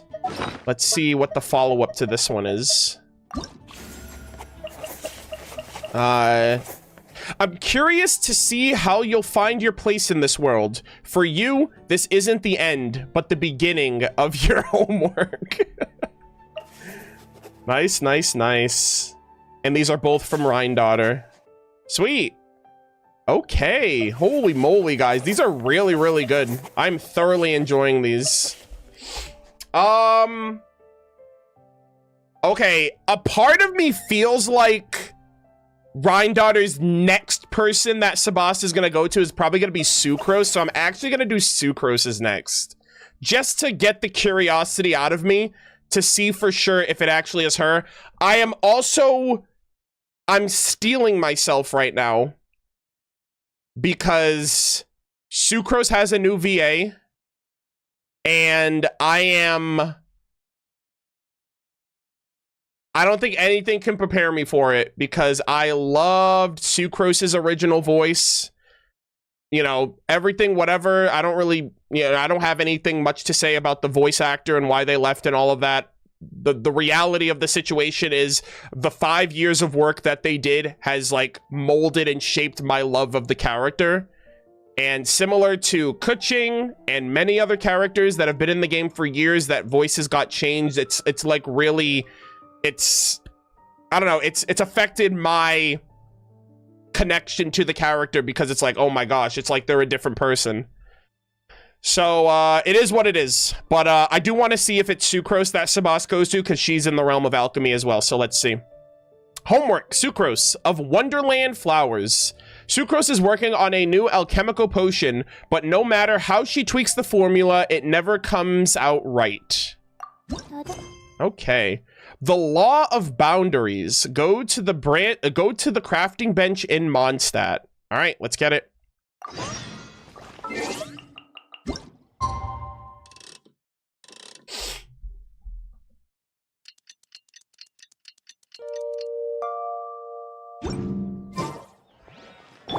Yeah. And again, I do want to emphasize, I don't think it's going to sound bad. It's just not what I've heard for the last 5 years. Just like Paimon, it took me a while to get used to.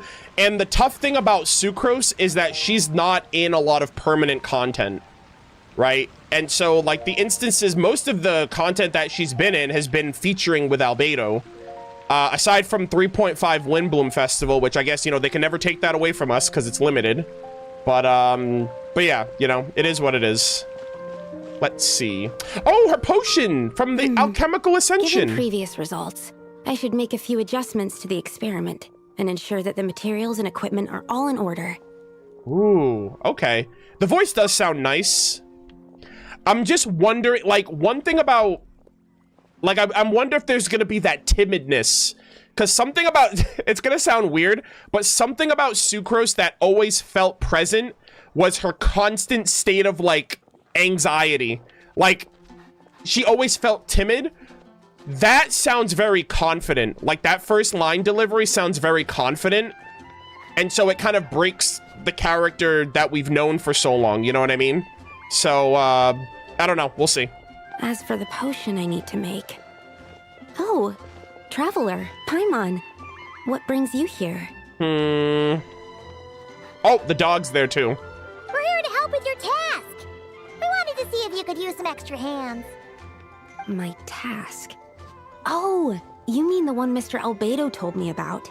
The one from the Hexen Circle? Yes. Well, you're just in time. The experiment is ongoing, and I was just about to work on it. Ongoing?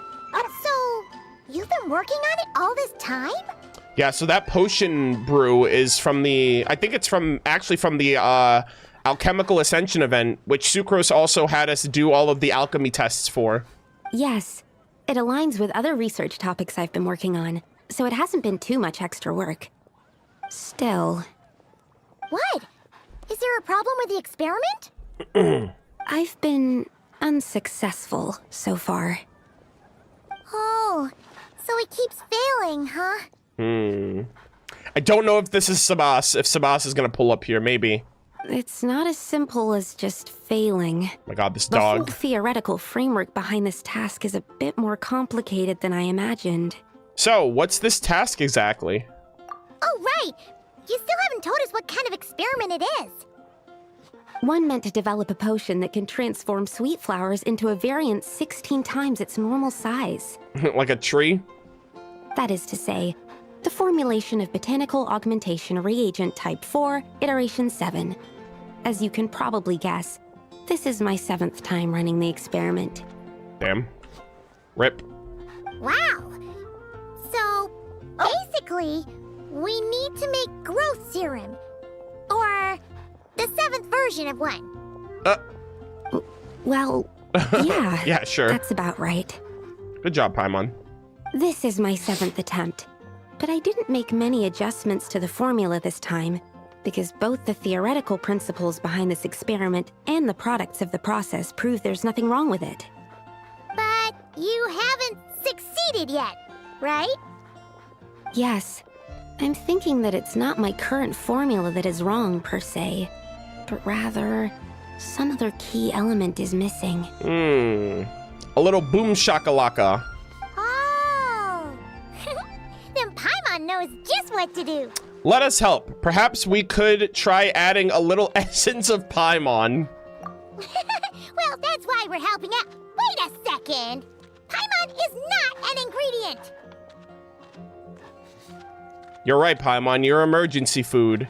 And I'm gonna devour you just like Rhindaughter devoured Nibirius in the endgame, surely. Guys, we're gonna enter... We're gonna get Paimonial Aether in the endgame. And it's gonna be because the foreshadowing was there from day one. The emergency food was the most important plot twist in the game. We could try. It's just... I would need to adjust the ratios in the original formula, and that might make the potion even more unstable. No! We are not trying that! Just show us the original! Okay, damn, Paimon. Here it is. That said, I'm still missing 2 ingredients. Now that we can help with. What do we need to get? I need spring water from Springvale to use as the base, as well as Eye of the Storm fragments. But that last one could be tricky. Bro, dude, holy shit. I am so old. I am such an old-ass gamer. The Eye of the Storm, I haven't seen one of those since the year of the game's release. I feel like we haven't fought one of them since year 1. I know that there are some in Liyue, like, you can actually go out and fight one of them, but I don't even think they drop anything even. But, like... Damn, that's such a throwback. We've got this! Let's go! Alright, well, I don't know what we're gonna get from the Eye of the Storm. That's like an tackle the Eye of the Storm first. Oh my gosh. I'm gonna get a little picture. This is like a memento from the Alchemical Ascensions potion event. So, I'm definitely gonna get a little picture while I'm here. It's practically a celebrity. All right, 16 times the detail. Oh my gosh. Damn, this thing's brewing too. All right, go to Windrise. Oh, I mean, Windrise is also where we fought one of the Eye of the Storms when Venti was at the tree. And he was like, oh, it seems like there are some that are unhappy with my return. Holy moly. What a freaking throwback. Yeah, they're as annoying as ever. Hexen Slash! Enhanced Animal Module 75. My gosh. Bro, you're so annoying. Story has only just begun. Oh! Alright, Okay. that's the first ingredient done. Wow, you 2 work fast. That step usually takes me forever. We can get the spring water down there. It's because she's Animo, so it's immune. She's Animo, so it's immune to her attack, so it takes her longer. Oh, that is so funny. Oh, that is rich. I really appreciate that. Okay, and The high quality of Springvale's waters makes for a stable potion-making ingredient. Nice. That's all we needed, right? Yes. Let's head back. Guys, you know how she defeats it? She uses the Eye of Perception to get the physical damage. The physical damage proc like every like 16 seconds or whatever it is. And so she's just like, she's taking forever just to kill this thing. Because she can't damage it with her normal attacks. That's crazy. Eye of Perception Gaming. All right. The ingredients are ready and the cauldron is just over there, so we should be good to go. But, What's up? Is something wrong? No. It's just... Do you mind if I watch from the side? Oh? Just for the purposes of accurate recording, I mean. Yeah, sure. I know lots of people don't like being scrutinized during experiments, so... Hey, I aced the alchemical test, okay? I'm the Crytoprince. Alright, so, actually, or a Citrinitus. Alright, I aced all 4 stages. Thanks. Then, I'm ready to go whenever you are. I'll make sure to take detailed notes, too. So, are you ready to start the experiment? Let's get it. Yep, let's go. Shut the fuck up. Wait! This is literally Alchemical Ascension! Oh my... Guys, I don't need a tutorial. I'm goated, alright? I've been doing this shit. I mean, well, I did all of the event at the time when it came out, but... Dude, this is so cool. They brought it back for this. I really appreciate that. Alright, so... I'm kind of aware. I think I just need to get the tuning rate to 100. Number of... Okay, so they're giving me 5 stacks. Holy shit, this is a throwback. Also... Oh my god, they actually are incorporating the... That's kind of cool that they're incorporating this. There's only one of them, and I assume I have to use this one. So, we gotta get this to 100%. Also, yeah, let me put that there. Do I have to use everything? I'm kind of curious if I have to use everything or not. All right, so we got this. The spring water, we'll put that there. We'll put that there, I guess.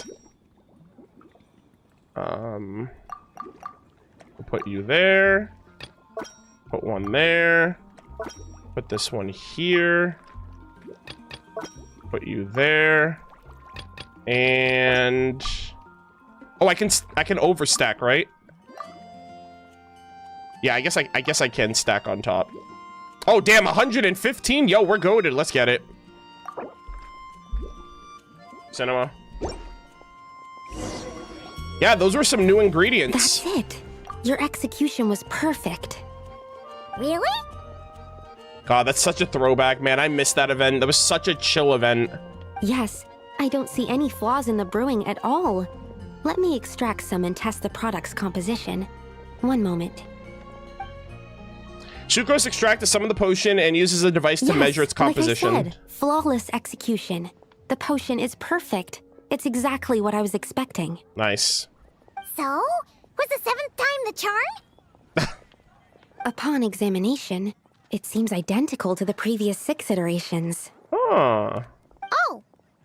Wouldn't that make the results identical? Yeah, does that mean we did all this for nothing? Not necessarily. Experimental outcomes can differ even with similar variables all around. You never know what the result will be. That's what makes experiments valuable in the first place. Oh my god, what the heck? Yuri's just pushing the dog in the background. Did you guys just see that? I just noticed she's just like sliding the dog across the screen. Come, let's test this thing out. I planted some sweet flowers beforehand which we can use. I don't know if that's Yuri or Norma. But yeah, this dog was just getting dragged. We just need to douse them with the potion and see what happens. Alright, let's see. Who is that? Is that Yuri? Oh, I was right. Yeah, it is Yuri. Yeah, I just see the dog getting dragged across the way over here. I'm like, what is happening? Oh, we gotta go to Dragonspine now. Alright, let's go do that then, shall we?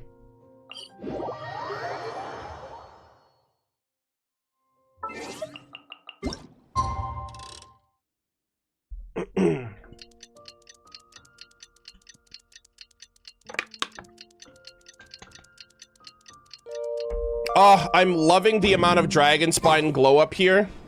It's been too long, man. Give me every excuse to come back here and I will be happy.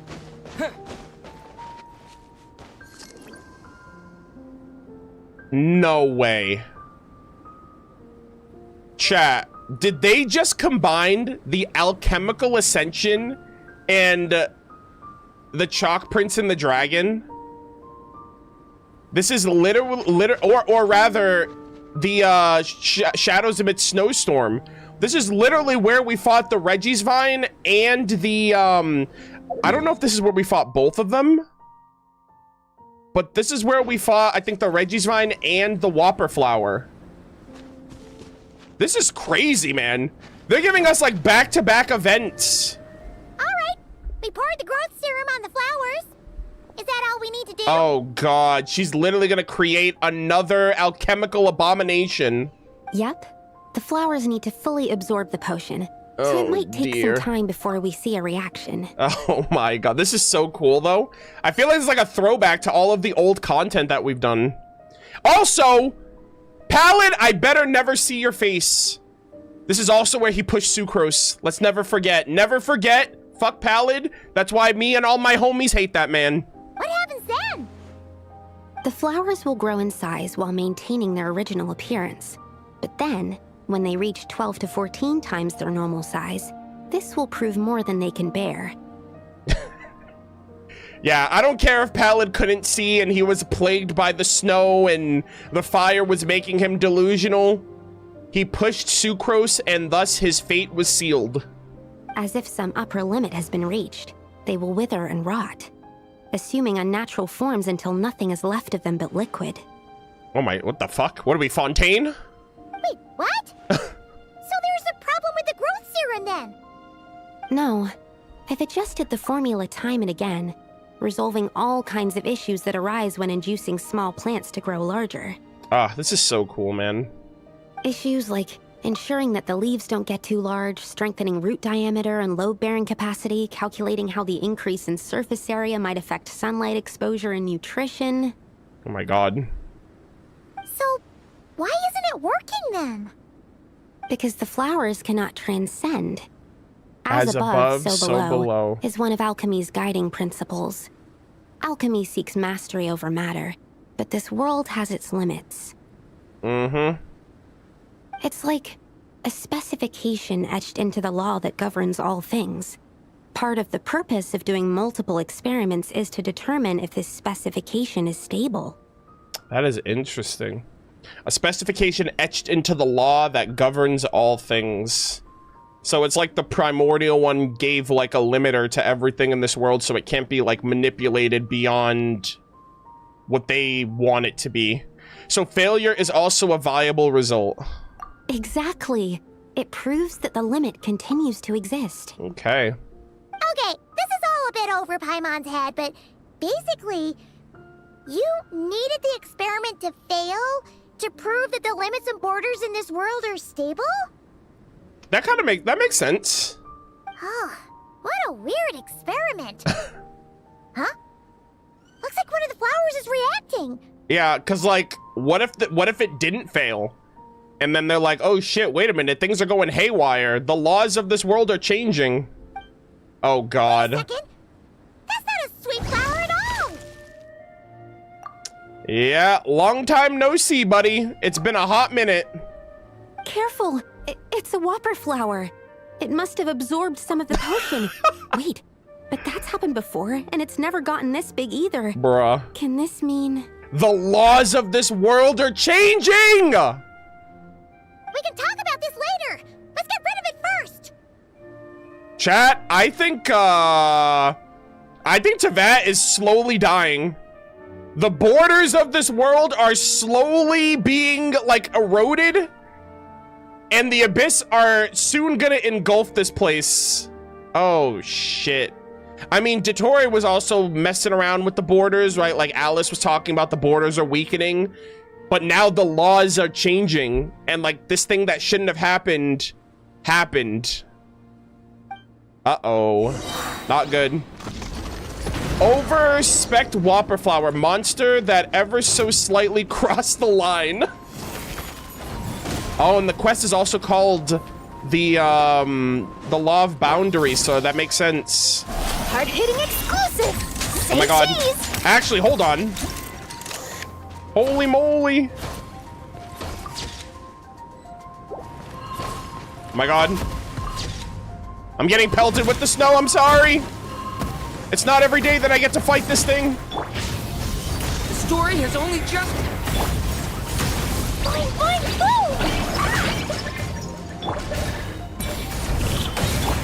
Blow them all up! Animal hypostasis emulation. Animal test 6308. Absorption test. Oh, does it have its other form too? Oh, never mind. It just shrunk and died.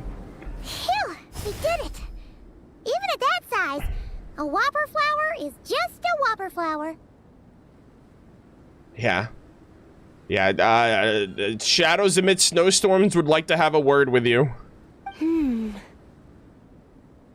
The laws of this world are changing, chat.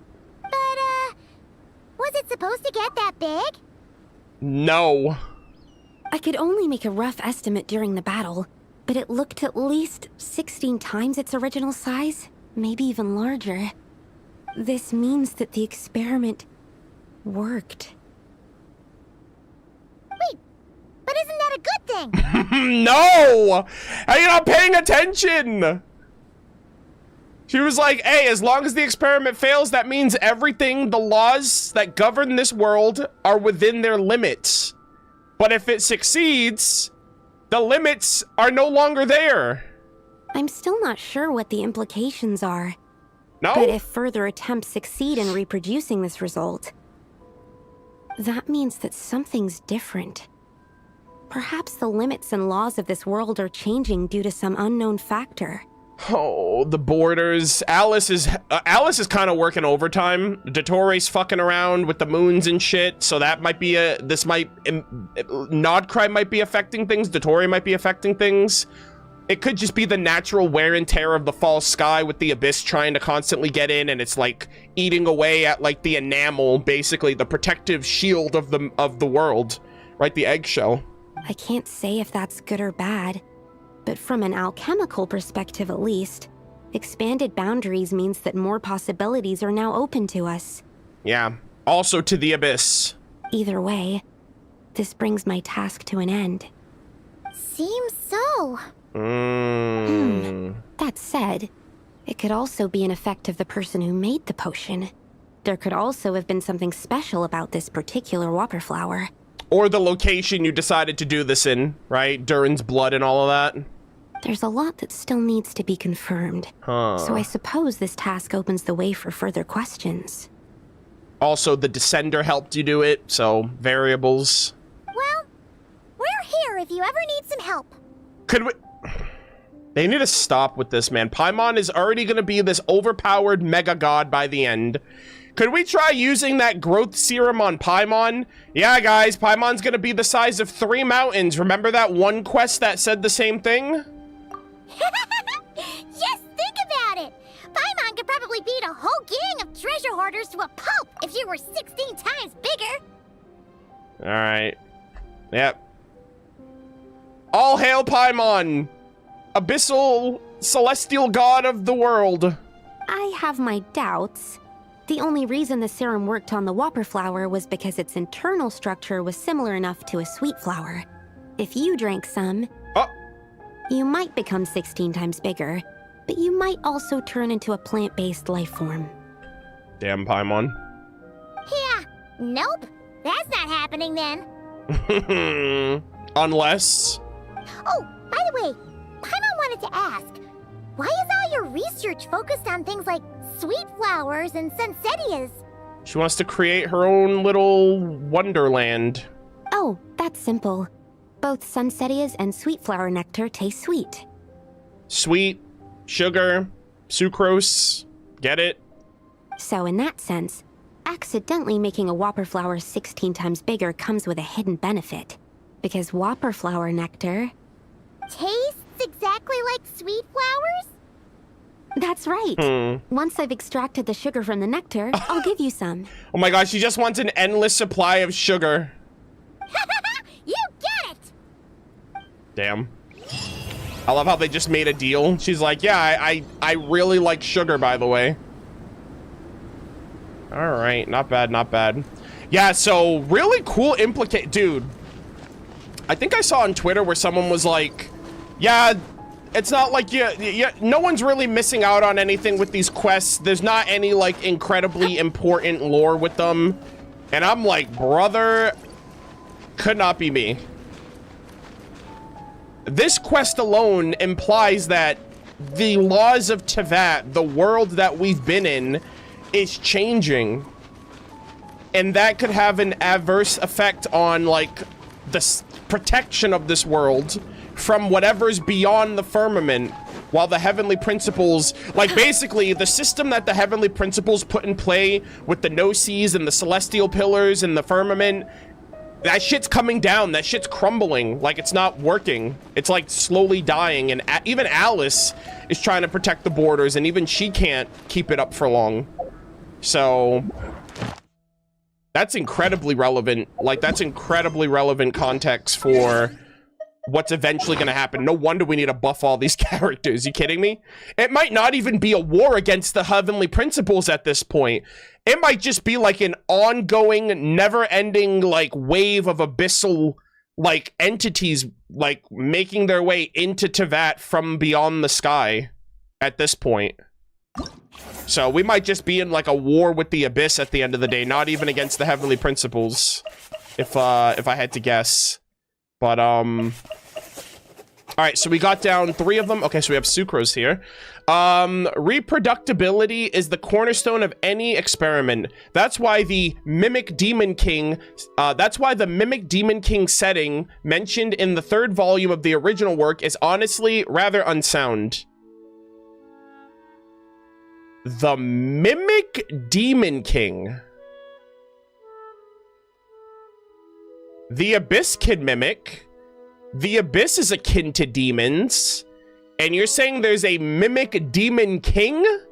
We know that there's a God of Darkness, Chernabog. Is Chernabog the Mimic Demon King, chat?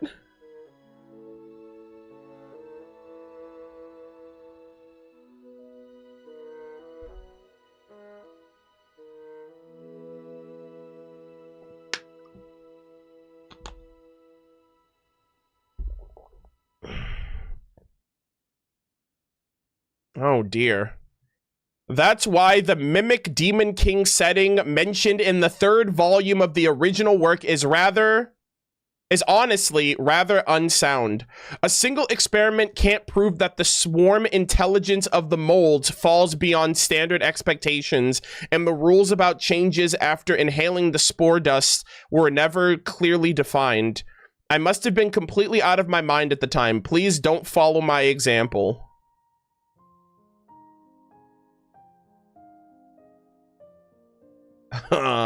Chat, Teyvat might be cooked. I'm not even gonna cap.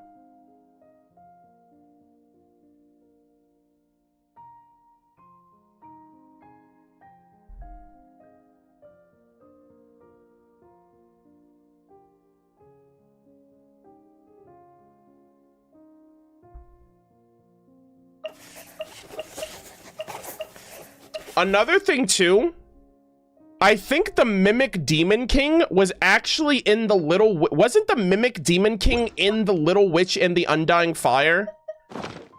So that was also like an allegorical story that the Hexen Circle also told. So they could know something that we don't know. Hold on, let me double check. I know I'm like 99.9% sure. Whose story, who wrote that one? So there's that. I think that was Rhindaughter's story that was written. Yeah. Then they encountered a Mimic Demon King. So this is the 3rd volume. This was what she was what was being referenced. And this was, I believe volume 3 was Rhindaughter's portion.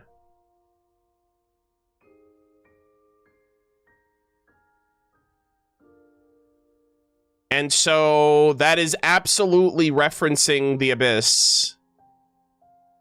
Mimic Demon King. The Abyss can mimic. Holy shit.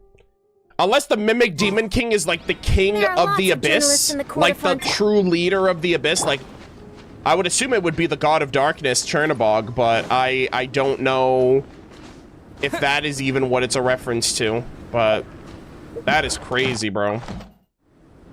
Very exciting implications for sure.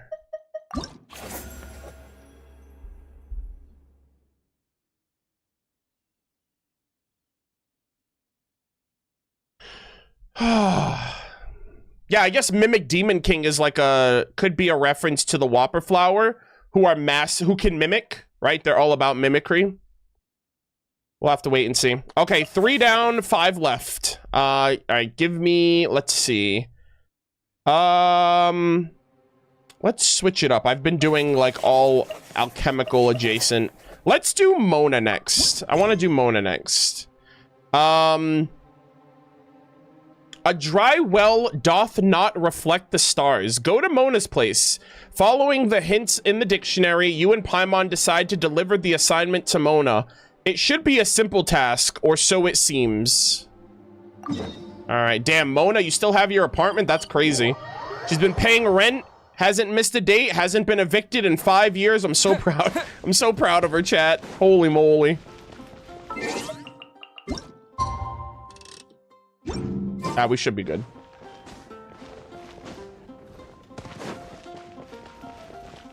Mona! Hey! We have something for you. Hello. Oh, Traveler Paimon. You're full of energy today. Hello, hello. You have something for me, you said? Is it some quick and easy way to make Mora by any chance? Oh, God. What are you trying to buy now? Okay, stop spending your money on nonsense. Well, actually, it's some kind of task from your master. Ugh. Great. Now we're gonna hear her talk shit about her teacher. Yeah, that's a hard no. But I guess I don't have a choice, huh? An enterprising spirit is important and all that. I just know it's going to be torture, though.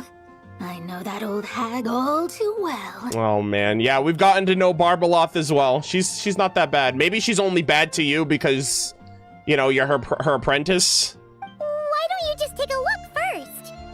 Huh. This book doesn't seem so special to me. What? Oh, whoa! Letters just fell out of it. Oh, actual letters. I thought she meant, like, letters, like the letters on the pages. Oh, maybe she's trying to reconcile with you? No idea. Either way, it looks like I'm supposed to open these 3 letters in order. Well, let's start with the first one. Okay. If this is her task, it should be okay for us all to read. Come on, let's see what this is about. All right. What do we got? Oh, how long it's been, my student. I'm afraid to report that getting up and about is becoming harder and harder these days. Okay, I automatically am smelling a troll moment right now. There's no shot. Oh, the sympathy card. She could have tried to make it sound a bit more genuine at least. Okay, Mona's like, I'm not falling for this shit. Remember when I would chase you and you would run for dear life, trying to use that hydro phantom of yours to distract me? Uh-huh. Oh, seems like it was just yesterday. She's like, okay, let me butter her up real quick before I ask her to do something for me. Now you're off on your own, and I laze the days away in my rocking chair. I really should get some exercise again. Well, then get it some other way, you old hag. Oh my god. On second thought, this seems kind of private. Now, I'm sure you're curious as to the purpose of this letter. Bruh. And to that, I say this. If you want to learn how to predict the fate of an entire kingdom, or even the entire world, head to Sumeru and search for the gate to an underground kingdom. Holy shit. Once there, open the second letter. She's like, you want to figure out how to read the fate of an entire kingdom? Learn from the ones that have already fallen. Huh. But she knows how to lure people in, that's for sure. Mm-hmm. Is she serious about passing on her secret technique? I don't think so. Guess she really is getting old. No. No. She's already old. What do you mean getting old? She's over 500 years old at least. Minimum. You two have such a weird dynamic. When you talk about sentimental stuff, you fight. But when it comes to dry academic stuff, you get all emotional. Yeah. Anyway, this gate to an underground kingdom sounds familiar. Yeah, we're kind of lore gamers around here, Paimon. Wait, you've heard of it? Conria, hello? Yeah, it should be the same one we're thinking of. Perfect. I don't even need to investigate then. Oh, that means no hired guide, no lodging, no shelling out Mora left and right. I could save a pretty penny. Come on, there's no time to waste. Let's go. And since you didn't mention a transportation fee just now, Paimon's guessing that means... Yep, same method as usual. Let's go. All right. Whoa! Yo, Hydromancy also... Isn't this the loading screen for the Golden Apple 2.8? The 2.8 Golden Apple Archipelago? This brings back memories of summertime. What? It's actually kind of refreshing. In the world? So, I think the reason they teleported us is because you can only access this area through a world quest. So if you didn't get the world quest, if you didn't start the world quest, you wouldn't have the teleport waypoint to teleport here. So they did it automatically. When we teleported in 1.1... When we teleported in 1.1, I don't remember that. I don't remember that loading screen. I think I remember that loading screen. When we teleported with Scaramouche... No, I remember that. I don't remember the loading screen being a part of that. I mean, that was so long ago. I vaguely remember. I remember that screen more from, like, it looked like Golden Apple Archipelago.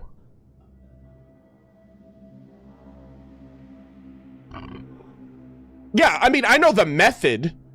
I know the method of how we got here. What I'm saying is they probably did that to get around the fact that this area is an optional area, that if they were like, all right, players, go there yourself.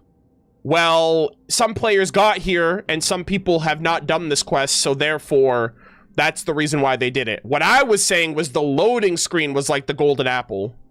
So, this is the gate to the ancient kingdom of Conria. Yes. Oh my god. What a great shot of this, dude. We haven't been here in a couple years. It's been such a long time. I'm sure a lot of secrets and tragedies lie behind it. Oh, yes. Well, let's open the second letter. We're definitely not going in there, by the way. Just saying. Let me see here. Yep. It's this one. Especially if we have new Conria. Old Conria, thing of the past. I don't think... Maybe we'll potentially go there in, like, a domain at the most, but I don't think we'll ever, like, go beyond that gate. As the ancient Sumeru saying goes, rote knowledge bears no fruit until it is watered with the showers of wisdom. With that in mind, there is a phenomenon in this land known as the Sign of Apausha. Yo, spoilers if people didn't do this, but it was like 3 years ago after all. Yeah, the Sign of the Kawarina of Good and Evil, which was my favorite world quest up until we got the Sacred Mountain quest with Bibu. That entire quest line over, like, that's my new favorite world quest series. But this one was my favorite for a few years, actually. It is a celestial mark that burns in response to an all too ardent desire for the truth. In that sense, perhaps it's more fitting to call it a sign of truth instead. The records of this ancient kingdom state there are several large subterranean lakes in Conria, clear and calm as mirrors, whose surfaces reflect the true stars. What? Several large subterranean lakes? They had lakes underground? I guess that's how they were able to... I mean, I guess they were doing, like, divination or even their own hydromancy underground. Despite being underground, they could reflect the stars in that water, even though they don't have access to the sky, which is crazy. Okay, so I wonder if New Conria is going to feature these lakes then, to, you know, to have an accurate reimagining of Conria. That's so cool. This is because the sign of truth created in the water is able to bypass the false sky and connect to the outer universe. What? So that sign of Apausha in the water can reflect the true sky beyond to that. What the hell?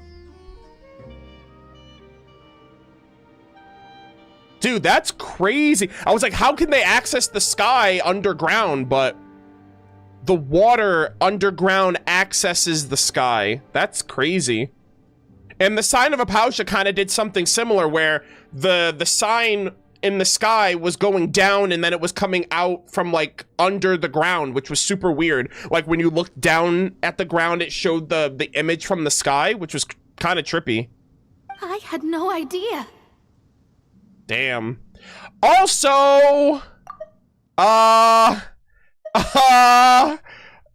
Wanderer was right after all, by the way.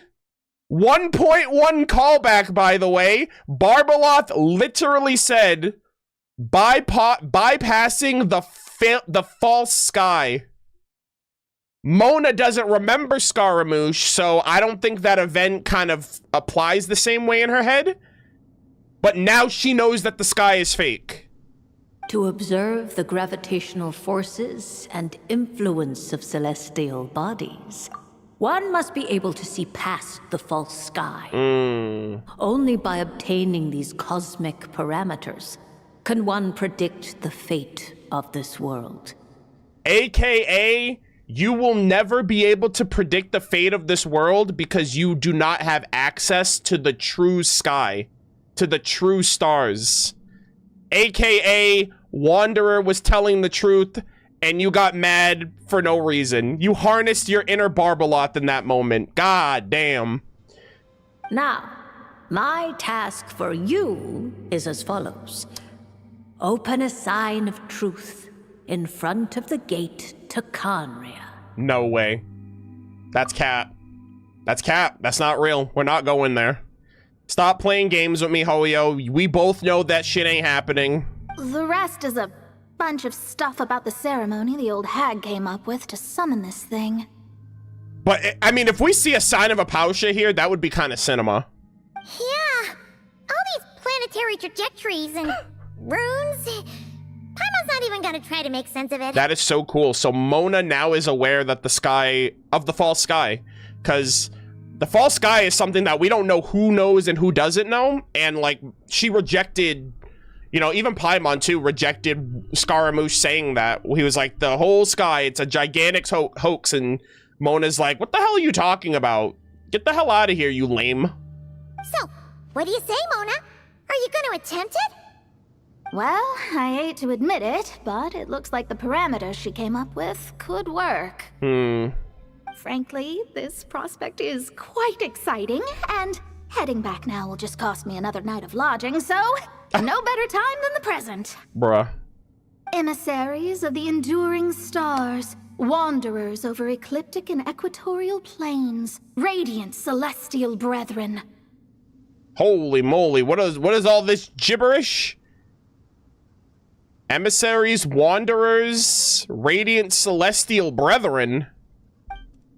Holy. Traverse the twisted paths of the cavernous void. I, Mona Magistus the astrologist, invoke the power of Hydro to balance the scales. Oh my gosh, the scales of the Oratrice Mécanique d'Annalise Cardinal. By wisdom and truth, let the thirst be relieved.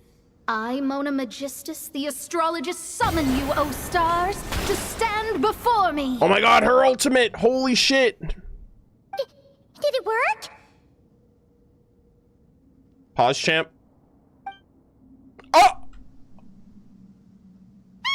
Monsters! How did that happen? Tenebrous monsters? Abyssal mimics?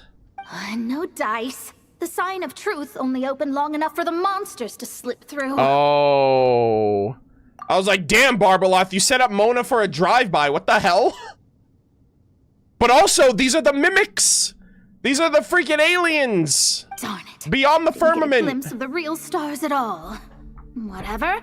I'll just take it out on you. Well, if you think about it, would that not work, though? Because you're still within the firmament of the false sky, so you wouldn't be able to gaze the true sky unless you were at one of those Conrian lakes, I assume. Anyways, we don't have any Natlanese characters, so this is going to be kind of annoying if they have barrier, if they have, I have a better grasp of hydromancy now. Ooh. And All right, hold on. the perfect test subjects to test it on.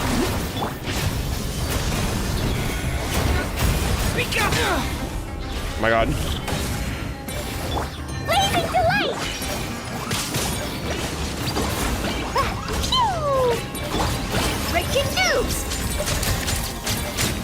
Damn, I just took a picture of him as he died. That's that. Well, the old hag said to open the third letter once it was all said and done. But I couldn't make it work. So, should I still open it? You know, Paimon thinks she understands your dynamic a lot better now.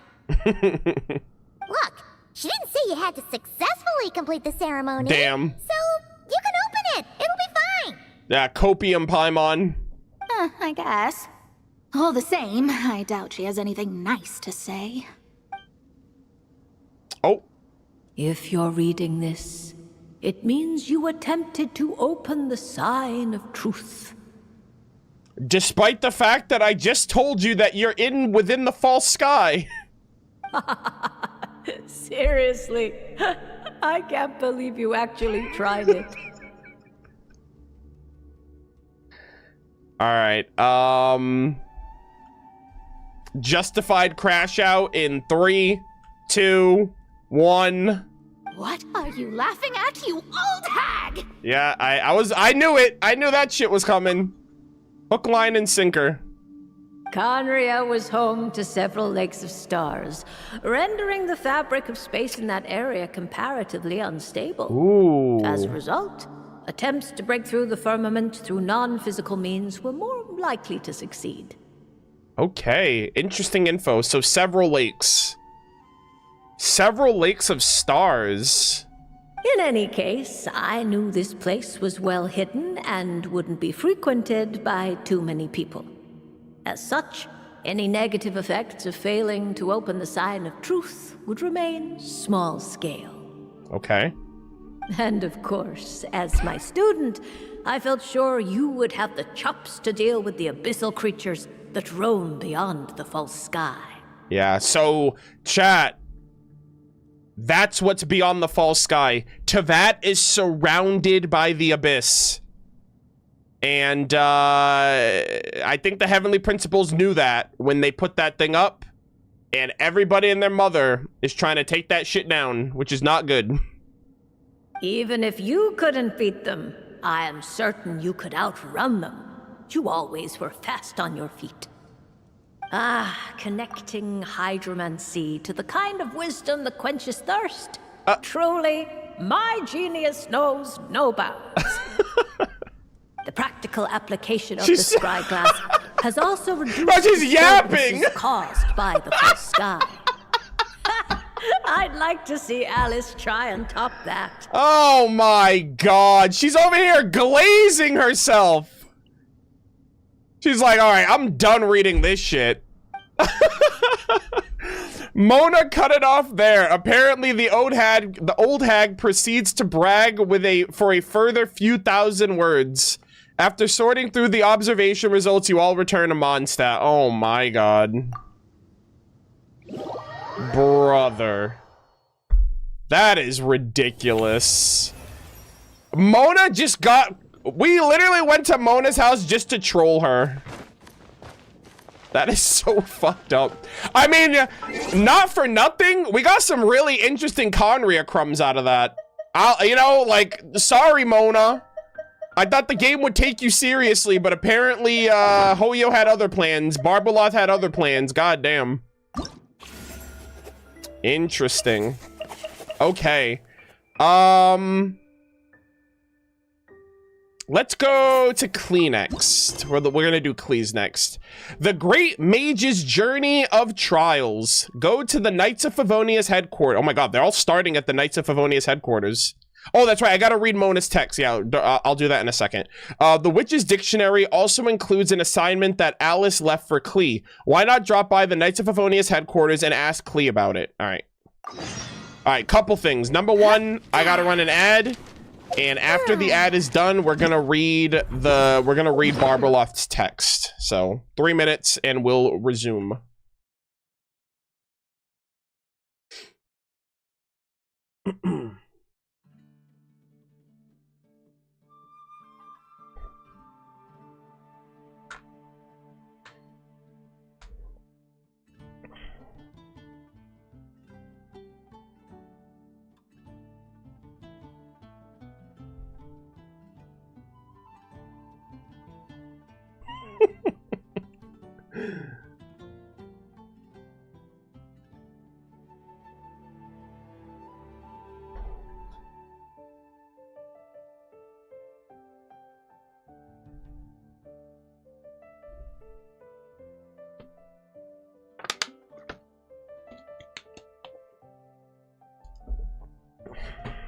I think I'm gonna save Razor for last. For obvious reasons. My favorite. So we'll do Ventis and then Fischls and then Razors, I think, next. Or maybe I'll do Fischls next. I don't know. We'll figure it out. But I'm gonna save Razors for last.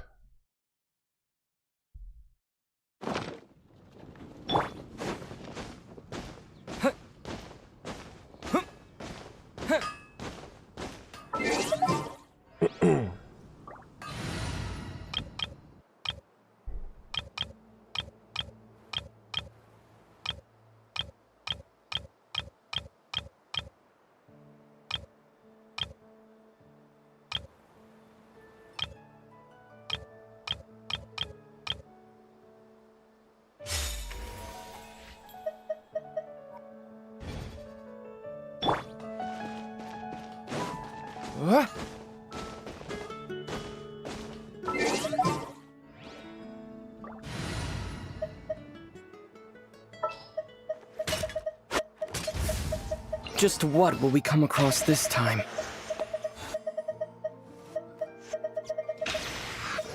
Hello, everyone. I'm Durin. Some in-the-field research?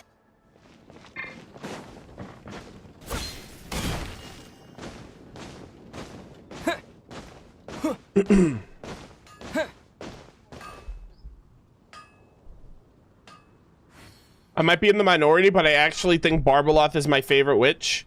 Yeah, she's she knows how to have fun. She knows how to she does a little trolling, a little tomfoolery. I can appreciate that.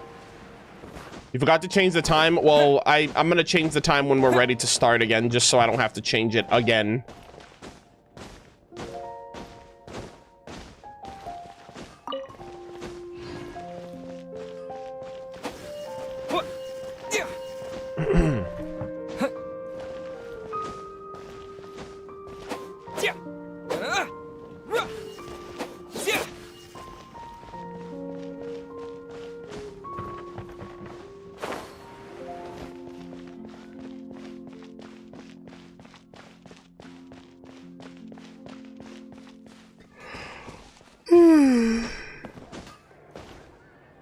Excuse me. Alright, we're almost done. We have, I probably have, maybe, what, another hour, chat, probably, to finish Venti, Fischl, Klee, and, Razor, probably. Look at my Arlecchino, please. Yeah, I don't do character reviews or account reviews or anything like that, so yeah. First time chatter, please, man. Yeah, I'm not going to, so please don't ask again.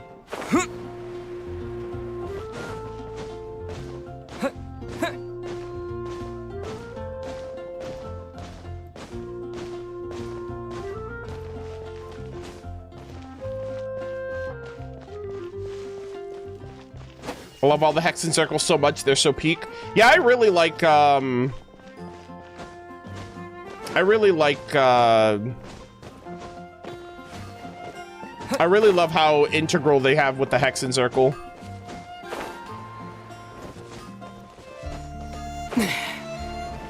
Yeah, Cyrene is best girl. You don't need to type that. It's not that serious.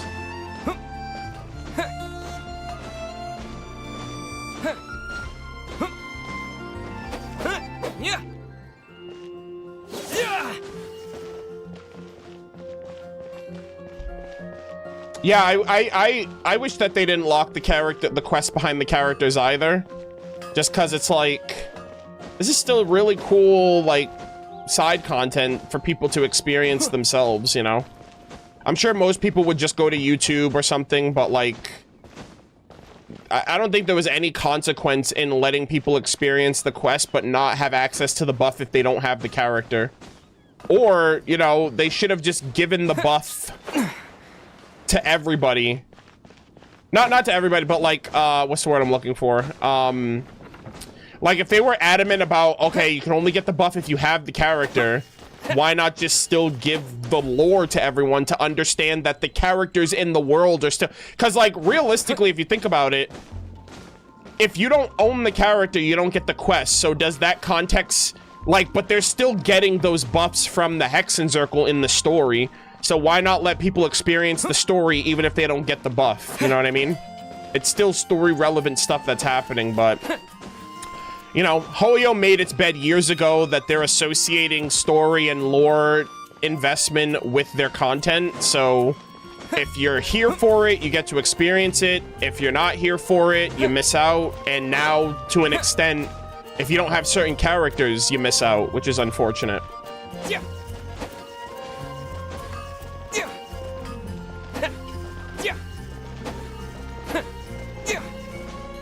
Have you played Deltarune? No, I haven't.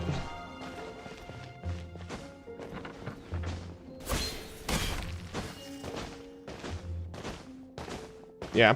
Because, like, the thing is now... Like, the main thing I'm worried about now is, like, okay... They did, like, a whole quest line for Flynn's. They did a whole quest line for Nefer.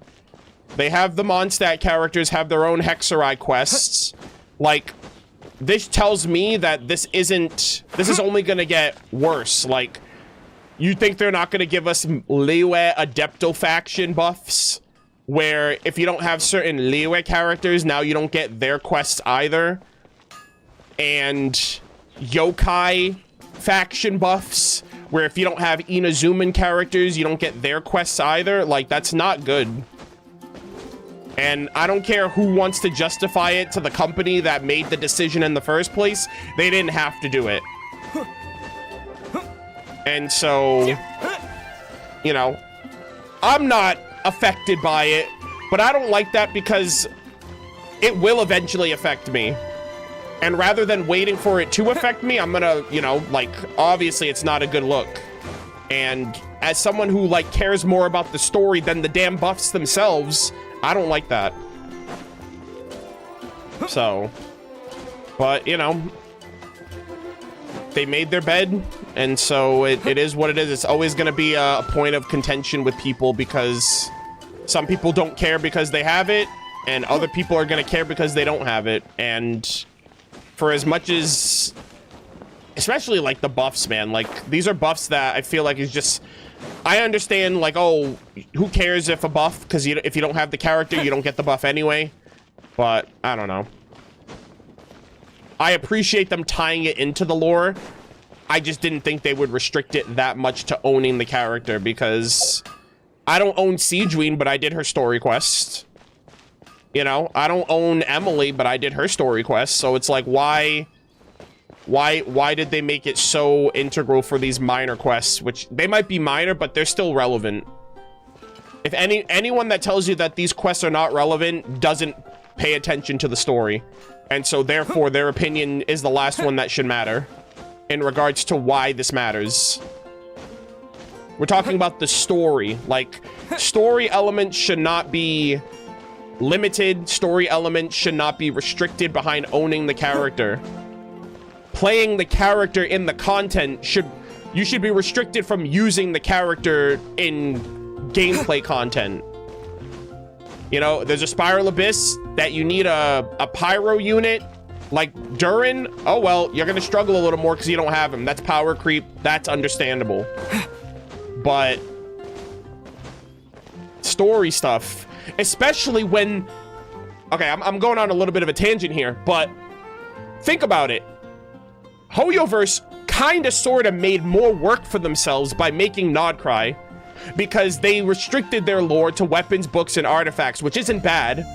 But when they realized that that lore is going to eventually become pivotal to their story down the road, they were like, oh, we spread this shit out so far and we gave you all this lore up front that we realize our community doesn't really understand our lore. Like, the core community, the lore enjoyers understand it, but the vast majority of people don't.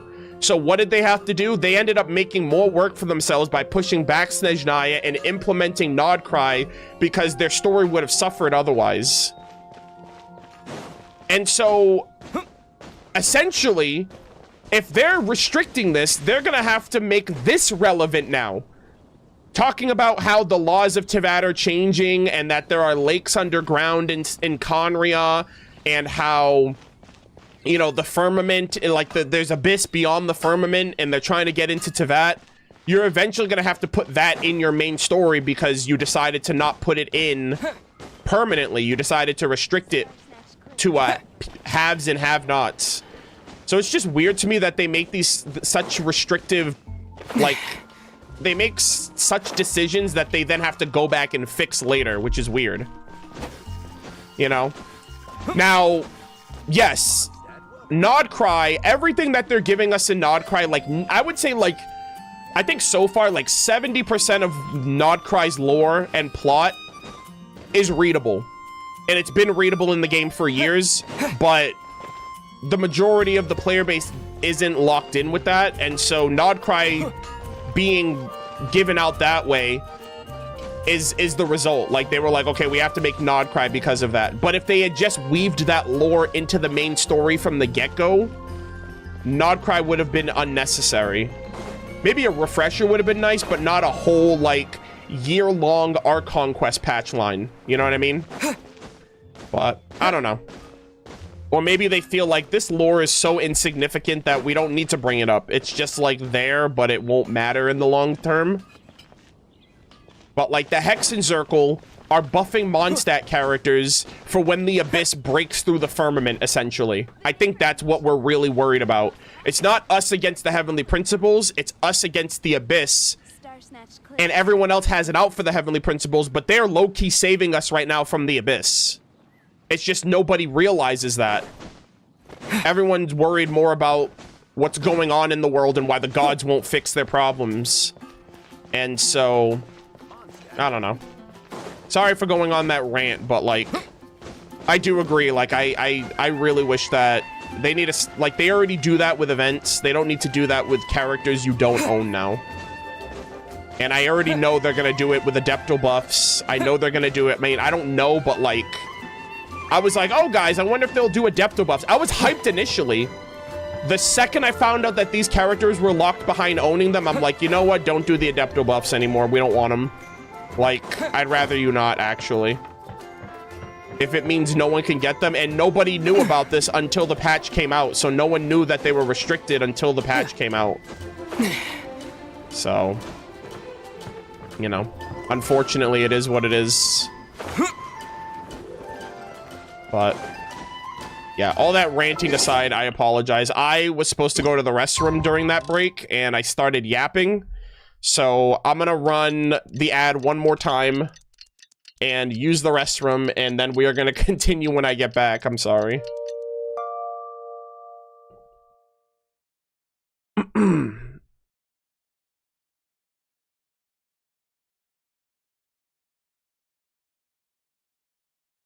Alright, I'll be right back.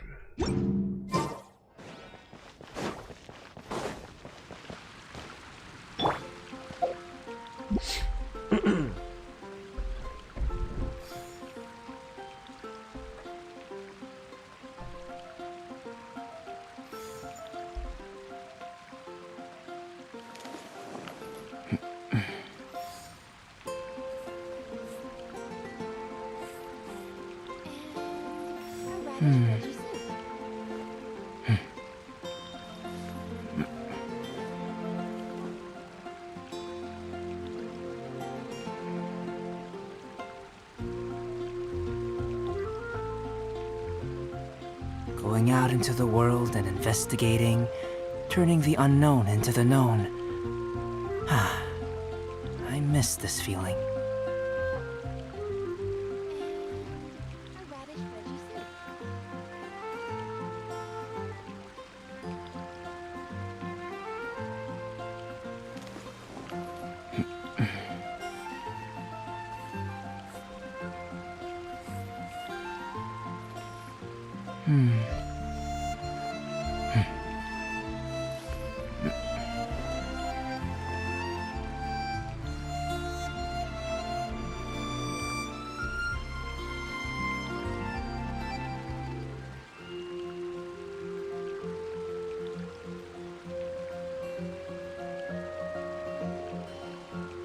What of you? How about a quick break so I can sketch this beautiful scenery?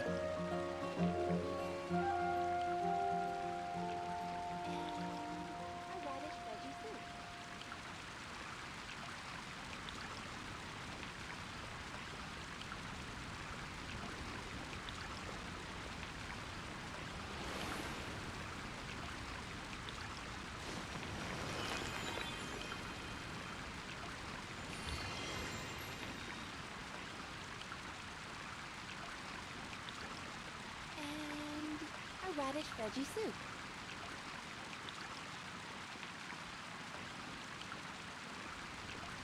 The truth of this world. What could it be?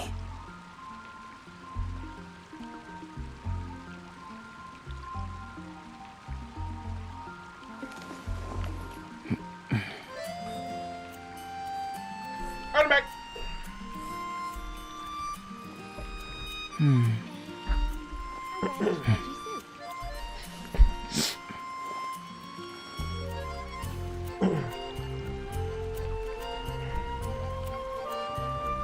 Yeah.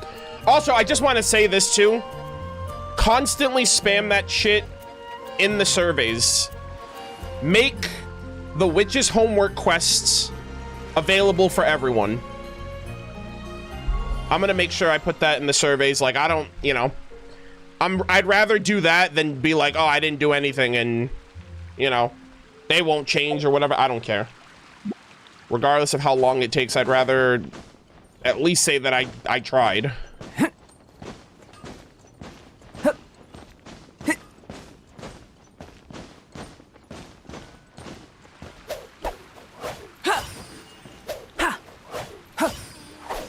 All right, how does everything look? How does everything sound, chat? We're gonna be starting now. All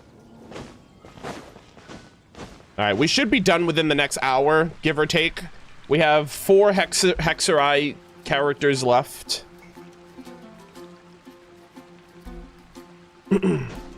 Thanks for the ad, Arnold. I just put my laundry into washing. Hey, you're welcome. Yeah, thank you. I appreciate all of you guys tuning in. Thank you so much. Also, if you guys are on Twitch, I'm sorry, if you guys are on YouTube, be sure to thumbs up the stream. I'd really appreciate it. It does help the content out in the long term. All right. Okay, so... All right, so before we go to do the Cleese quest, I have to double check and read Mona's text here because I forgot to do that. Oh my god. Okay, let's see. Okay, so this is they're talking about the Little Witch and the Undying Fire. So in the second volume of the original work, the crystal ball that girl who called herself the fortune teller gave to the Little Witch actually had a special setting. Crystal is condensed. Crystal is condensed, desiccated water, and in astrology, dryness corresponds to the element of earth and fire. So while acknowledging the unshakable orthodoxy of hydromancy, the story also cleverly weaves back to the foreshadowing embedded in its title, the Undying Fire. In that alone, it's clear that the fortune teller's ability far surpasses that of the Little Witch's teacher. Oh god. If the fortune teller ever takes an apprentice of her own one day, I doubt she'd test them in such a baffling way. Well, probably not. Yeah, guys, I'm pretty sure Barbeloth just wanted to express how much smarter she is than Alice and how much better she is than Alice and how she's gonna put her own apprentice through something very similar. Interesting. I should expect, bro, Barbeloth is gonna shake things up so much when she's introduced, bro. She's just gonna be a massive troll. And I would love the dynamic of her and the Traveler, like... trolling Mona together. That'd be hilarious.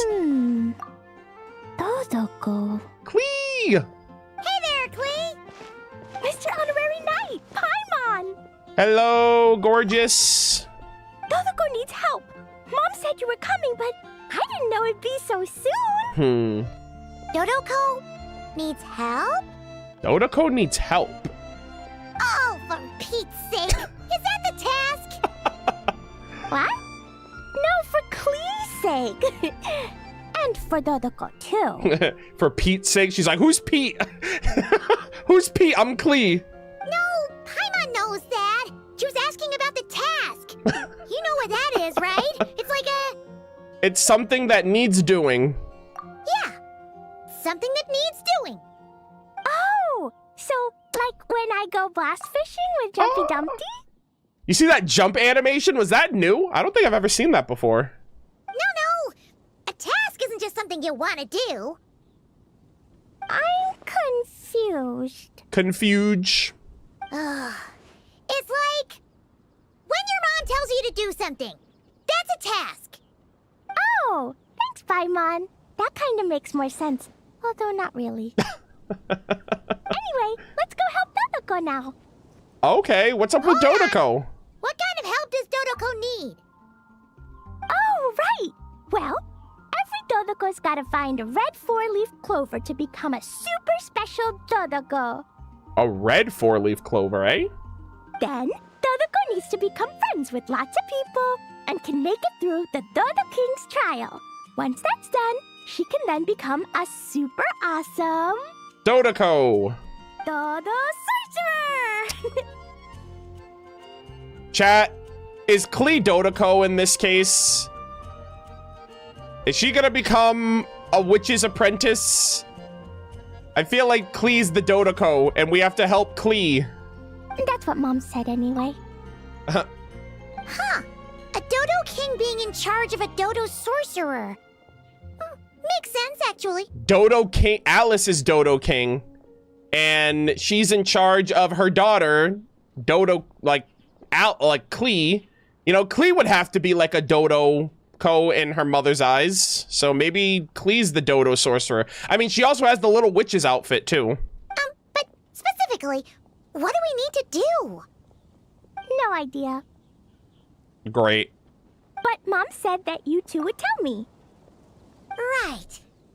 Well, let's have a look at this book then. Bro, are we just babysitting? Oh, there's a note inside it. Huh, let's see what it says.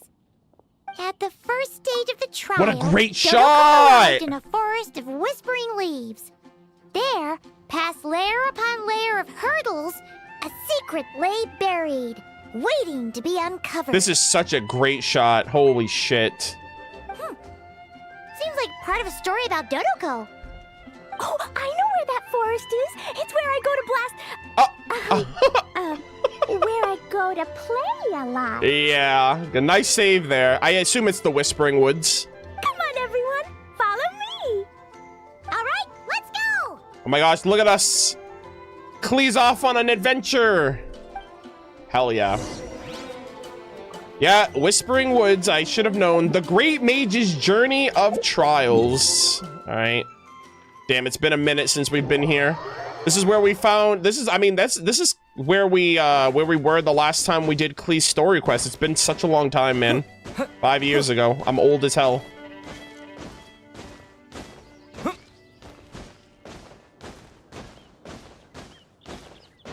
Oh, man. Chat, oh my god, what a throwback, dude. Wait, Dr. Livingstone. Oh my god, that's an even bigger throwback. Holy moly. Hold on a second. Dr. Livingstone, holy shit. I haven't seen this NPC in years. She's mostly at Dada Upa Gorge, but god damn, what a throwback. Hold on, I'm gonna do this just because I need friendship XP for Durin and Yehoda. I'm halfway to friendship 9. Dr. Livingstone, holy moly, I never thought I'd see you again. Cinema. Oh, god damn it. I completely forgot. Hers is like a fetch thing. You know what's crazy about this quest, guys? This was the quest that I found out that Edith and Ella Musk are sisters. These two right here, this is when, I remember, this was during 1.0. I found out from this quest that Dr. Edith and Ella Musk are related. Because, like, I remember I did this quest, and then I was like, oh, I've never talked to this NPC. Let me talk to her. And then I found out that her and Ella Musk are siblings, which is kind of cool.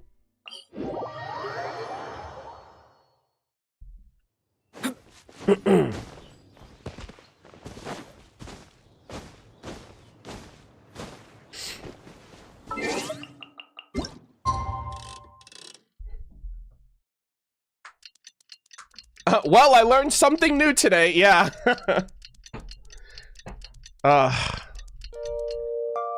Dr. Livingstone still needs help after 5. Bro, all of these NPCs do, man. Can you get me an apple? Can you get me a mushroom? Can you help me fight off these monsters? No, Pallet, you shouldn't have pushed Sucrose that one time. Have fun fending off against those hilly churls. I hope you make it out alive, my boy. And yeah, all these Mondstadters, man, they...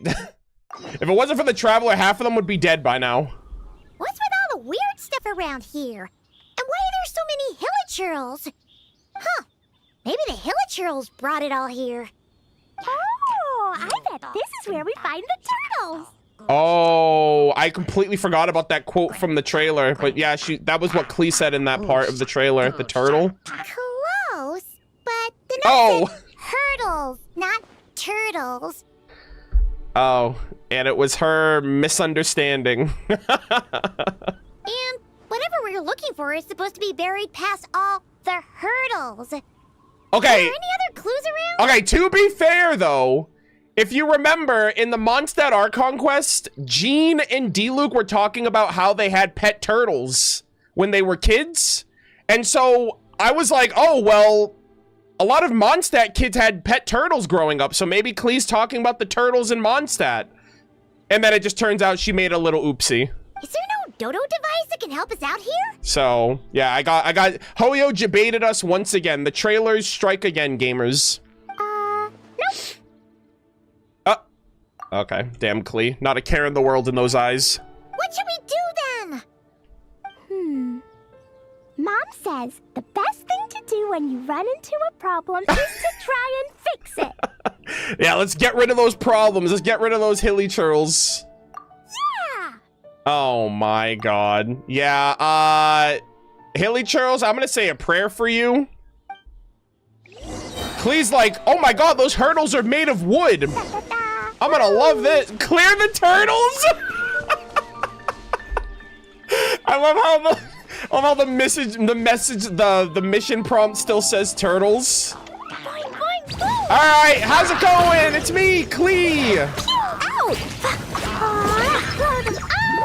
Blow them all up! Kill them all! By order of Klee and Dodoko. I never leave them. Also, I have such a scuffed team right now.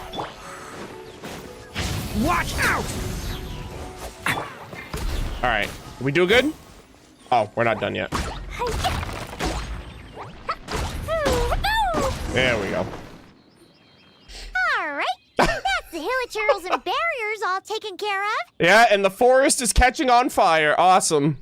And we didn't set the forest on fire. Are you sure about that, Paimon? I beg to differ.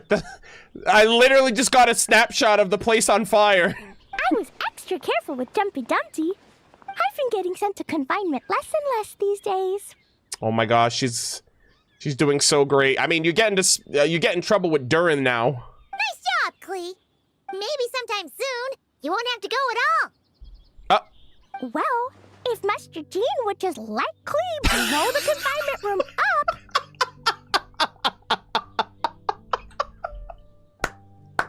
Chat, where's the lie? She's not wrong. If I blow up the room, then I'll never have to go in there. That's not really what Paimon had in mind. Wait, what about the trial? Did we learn anything new?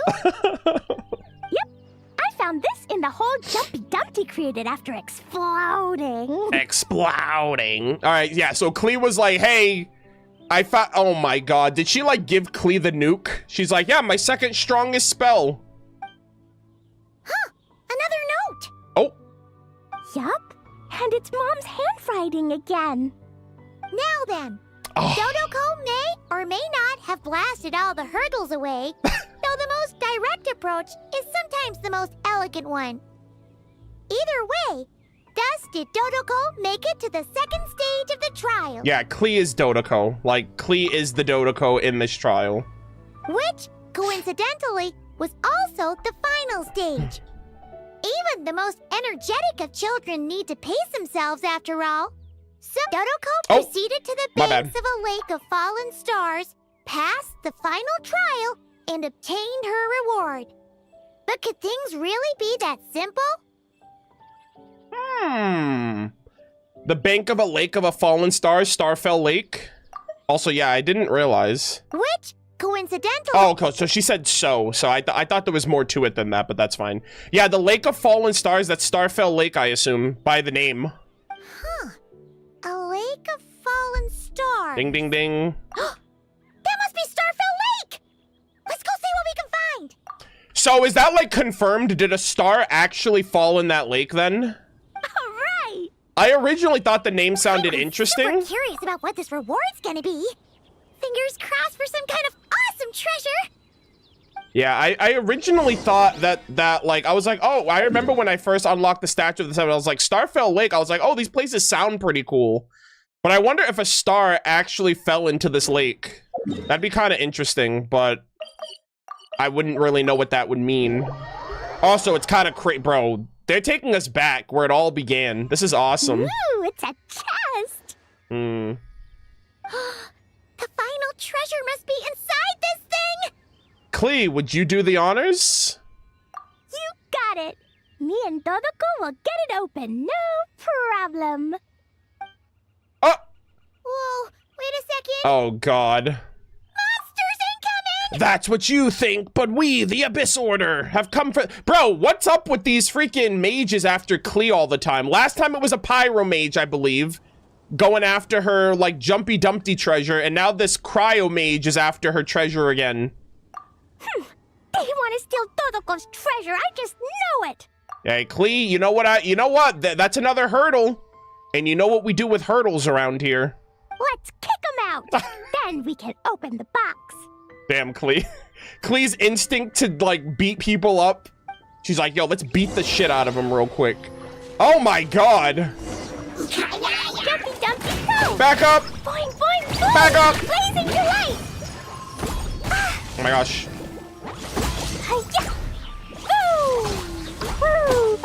Oh my gosh, we are laser gaming right now.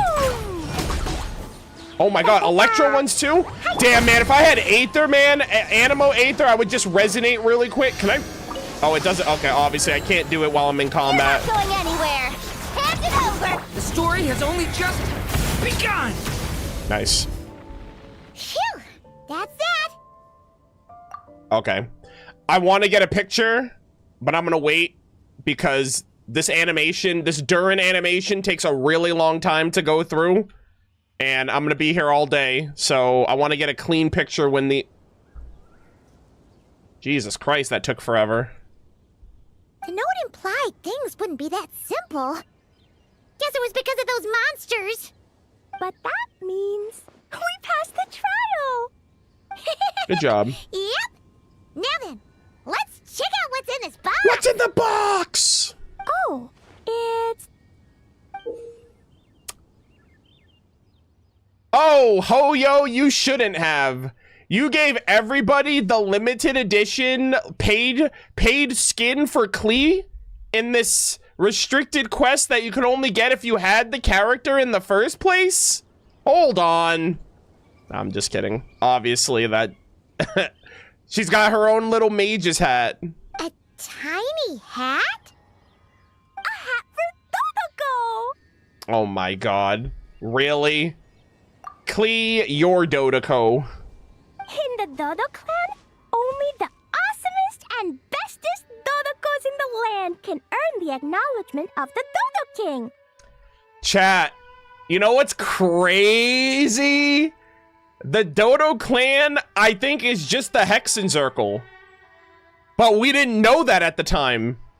Because, like, they speak in tongues in this game. Everything is an allegory. Everything means something else, Right? The Dodo King, the leader of the Dodoko, the leader of the Hexen Circle, Dodo Clan, the witches hang out. I think that's what it means. So I think Alice is basically saying, hey, Klee, looks like you're joining us. Their job is to help out and protect all the other Dodokos so the Dodo King gives them a special hat. Yeah, I think that's what they're doing. That's so cool. It's so cool to just understand this game after you've been playing it. Like, we didn't know about the Hexen Circle when we first learned about the Dodokos and stuff like that. That way, the other Dodokos will recognize them and know who they can go to for help. Oh, so now your Dodoko is one of these special Dodokos with a hat. Or maybe even the hats are a way for Alice to keep direct tabs on all of them. Exactly. The hat makes Dodoko a Dodo sorcerer now. She can use special spark magic to help even more people. Yeah. The Spark Witch. Klee?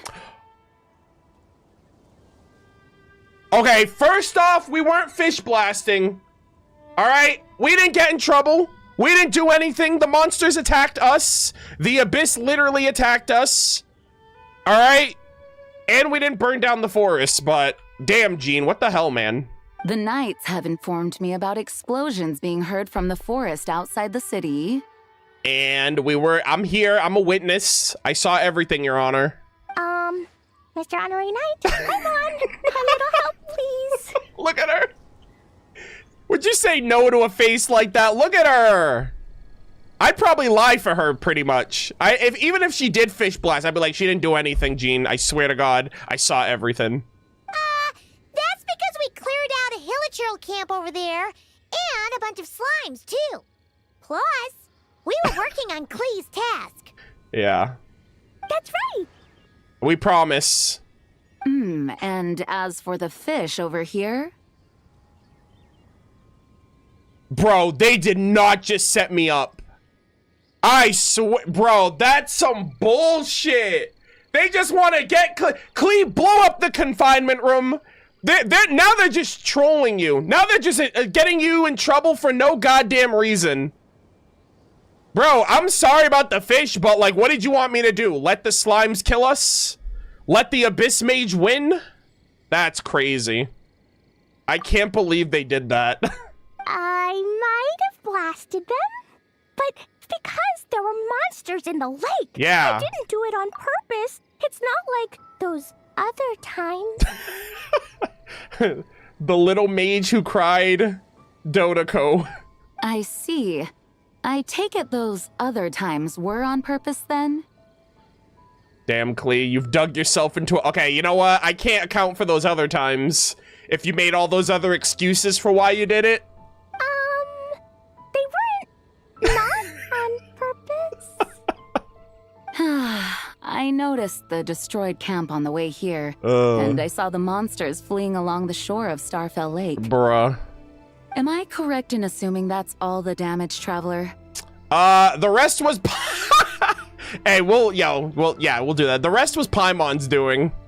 Yeah, you know Paimon. Clearing out monsters with a single punch. Ha! She's just awesome like that. The one Punchmon in the future chat. Another one added to the list, surely. Klee. Come with me. Let's head back. You better not punish her. Oh, is it confinement for Klee again? No. Well, the Traveler's vouching for you. Okay. So I suppose your punishment will just have to be a meal at the Good Hunter. Let's go! W. Saved. You've been out and about all day. I'm sure you must be hungry. You're the best, Master Jean. Master Jean's the best. You two are more than welcome to join as well. Ha-ha! Awesome! Paimon's been craving some sweet madame. Hell yeah. Jean treats you, Paimon... I guess I'll go fuck myself. Sorry that I'm not fucking... I'm sorry I'm not an AI, Hoyo, and I can't read, like, 50 words a second. I didn't even get to read what it said. I assume it said, you, Paimon, Jean, and Klee went and enjoyed a tasty treat at the Good Hunter on her dime, and everything worked out in the end. Like, what the hell? I thought it was gonna let me continue that on my own. Good God. Yeah, we did a good thing. I love Klee. That was a really fun quest. I really liked that. All right, let's see what hers says. All right. And just like that, the cutest little dodo sorcerer passed her qualification exam with the help of her friends. Now she's a real full-fledged dodo sorcerer. Congratulations. Wait, weren't we supposed to be writing commentary? What does any of this have to do with the little witch? Oh, that's funny. Guys, if you didn't realize, it was Klee. Klee passed. She's in. She's a Hexen Circle witch now. She got the buff. Hooray for nepotism. I mean, we have Albedo in there because of Rhine-Daughter. We have Durin in there because of Rhine-Daughter. We have Klee in there because of Alice. Like, this shit's rigged from the jump. Venti because he's the Animal Archon. You know? It's been rigged from the start. Mona? Well, Mona's a genuine apprentice. The others are actually the children of the people who are already in the clan. That are already in the Hexen Circle. So, you know, that's a lot. That's an extra layer of, like, privilege to get in. Yeah, it's at this point, it's a family trip. Yeah, it's a family business. Oh, that's funny.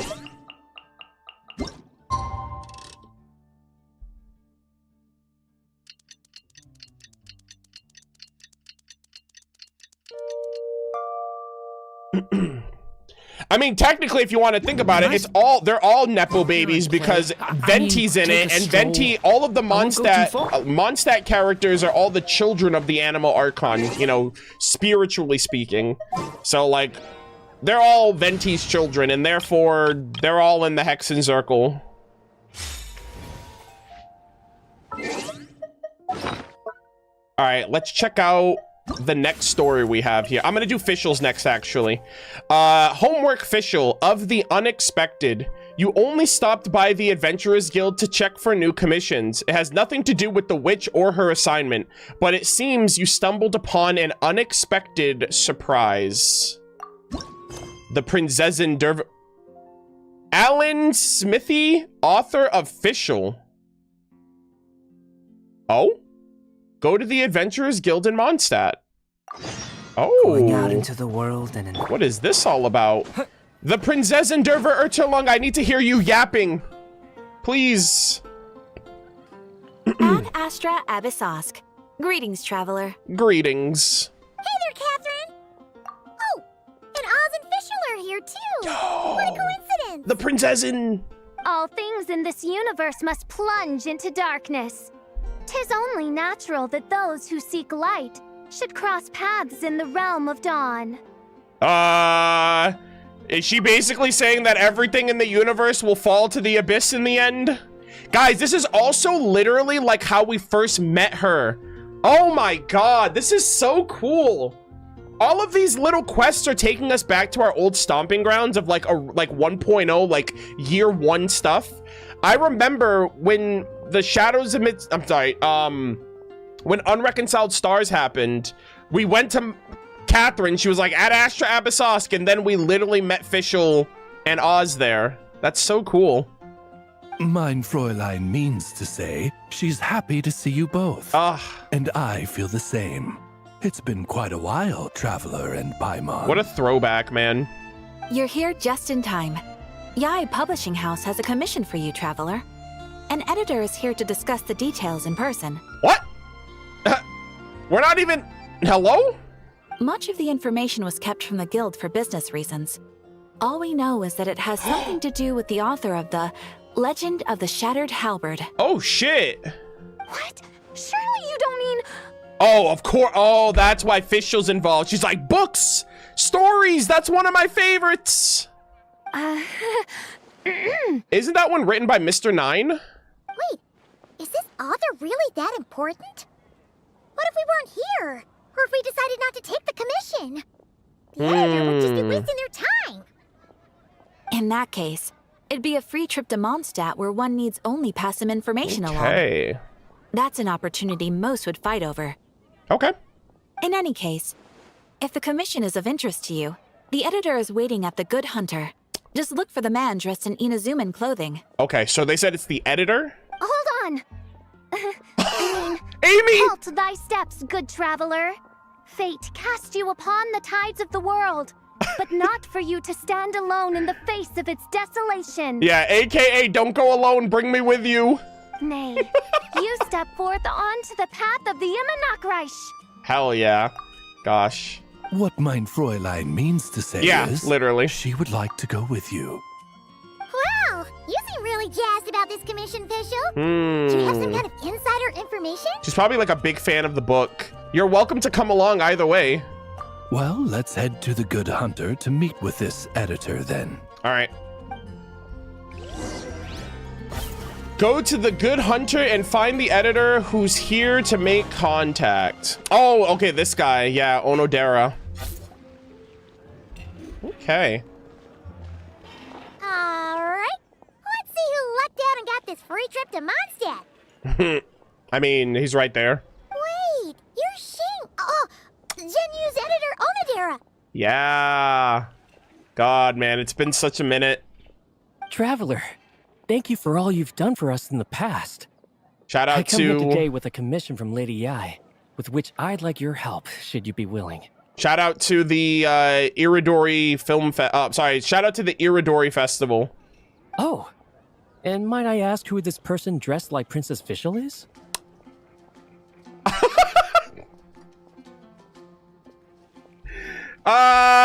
This is awkward. Onodera, meet Fischl, aka Amy, but she's always in cosplay. You have the pleasure of speaking to our eminent person, Fischl, Prinzessin de Vertelang. This guy's like, excuse me? Mein Fräulein means to say that her name is Fischl, and that she is most pleased to meet you. Yep, this is Fischl. She's a reliable adventurer, and she's here to help. He's like, what the hell? You're real? That's right, this is Fischl. Yeah, I, kinda got that the first time. Yeah, we all have that same reaction the first time we meet her. It's kind of, chat, it's so crazy how when we first met Fischl in year 1, that's everyone's reaction, like, what the heck, what's up with this girl? She's kind of, why is she talking like that? What's going, and now we're just like, yeah, that's Fischl, she's awesome. Since thou hast learned my name, understand this. To speak it is to be absolved. Praise it, therefore, and thou shalt earn thine salvation. It's so much effort just to say that. Like, come on. Mein Fräulein means to say, she... Oh, I see. I completely concur, milady. Oh! Remembering names is simply basic etiquette.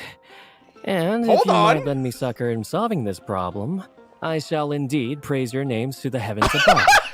As many times as necessary. Yo, this guy's based! He's like, I know good literature when I see it and when I read it. Oh my god. Yeah, he's like, yeah, I'm a Flowers for Princess Fischl fan. I speak your language. You understood Fischl language before Oz could even finish translating. What a go. Yeah, he's a reader for sure. He's a knower. Well, let's get down to brass tacks then. That is awesome. That is so cool. Now, have you heard of the author Mr. Nine? He's famous for writing the legend of the Shattered Halberd. Yes, I am aware. Flowers. For Princess Fischl. What was that, mein Fräulein? Flowers for Princess Fischl. That's what Mr. Nine is actually famous for. Actually? Damn, Fischl got offended? Damn, dude. She's like, you will not besmirch the author that gave me everything. Mein Fräulein means to say, even should the creator be cold and unmoving, the Prinzessin and her Immanakreich's resplendence might yet compel them to weep. Also, why is creator capitalized? I read that and I was like, primordial one? Hello? Should the creator be cold and unmoving? That sounds kind of accurate. Well, sure. The author of Flowers for Princess Fischl, Mr. 9. He sent a letter from Nodcry asking for help, and he seems to be in bad shape. Oh, from Nodcry? Wait, Mr. 9's in Nodcry? So ask the Adventurers Guild or a local mercenary to find him. Seems pretty simple to Paimon. Where it's so simple. But here's the problem. We don't know anything about Mr. 9. What he looks like, how old he is, where he's from. Yeah, so here's something that I want to come clean about. Early on in Genshin, I thought Mr. 9 was Chang the Ninth, who lives in Liyue, because Chang the Ninth was also in that author, like the most marvelous author contest. And it's like, he's Chang the Ninth. And so Mr. 9 could have been like a pen name for him. But apparently Chang the Ninth and Mr. 9 are two different people. And I hate that it took me like multiple years to realize that. And I was a little upsetty spaghetti about it. I was like, what? That was so free that could have been him. But yeah, so I don't know who this Mr. 9 is either, I guess. He's only ever communicated with us via letter, from addresses all over Teyvat. And he's never showed up to our annual meeting or events. Not once. Especially because they gave us the freaking quest with Xingqiu about the book that Xingqiu wanted to read, and I was like, oh, so this guy's like a legit fucking writer. He's like an author, actually. The 9th thing just really tripped me up. I was so upset about that. I was like, why couldn't it have been him? So, what are we supposed to do? Well, we'll need to investigate Mr. 9's identity, that's for sure. Okay.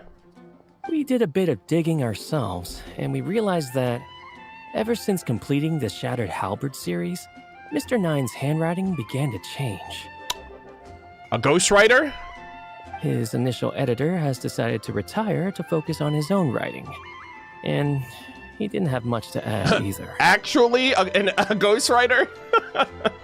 Whatever hath once existed in this world is enshrined in the memory of the Prinzessin of Epilogue, to endure unchanging in her Immanakreich. For from the sacred primordial words flow the wellspring of all cause and consequence. Thank you, Fischl. Mein Fräulein means to say... No, you don't need to translate. Bro's got it down. Yes, we had the same idea. So, we tracked down the original manuscript of The Legend of the Shattered Halberd. Brother.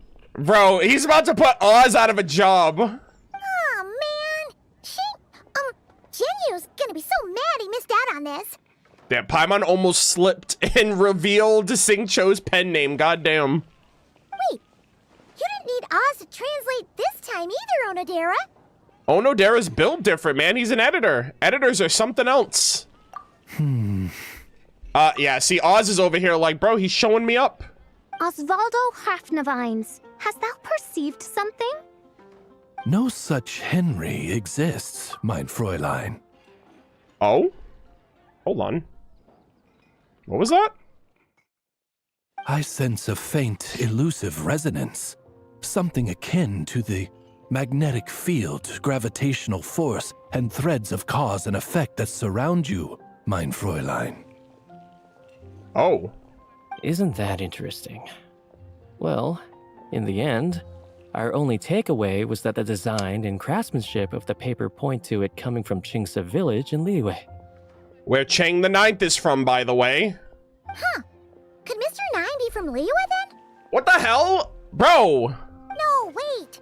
If we're talking authors from Qingce village... Yeah, what the hell? Is it Chang? I could have sworn it's not him. No, it couldn't be. Could it? Chang the Ninth? Well, he's got the 9 in the I've name. Heard of him. He won a Best New Author award for the first apprentice of Guhua. Yeah, and a couple others. It matters not. Though the Saint of Tears and the Saint of Atonement perform manifold labors on divergent principles, their power flows but from a single source. Okay. Mr. Onodera, if you please. Wait, is he gonna let him translate now? Wait, Oz? It's It's great that you trust Onodira and all. Oh my gosh. We're still in the dark over here. Yeah, where's our translation, damn it? You speak true, Mind Princessin. Even if Chang the Ninth doesn't turn out to be Mr. Nine, he's still an author. And he could have had contact with him. I think it's a good place to start. Yeah, I always thought that Mr. Nine and Chang the Ninth were the same. What did I tell you? Editors, am I right? Yeah. Well, either way, I appreciate the help. I'm counting on you. Okay. Oh man, Onodera, you're kind of goated, my boy. Is there anything else we should know about Mr. Nine? Well, according to some readers' Q&As and his author's notes, he has a receding hairline, a slight pot belly, he doesn't like sweet things, and his heart is on the right side. Okay. That's a lot of information on a Q&A. What the hell? Or was it the left? No, it was the right. He has 5 fingers on his left hand, severe insomnia, a pupil in each eye. 5 fingers on his left hand, like, as opposed to what? Wait, what? What the hell? So, a whole bunch of nothing. What the heck? That seems normal. Okay, anyways, that's interesting. Let's go track this person down and see what's up. Damn, I haven't been here in a minute. It's been such a long time. Maybe it's 5 fingers and a thumb? Yeah, but a thumb is considered like a finger.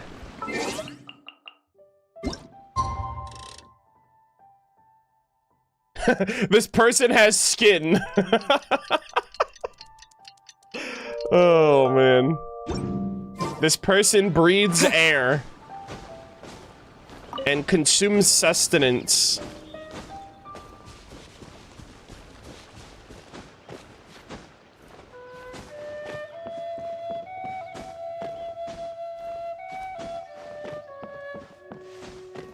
Okay. Chang the Ninth, man. It's been ages, my boy. Let me tell you. God, it's been years. Ah.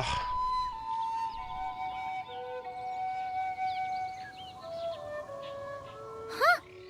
Chang the Ninth isn't home. Oh. It doesn't look like there's anyone around we can ask either. Shall we wait? Seems like that's all we can do. Still, could his absence mean that he really is Mr. Nine? Oh, and Nodcry. Now kidnapped and sent to Nodcry. Yeah, I guess, maybe. Perhaps we should have a look around his house. Barging in without permission seems wrong. But if he really is Mr. Nine, then... Okay, let's do it. Hey, we helped him with Sing Cho, okay? He owes us. Investigate the clues in the area. Oh, okay, so there's a couple. Is there any behind? Okay. There's one over here. What's this? Just seems like a bunch of ordinary stuff. Nay, I, the Princessin, have beheld the mystery of the universe enshrined in these specks of dust. What hath been revealed is the very fount of wisdom. Ever does it flow toward the shores of truth. What Mein Fräulein means to say... Mein Fräulein means to say... Good. She thinks this is a clue. Alright. We got Oz back, gamers. We're back. We are so back. Holy moly. Oh, wait, no, what about the other clues? We lost them! Was that the one I was supposed to actually see? Damn it, I wanted them to... I didn't know that it would... I didn't know this was the one I was supposed to look at. Unfortunate.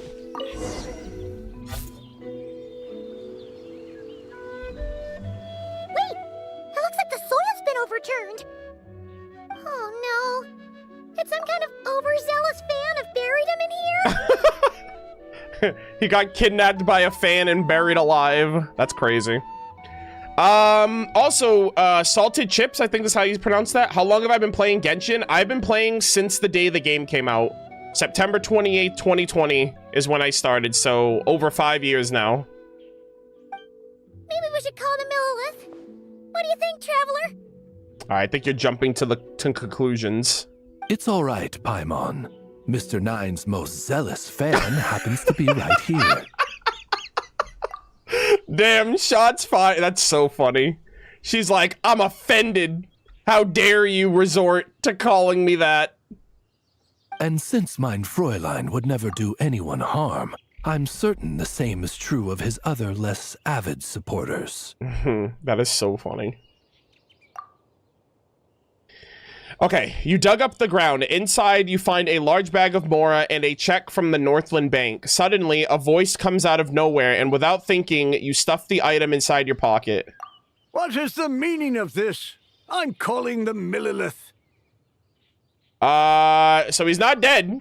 That's good. Chung the Ninth! You're not dead! Or kidnapped! Okay. What are you even talking about? Oh, wait a second. Yo! You're the ones who came here with that young lad from the Guhua clan. Yes, I remember. Holy shit. This guy's old as fuck, but he has a great memory. That was 5 years ago, my boy. I'm guessing this is a misunderstanding then. The question still stands, though. What are you doing digging around my house? We were looking for you, sir. Oh, well, actually, we just wanted to know if you've ever written under the pen name Mr. Nine. What? Not even a whole bucket of hallucinogenic mushrooms could make me that delusional. What? No. If I were Mr. Nine, why in the world would I enter all those writing competitions? Yeah. Chang the Ninth, I mean, Mr. Nine is like a world-renowned author, whereas Chang the Ninth was like, I'm trying to get my work out there. So, I had that distinction. I realized that distinction long time ago, but early on I was like, it has to be him. The Ninth, it makes sense. To what? Demolish the competition from the shadows? Yes, doing a real bang-up job, aren't I? My submission's never even been selected. Damn. Bro, what? All those commissions I did? And those motherfuckers never even picked yours? The classic archetype of the boy hero is outdated. Bruh. That's the kind of critique I get. Even opening with a plot twist or disguising your hero as a fool is falling out of fashion.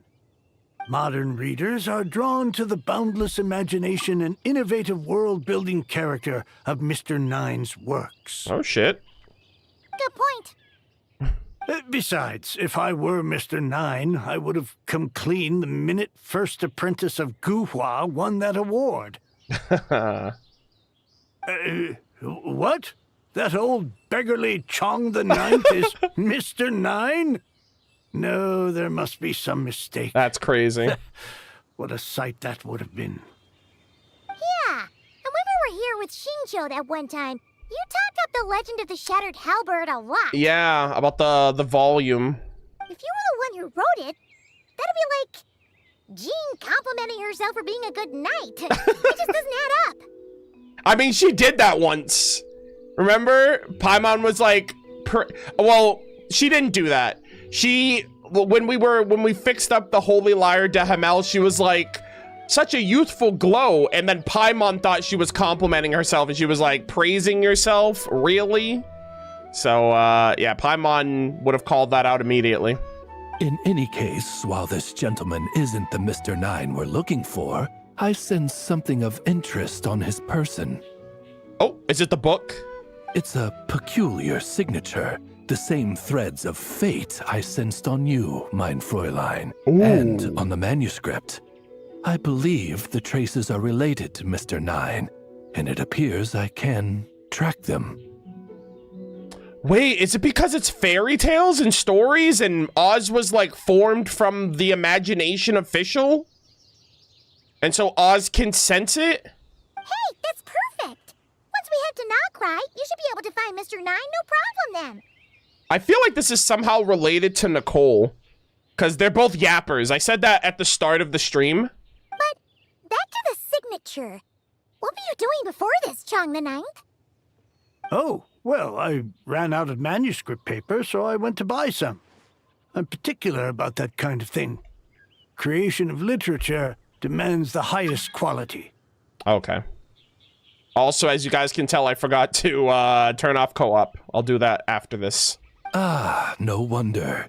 Mr. 9 uses the very same type for his manuscripts. Guys, this is a little sus. I'm like, everything is pointing at Cheng the Ninth, but it's not him. Huh, that explains it. Thanks, Cheng the Ninth. We should get going. All right.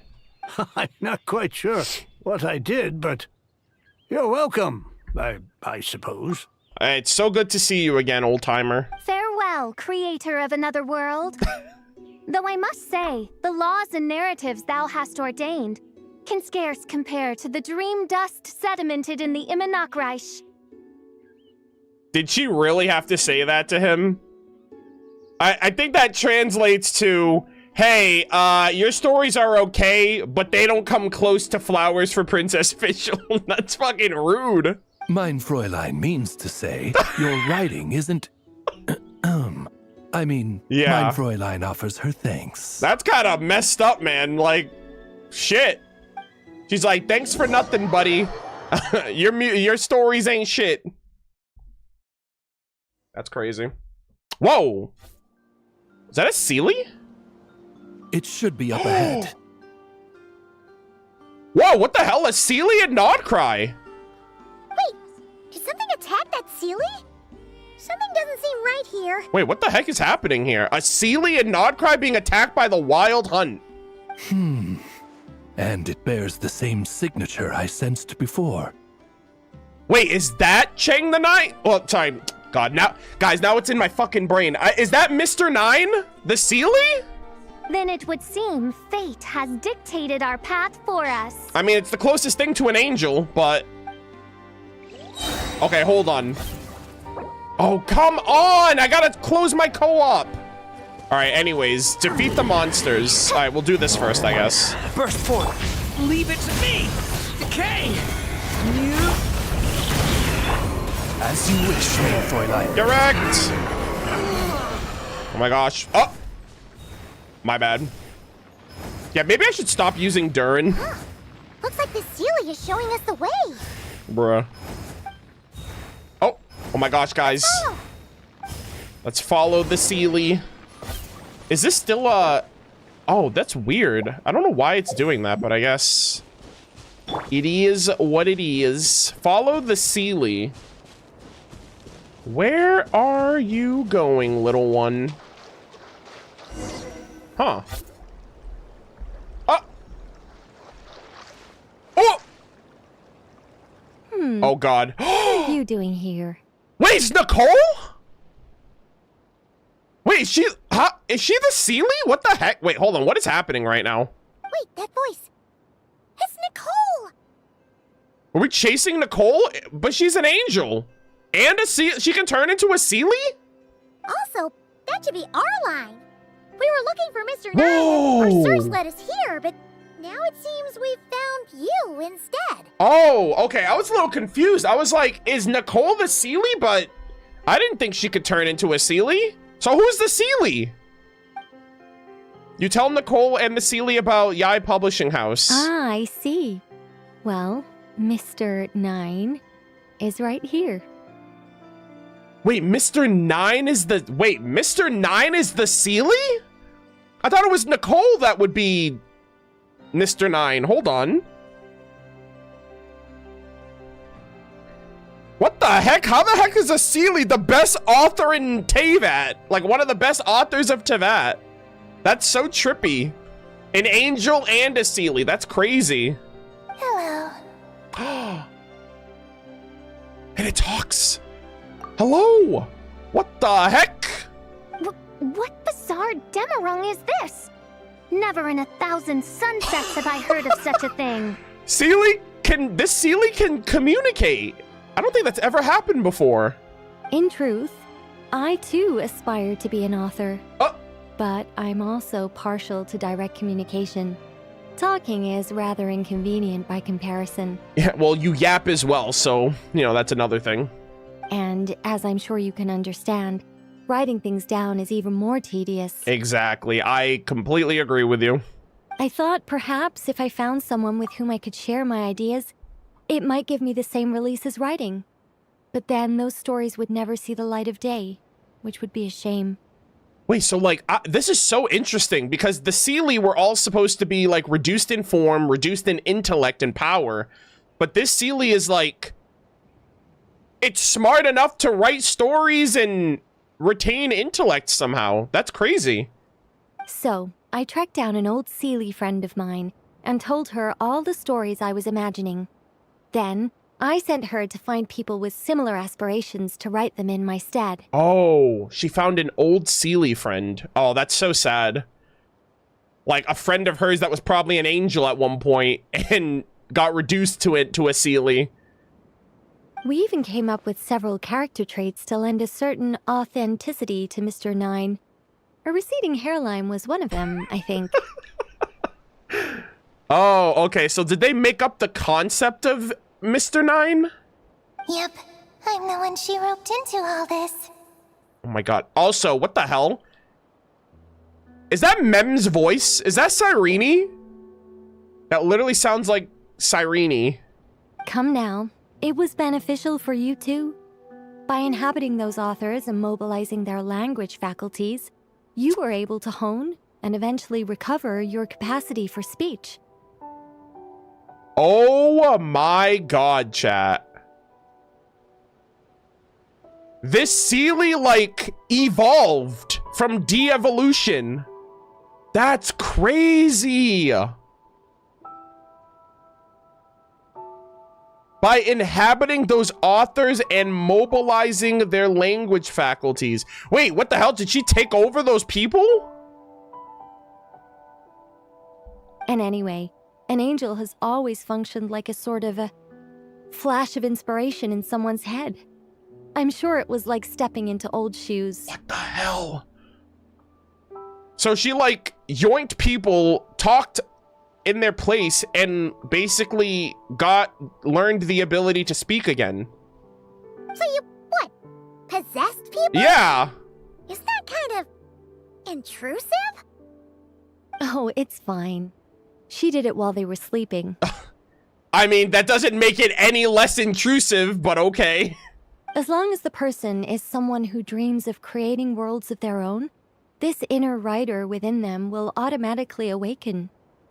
Oh, interesting. So she can't do it with anybody. She can only do it with, like, aspiring writers. Yeah, that sounds very automatic. Wait, but what about the letter and the strange intuitions Oz has been having? Nicole sent me to monitor the situation in that cry. Yeah. And it's super dangerous, okay? So I needed some help. It's not like I have the knowledge or power of the heavens anymore. Oh my god, guys. This is crazy. A Seelie is able to communicate. I mean, it's a very specific circumstance for them. Also, if this thing says Memmy Mem, I'm gonna freak the fuck out.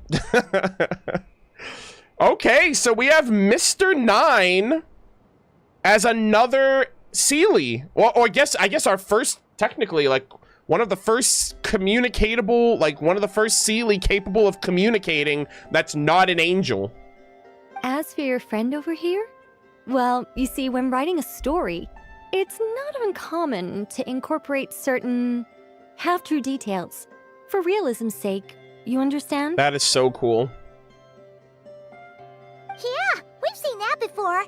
A real curse was written into an Inazuman light novel once. Indeed.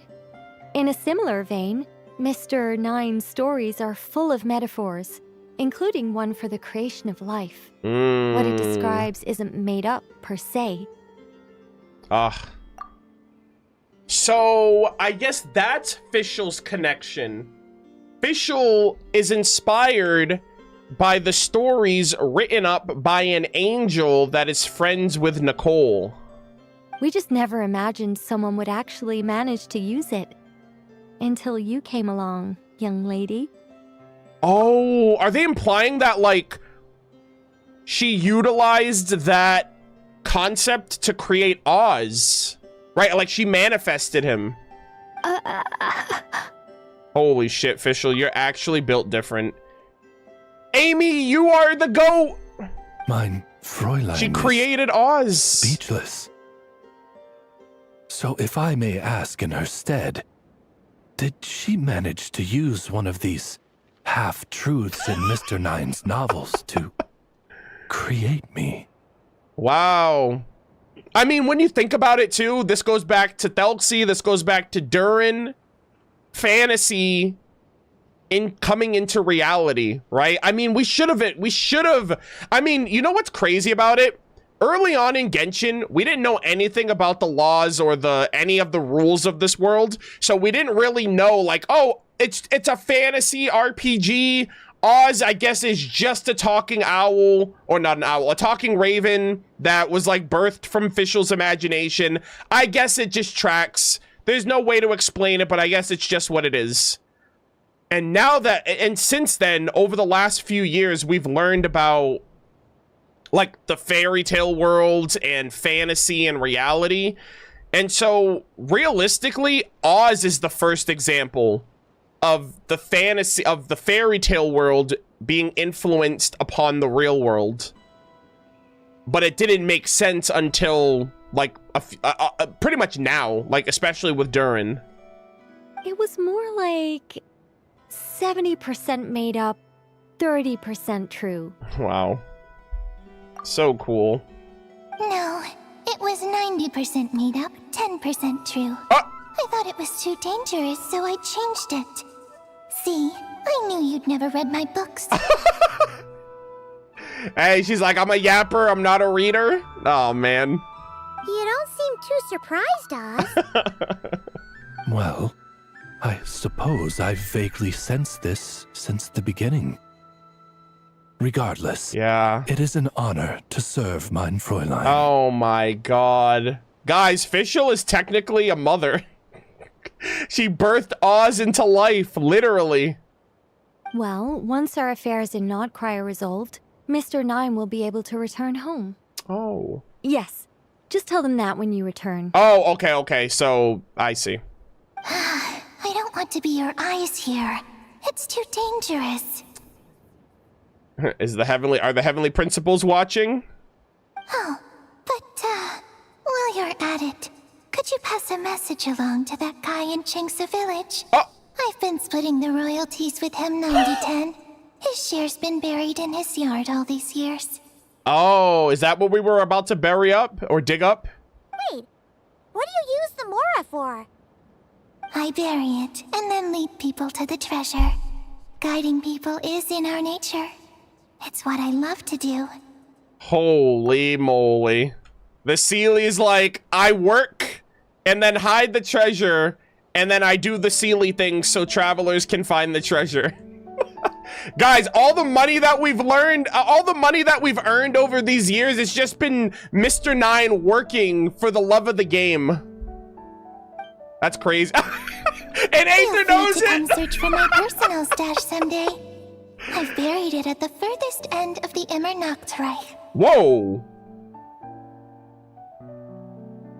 Chat, we going back to the Immer Nachtreich? Hold on. Feel free to come search for my personal stash someday. I've buried it in the furthest end of the Immer Nachtreich. Chat, I wonder if the Immer Nachtreich is like it's like another word for Conria, like an allegory for Conria, maybe. That'd be kind of cool. Fischl's kind of spoiling the whole game. So that would be kind of cool. That'd be kind of true. I will. I absolutely will. All right, guys. If the Immer Nachtreich is an allegory for Conria, Fischl's got to be there with us. Amy's got to be there with us. Mein Fräulein? And, I just want to say that I really like your books, Mr. Nine. Oh my gosh, complete character break. I love this for her so much. Ah. Amy. So good, so good. All right, chat. We gotta run an ad. This is such a wholesome moment. Oh my goodness. We're gonna run a quick ad so that way we can, I promise this will be the last hour. There's no shot it's gonna be an hour to finish these last couple. Fischl's was a bit longer than I was expecting. But we're gonna run a 3-minute ad, and then we will wrap up this last hour here. Surely.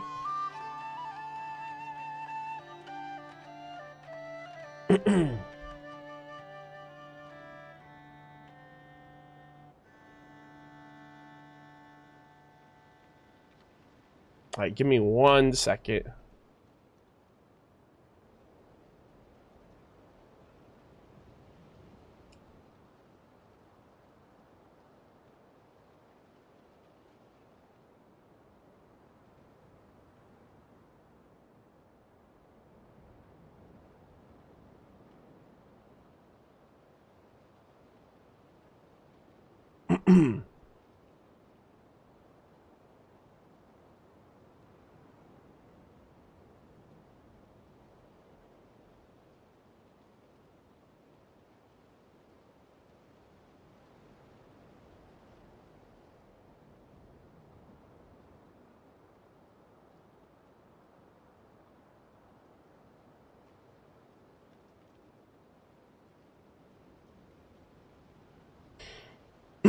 Has Arnold read Mr. Nine's books? I remember I did read Flowers for Princess Fischl a few years ago. I didn't record it for like a YouTube video, but I read it on stream.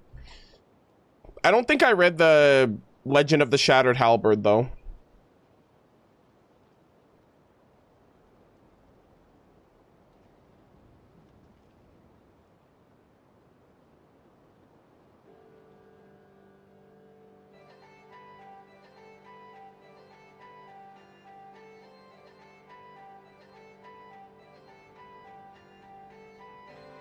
All right, give me 1 second.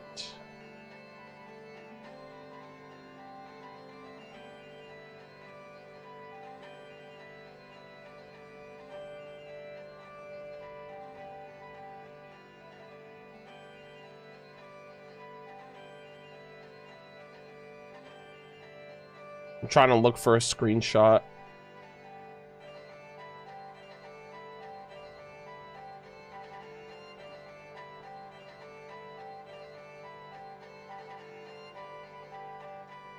Chat, I found it. So I wanted to go back. Okay, so really quick, I'm gonna wait and then I'm gonna include it here.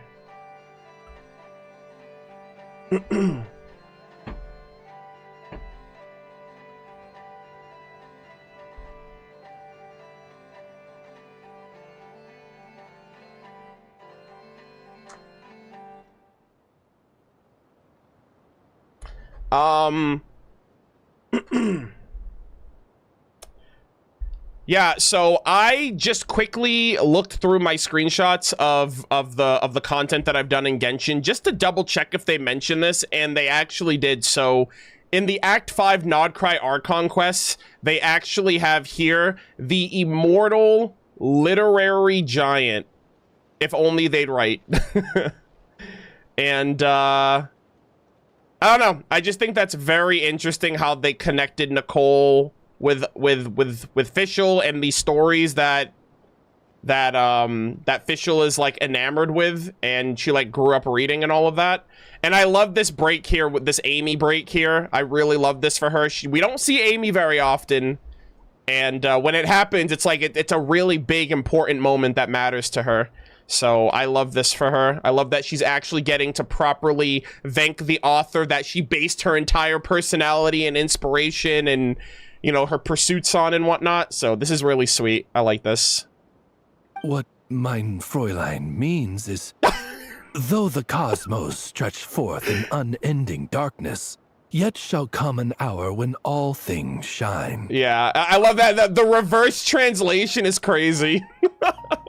I'm glad to hear it. All in all, it seems you've already found my greatest treasure. Aww. This is so cool, dude. I really, really appreciate this. All right, that settles that. Now, I need to have a quick argument with Mr. Nine about who really deserves to be considered first author. Shouldn't it be Cheng the Ninth? Absolutely not. Okay, Jesus. Bro, all three of them jumped Aether's ass simply for suggesting it. God damn. All right, ladies, y'all can have your beef. You can fight over it. Fischl's like, no, my #1 goat deserves it. Sheesh. After saying your goodbyes, you return to your journey. Oh, sorry, you begin the return journey. Holy. Yeah, his writing is pretty mid, so I guess that's why they don't want to get him involved. That is so funny. Oh, there's a little follow-up here. Oh, an epilogue. Okay. Talk to Chang the Ninth. After you've learned Mr. Nine's secret, it's time to deliver the hidden royalties to Chang the Ninth. 50,000 mora. Holy moly. Okay, so he hides it in his yard. That's funny. Oh, that's right. Just channel Mr. Nine. How would he write this particular essay? Hey, Chang the Ninth! We have something for you! Oh? What is... Get off my lawn! What? Where did all this mora come from? About that. So, the thing is... Right. Mr. Nine really admires your work, so he decided to fund your writing career. That's sweet. That's a nice backup for that. He's probably going to be super hyped. Wait, what? So, channeling Mr. Nine actually worked. Oh, God. I can't believe it. He's like, I manifested this. This is all for my hard-earned work. Of course, for Chang the Ninth, wealth pales in comparison to his craft. The matter of Mora is swiftly forgotten as he puts pen back to paper. Thus, you continue on back to Mondstadt. Ah, that was really nice. Nice. Not bad. All right. That kind of gives a lot of context to why Fischl was chosen as a Hexerai buff wielder. She is directly connected with Mr. Nine, Asili, and Nicole, an angel, and those stories that basically inspired her, not only inspired her like current like personality as Fischl, but also she utilized their magic, or their powers rather, to create Oz, and she achieved something that they never thought would ever be possible, which is super crazy. So yeah, that's such a W moment for Fischl. I love that she was one of the characters selected. And again, it's super cool how Hoyo has littered all of this lore years in the past and is now kind of revealing the context and making it relevant to why these characters specifically got chosen. So shout out to Fischl. That was such a great moment for her. And we do have the little follow-up here too from the book. So let's see what the text says. Of course, it's a yap session. Good lord. I think this is the longest one we've gotten so far. All right. From a linguistic standpoint, every question the little witch drew... I'm sorry. Let me read that again. From a linguistic standpoint, every question the little witch draw could... every question the little witches draw could technically be called an unexpected question. After all, aside from a rare few, most people can't see the threads of fate, so whatever they draw is bound to be a surprise. Still, while every question is unexpected, some are definitely more unexpected than others. For instance, one little witch might be asked to use the primordial light to create her own material world. Yeah, Fischl. That's a Fischl moment right there. The Imanok Reich. Meanwhile, because we literally did technically something similar to that in Golden Apple. Like, we literally created the Imanok Reich in the Golden Apple, which was crazy. Meanwhile, another might be told to grant a soul to a being that only exists in imagination, which Fischl also did with Oz. Even the magic instructors themselves would find such a task nearly impossible. Honestly, who thought it would be a good idea to put a question like this in the exam? W moment for my Prinzessin Derver Ertelung. Hell yeah. All right, so we are now going to jump into the Venti portion of the quest line. And we have homework, Venti, of the Waking of Wind. The Witch's Dictionary doesn't mention any specific task related to Venti, but you still follow its guidance and search for him around Mondstadt. Tales of Time and Wind. Holy moly, gamers. Alright, time to learn a little bit about Istaroth and time. Venti doesn't need his own instructions, okay? Venti's just giving us the lore that we've been asking for all these years. And, after 5 years, he's literally at the location of one of those sundials where Henry Morton is, the guy that literally, I guess, was the catalyst for the quest that we went to the Time Island all those years ago. We're finally getting a follow-up to it, which is awesome. So, let's see how this plays out. Hello, Mr. NPC man. It's been ages. Henry Morton, he's still here after all these years. And here he is, Barbados. I'll take that as a yes, then.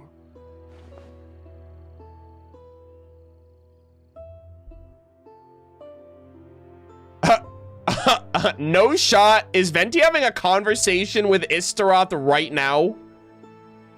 I'll take that as a yes, then. Brother, who are you talking to? Venti? Ah, finally, you're here! Do you have a message for me from someone by any chance? Oh, yeah. What the hell? Yeah, he already knew that. Actually, yes. There's not a single prophecy about you in that dictionary. Well, I'm a descender. Why would there be? That's what you were about to say, right? Oh, I thought it was talking to me. Bro, can you stop spoiling? All right, I'm the player. All right, I'm here to talk to you about stuff. You're not supposed to relay it back to me. Yeah, the mages wanted me to come see you anyways, though. Oh? One moment, then. Okay, Venti, you were talking to Istaroth, though, right? Like, you can be cool. You can tell me. I won't tell anybody. You were literally just talking to that sundial. Like, that was kind of sus. Your curiosity seems as strong as ever, Barbeloth. Alas, my future will have to remain absent from your dictionary. Oh, God. Is Barbeloth trying to peer into Venti's fate? The wind may be happy to let dandelions trace its form and have poets sing it into verse, but to be contained is hardly its nature. I love how he's looking in the direction of Celestia, by the way. So, dear Barbeloth, please do set your pen down.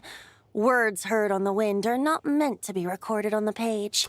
Oh, so like she gazes everywhere? And so Venti was like, really quick. No, this is for no prying eyes. If you're truly interested in this legend, allow me to fashion it into a poem. I'll be sure to share it with you ladies at our next tea party. Barbeloth, she... Barbeloth has always been a reasonable person, and I believe she heard my request.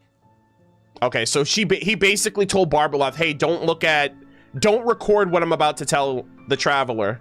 Like, don't be a witness to what we're about to talk about, because if you do, the heavenly principles might be on your case next.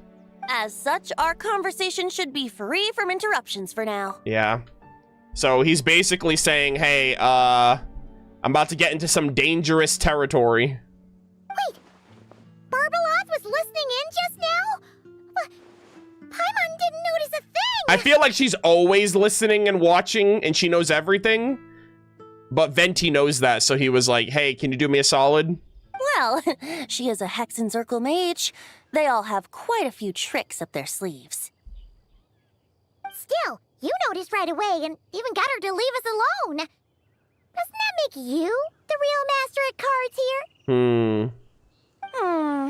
Given the various practical factors at play, I'd call myself a master with limits. Yeah.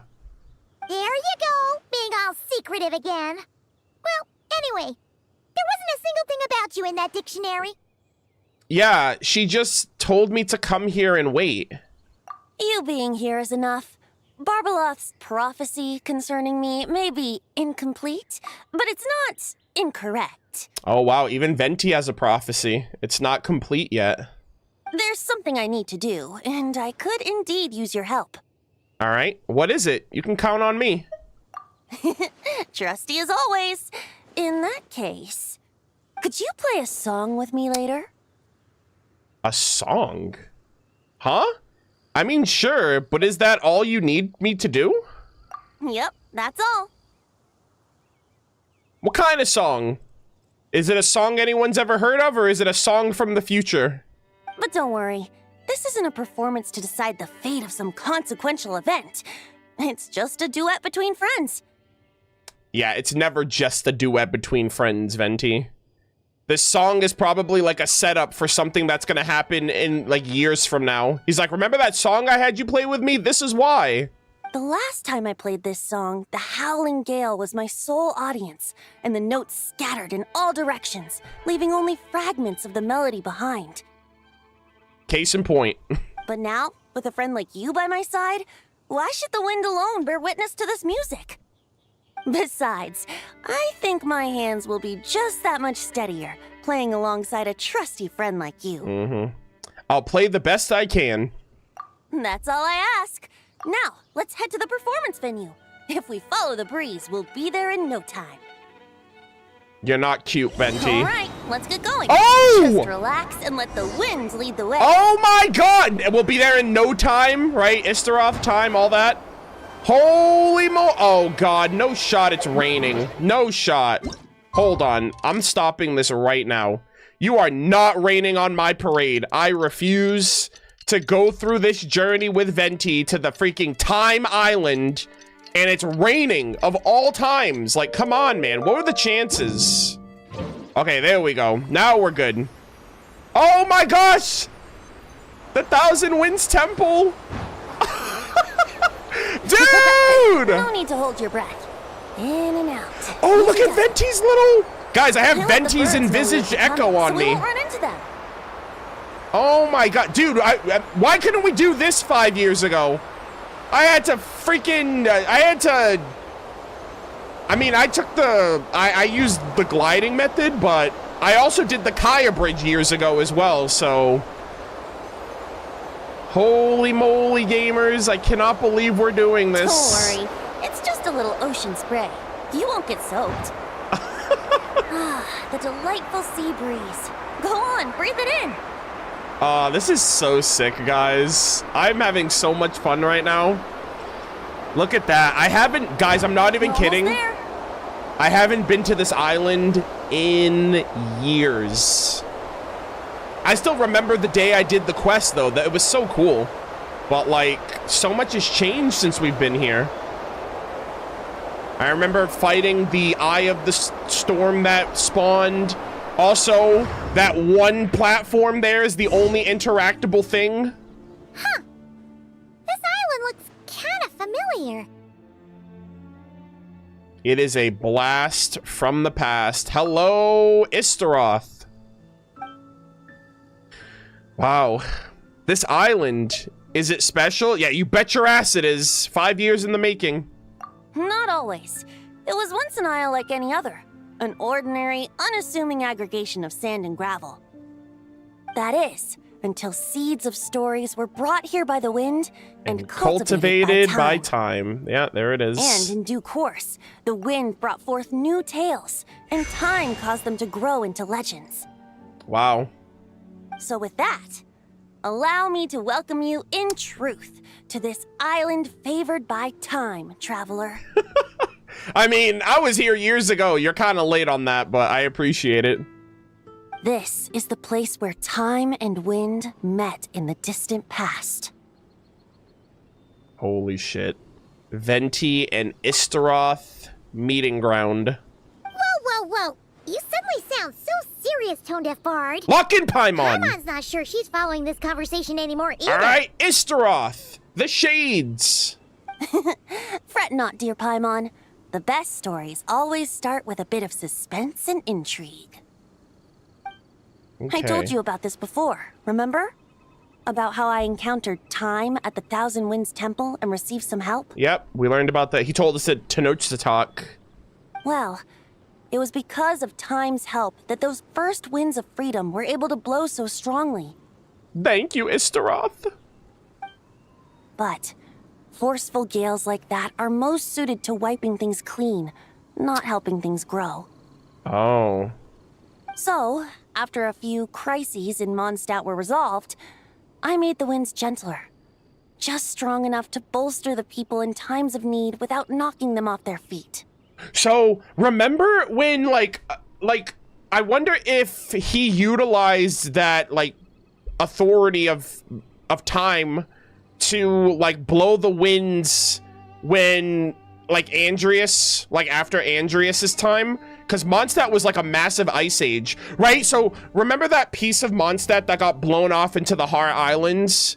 I wonder if that was an instance where Venti, like, actually used that power, and, like, the winds were so strong because of Istaroth that he, like, that's what created the Golden Apple Archipelago in the past. Because like, we've never really seen a display like that, and that's the only time that something like that, like, something that massive has ever really happened in Mondstadt's history. I don't know if he utilized the power during the Cataclysm as well, or, like, during either of Mondstadt's liberations. Obviously not with Decarabian, because he was, like, a little wind spirit, so I don't know if he did it when he was a wind spirit. But, I don't know. So, we're here now to do what exactly? I don't like that expression, Venti. Shadows gather in the distance.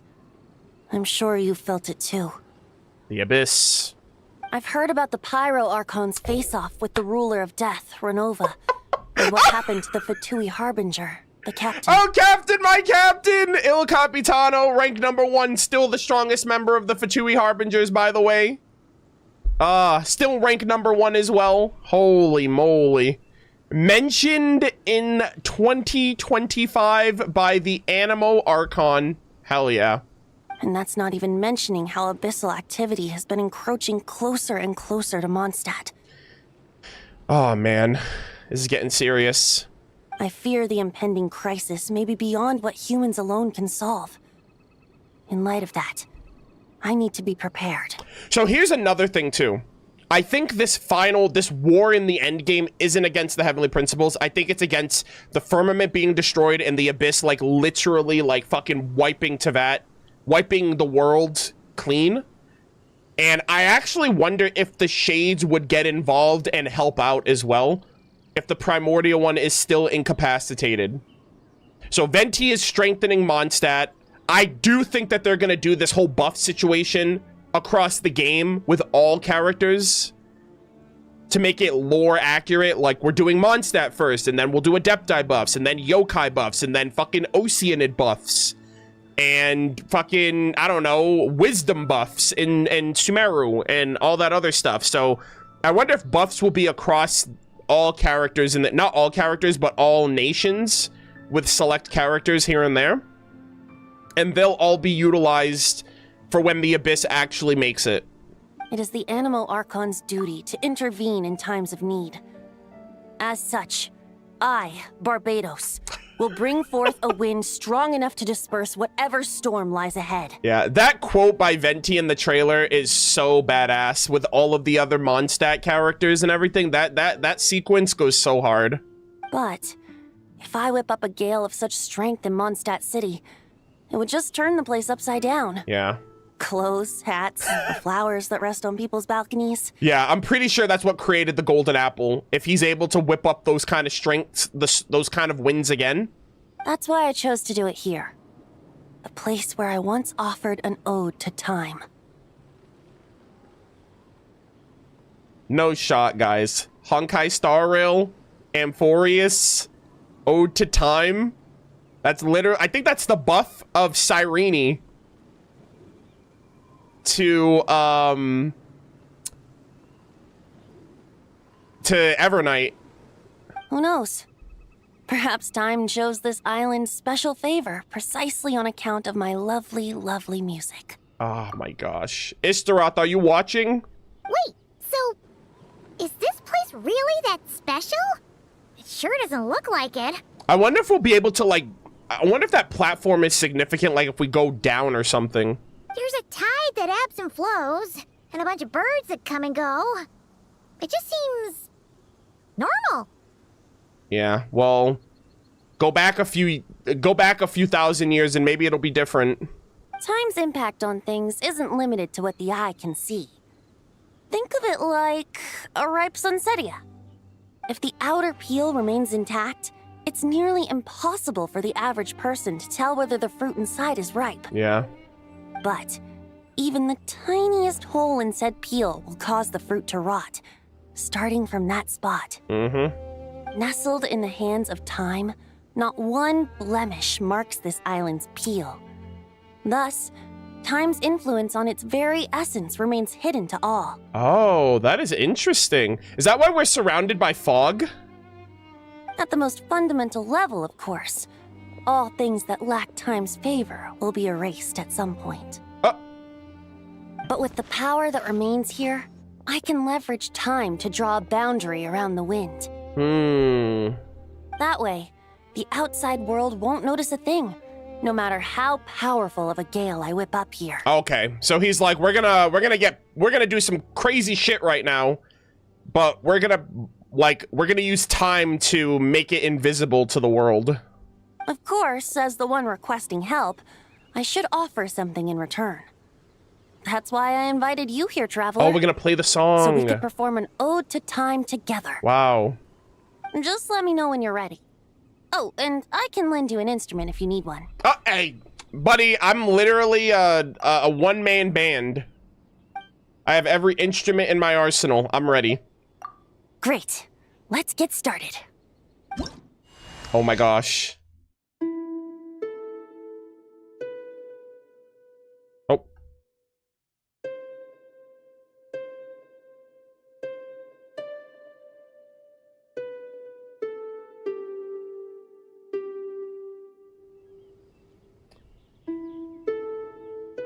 Oh.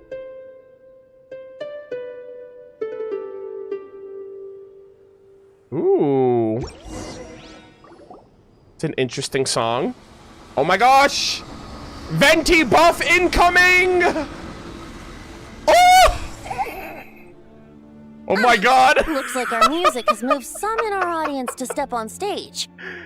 Alright, really quick, chat. You know what that image looked like? It looked like the image. Have you guys ever seen that meme of the little girl, like, with the smug face looking at the camera with the house on fire in the background? Someone needs to crop Venti with that in the background. I might actually do that myself. That's like the first thing. I was like, brother, why is he giving that meme? That is so funny. But that's against concert rules, so let's usher them out. Oh shit, the Abyss is actually... Bro, this shit... Bro, it's getting serious! For music, of course. But for now, I'm going to have you leave the premises. Alright, Venti, let's pop off, King! Time for takeoff. Brace yourselves. Let's go! Oh my god, look at him. Holy shit, that is peak. All right, that should do it. That was an exquisite performance, Traveler. Thank you. Thank you. That power you unleashed just now. Don't worry. That power was mine and mine alone. No external help was involved. Oh, so that wasn't Istaroth? That was you? That was all you, my boy? Think of it like tuning a musical instrument so that it might play melodies lovelier still. Venti's like, I'm tired of pretending that I'm the weakest Archon. It's time for me to pop off. Ha! So you do have some tricks up your sleeve. What else are you hiding, huh? Everything. He's like, you know what? I might get a buff again in the future. Just watch. Oh, Paimon. How many tricks could I possibly have? I only have 2 sleeves, after all. Yeah. You know that's not what Paimon meant, Tone Deaf Bard. I love Venti. I have a feeling the wind is gonna be pretty strong today. Ooh. We should head back to Mondstadt and tell people to hold on to their hats. Wow. Gamers! Venti is popping off! God, this is so exciting. Yo, did you guys... Okay, really quick. Surely you guys all know about the chest that's right here in this little spot of the island, right? This is a 5-year-old. This is 5 years worth of knowledge. There is a chest down there. Surely you guys got it, right? I hope no one's realizing this now. But yeah, there is a chest there. Also, if you didn't know, just because I'm mentioning it right now, at the bottom of the waterfall right here, there's another chest. You never know. Some people might know, some people might not know. If you didn't know about either of these, let me know in the chat or the comment section. You're welcome, by the way. Let us check out... Did Venti was anything left for Venti? He technically didn't have one, but... Oh, yeah. Oh, I guess maybe Barbeloth, because he told Barbeloth to stop snooping. All right. In the second volume of the original work, the girl who called herself the fortune teller spoke of the unrevealed. That line was, in truth, a foreshadowing. In our world, the principle of... Oh, I was about to say, this sounds similar to what Mona... I thought I was reading Mona's for a second. In our world, the principle of hydromancy is to observe the stars through their reflections upon water, tracing the threads of fate they stir, and thereby calculating the future. Therefore, the so-called unrevealed can mean only two things: a future not anchored by the stars, or one deliberately obscured by those with ill intent. The latter is truly infuriating. I do hope the little witch in the story never becomes someone like that. And I immediately think of Lumine, whose fate was obfuscated and also doesn't have records of herself in Irminsul as well. But also, this relates to Venti. Venti did say that his prophecy is incomplete. And he also mentioned that there is a price to pay for using Istaroth's power. He said something along those lines in Tenochtitlan, where he was like, you know, when he blew off, when he blew the Mare Javari off the timeline, he was like, but it came at a price. So I'm curious what that implies, or what's the indicator here. Hold on, let me double check something real quick. Venti, the bard that sits around doing nothing all day? What's so interesting about him? Wait. Sure, I guess I can take a look. Wait. Huh, this makes so much sense. Venti deliberately blew the wind for Mona's clothes to start coming off so she wouldn't look into his fate. Yeah, I remember seeing this for the first time, and I was like, you know, I was like, damn, Venti, you scoundrel. But in reality, it was like a lore reason. Oh, man. Yeah, he's basically he's like, don't do that! Don't look into my fate! And she's like, all right, I'll never do it again. So, Venti's fate is untold. It is unknown. And, I hate to think that Venti would give his life for Mondstadt and for Teyvat in the future. Especially if it came at the cost of using if it came at the cost of using Istaroth's powers like that, right? Like, utilizing time so much. And he even said, too, he was like, oh, if you're not recorded in the annals of time, you'll eventually be erased. You'll fade away. And he was originally just a little, like, one of the many thousand winds. So, I think Venti would be that type of Archon to really fight for the world and die for it and do any whatever means necessary, even if it cost him, as the alleged weakest Archon of the 7. But and I mean, you know what's crazy too when you think about it? Zhongli and Venti are the only Archons that didn't die. The originals that didn't die. So I actually think Venti and Zhongli dying in the future would be thematically appropriate, given the fact that all of the other original Archons died already. it's almost kind of like they themselves are like delaying that inevitability. But that's another thing too. I've always been curious why Zhongli and Venti were the only two Archons that never died. And it might not be the fact they haven't died yet. And so I'm wondering if that's another possibility for their story. I mean, Zhongli's sus as hell, so I don't know what Zhongli's intentions are, but, you know, Venti's... Obviously, Zhongli and Venti have, I think, the best interests of humanity and the world. But, you know, Zhongli is a little bit more under red tape than Venti is. I mean, you kidding me? Venti's freaking singing like a canary compared to Zhongli. Zhongli just signed an NDA, and he's like, he takes that shit seriously. So, unfortunately, we can't do much about that. But yeah. Ladies and gentlemen, we have arrived at the final Hexerai Witch's homework assignment, and I decided to save the best for last. My favorite character in all of Genshin Impact, which is really awesome, is Razor. And so we're going to be checking out Homework Razor of the Little Wolf Pack.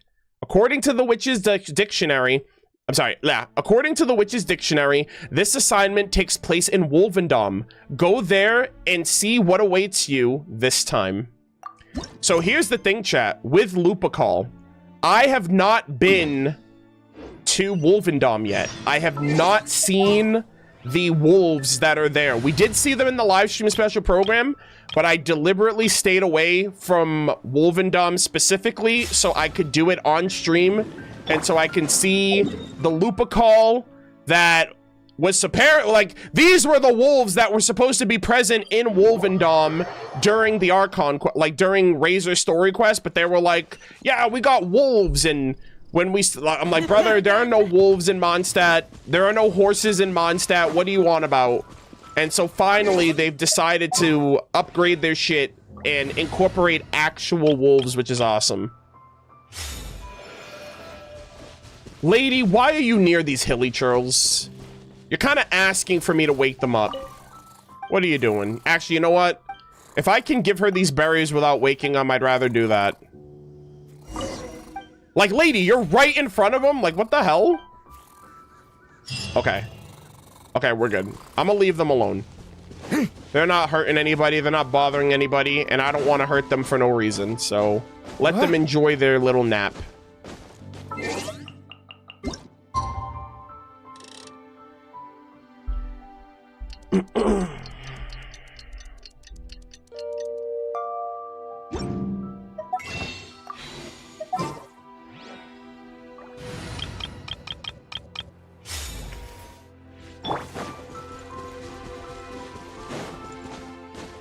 All right, this is also going to be the last quest of the day. So after this, we're wrapping up.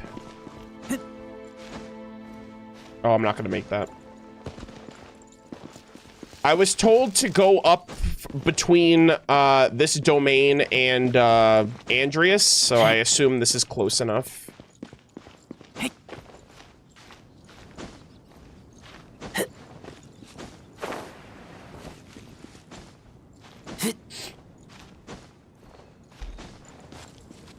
So, are they in the same general area as the Rift Hounds? I don't think I saw the Rift Hounds on stream the first time I saw them, like the ones that were here.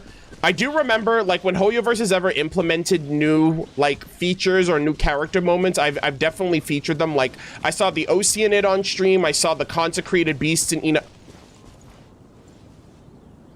There they are, chat. Oh my god! I was like, but this is where the Rift Hounds are. Oh my god. They are... Oh, that is so cool. How they're just showing up and fighting the Rift Hounds in the area. Holy smokes, that is peak. Get him, Razor. Your Lupacall is watching. Oh, that is so sick. That is so awesome. And look, there's more over here! The Lupacall family! Oh, look how big they are! They don't attack me, right? No, of course not. Oh! Are they actually coming around because I'm Razor, or do they follow the Traveler? Dude, look at this! This is so peak! I assume this is like the pack leader. They look very different from the other ones. Oh my god. You know what, Razor? You're in good hands, for real.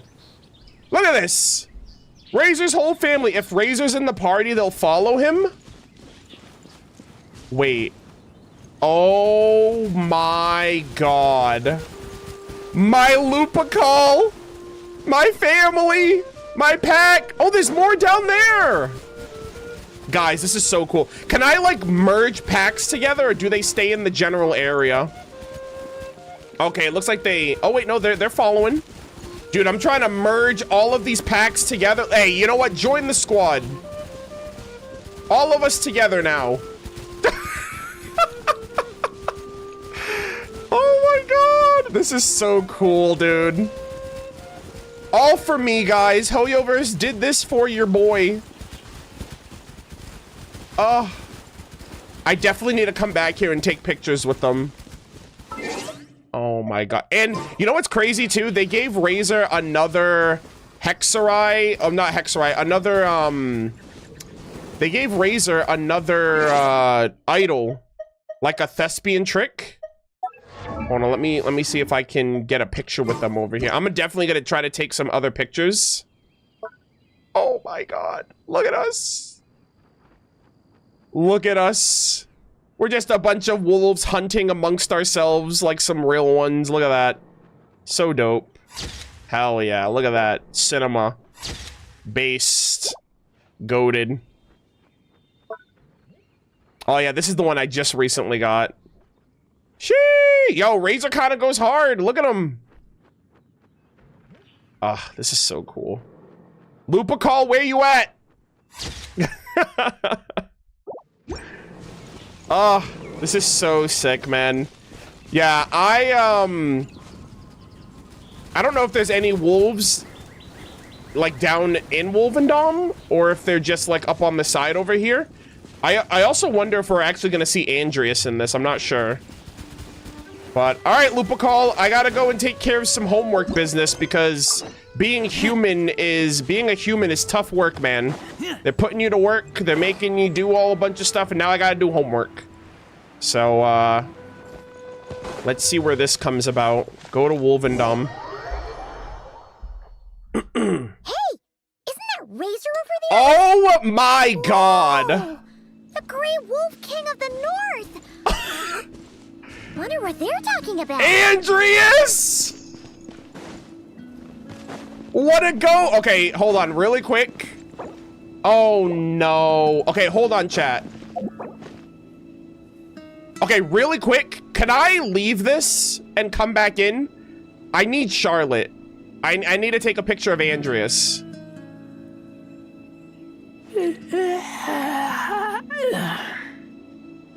But like, if I leave this, that's fine, right? Yeah, okay. Yes? Okay, I'm gonna do that. Yeah, I get it's weird that they put these in, like, technically domains. Yeah, look at that right there. Alright, I'm gonna switch to Charlotte, because I wanted to get a picture of Andreas. So, I'll swap out Venti. Charlotte, where you at, girl? What's the news? Alright.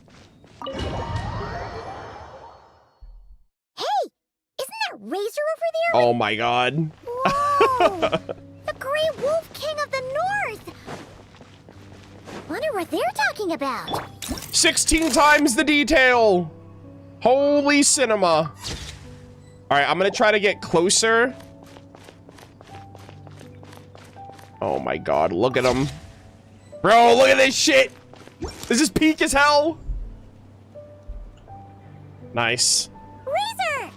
Andreas, after all these years, my boy. Welcome back. Familiar scent. Ah, you two. Hello, my boy. You have been good? I've been great.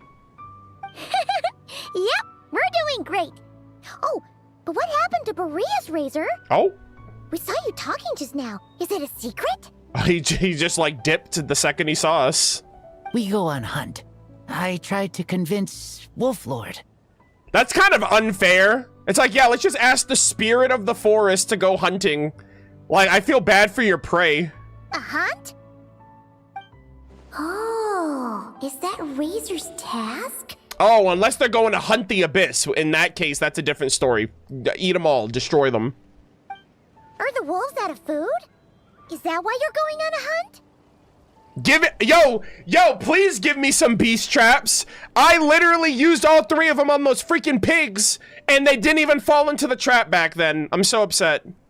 No, this hunt is not for food. They just ran into me, and I wasted the traps, and there are people that still have their traps, and I'm like, God damn it, the game tricked me. We hunt enemies. The Dark Wolf Pack. Strange scent coming from land they took. Getting stronger. Yeah, so, again, the Rift Hounds were the ones that messed around in Springvale and Wolvendom, and it was these actual Lupercal wolves that got blamed. Now, I will say the wolves here are fucking massive. The wolves that they showed in Razor's Quest were so pathetic. I actually kind of want them to go back into Razor's Quest and replace that pathetic NPC-ass wolf with these Lupercal wolves, actually. Because the wolf that they used in that did not do it. I don't even think that was a wolf. That was like a fucking... That was like a stray dog or something. But I would love for them to at least use the actual Lupercal wolves now that they're in the game. And, yeah, these wolves weren't introduced until 2.1.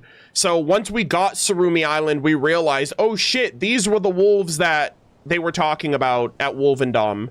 So that was really cool. The whole thing, great connection. We must hunt enemies to purify the forest. Oh, so did Boreas agree? Paimon remembers last time he said something like, Razor, you must not get involved. This is for the wolves to settle between themselves. Yo, actual accurate depiction of Boreas. He'd be proud. Damn, Razor's like, what do you think you're doing? How dare you impersonate my sensei?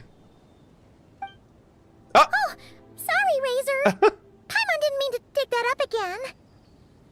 Yeah, also Razor's a human, but he wants to still help. It's okay. I know Lupercal means no harm. Besides, teacher taught me how to talk to Wolf Lord. Oh, Lisa also taught him that. Wow. Lisa taught you how to talk to him? Oh, like she told you what to say? So that means you got him to agree then, right? Yes. Words were hard, but I did it. Good job. Razor's learning too. Ha! So you actually managed to convince that giant, stubborn old fella. That's super impressive, Razor. Nice. I really want Razor and Durin to meet each other as well. Like, they're both, like, students of Lisa, and they're also, like, Razor's learning to, like, write and read, and Durin's learning to write as well. So, I just love all the Mondstadt characters. I really can't wait for them to meet together. Dark wolves are enemies of the whole world. Teacher said this is not wolf problem. This is world problem.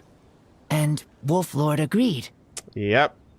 It's good that he's getting educated on the Abyss and how serious they are. But because of that, other wolves won't join. This war is between me and Dark Wolf Pack. Then count us in too. Those awful Rift Hounds have been getting on our nerves for a while. Thank you. Help makes for easy hunt. Yeah. Speaking of, how is this hunt gonna work? We set trap. Chase dark wolves here. Into trap. And then Andreas will eat them all. Hell yeah, I'm down. Then Wolf Lord pin them down. And we finish hunt. Actually, holy moly, I feel so bad for these guys. Not really. Tell me when ready. We start hunt. Hey, let's get this bread right now, my boy. Let's go. Yo, Andreas is about to eat good. Out in one go.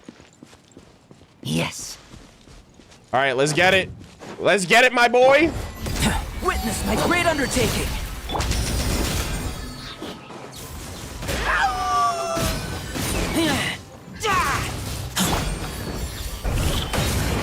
Hold that pose. Hard hitting it. Nope. Oh, I have a trial razor. This one isn't even mine. Bah! Correct. Done. One down. Several more to go, most likely. Oh my god, they're fighting! Holy shit! Lupacol here. Oh no! The Riphounds are attacking them! Oh my god. Get rid of them, quick! Back up, Lupacol, I got you! Save the pack! Save the family! Holy cinema, this is so sick. Oh my god, this is awesome. That was close. Good thing the wolves were there to help. Wow, and then the wolves were I didn't know they'd fight along with us. That's so, because like when we were fighting the Rift Hounds up top, they kind of ran off, so I didn't know that they were actually going to be fighting. They intercepted those Rift Hounds for us, and even drove them away. Holy peak.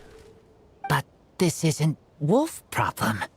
Nah, you know what the thing is? This is a family matter, all right? Your problems become their problems. You're doing this to help your Lupacol, right? Well, they want you to be safe too. God, I love this. Paimon bets they went to the Wolf King and said, "Listen here, this isn't just our Lupacol's problem. This is the world's problem." And then rushed over to help. God. Great impersonations, Paimon. Lupacol is Lupacol. Family is family. I am human, but I do not need to be wolf to be Lupacol. I just want to help them. Aw, my boy. Well said, Razor. Maybe Lupus Boreas agreed to let the pack help. Because he knows your heart. You think so? Aw. Yeah, absolutely. Now, come on. Let's go kick some Rift Hound butt. All right, round 2. Hell yeah, dude, this is so sick. Oh, this is so sick. All right. Oh, we got more.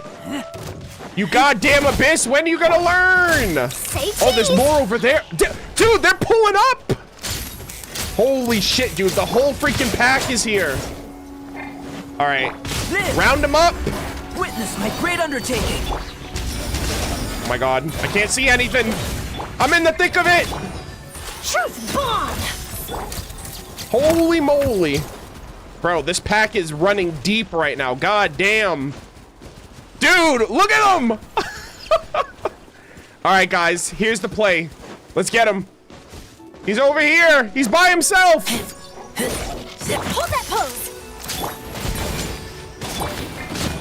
He doesn't stand a chance. I'm wombo comboing.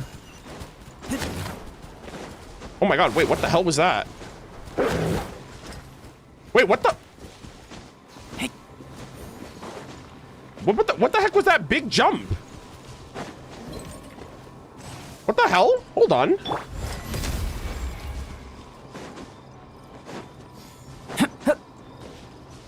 How did that happen?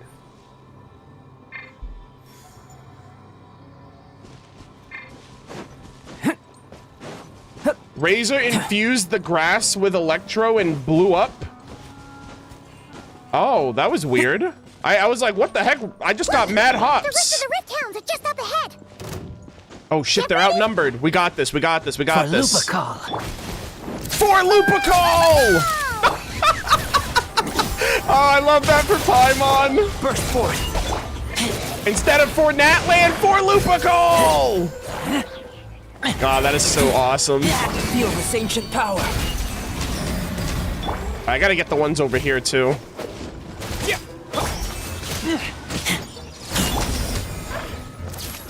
Oh. We got more over here. Say cheese.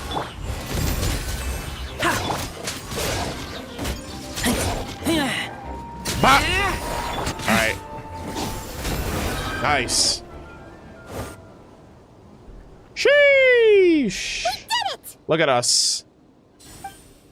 We're goated. Thank you for helping. I thought protecting Lupercal was up to me. Hey, well, if we're your family and you're their family, then we just help each other and we'll all be family. But Lupercal also... We're here because we care about you, just like you do us. That's what makes us Lupercal, right? Right. We are Lupercal forever. My boy. Lupercal forever. Aww. And now, there won't be any more intruders in Wolvendom. No. Dark Wolf Pack, rip open sky. They could come again. Rip open the sky, chat. Guys, this firmament is getting destroyed. I swear to God. But me and Lupercal will hunt them down, no matter what. Don't forget about us now. Yeah, if you ever need help, just say the word. We're here for you. Always. God, this was such a good quest, too. I really appreciated this for Razor. I appreciate it. Oh! Yeah, you see that, Celestia? Maybe you should come down here and help us out while you're at it. They call for me.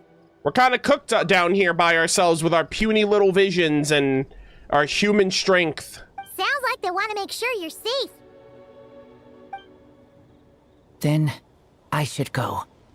Thank you for the help.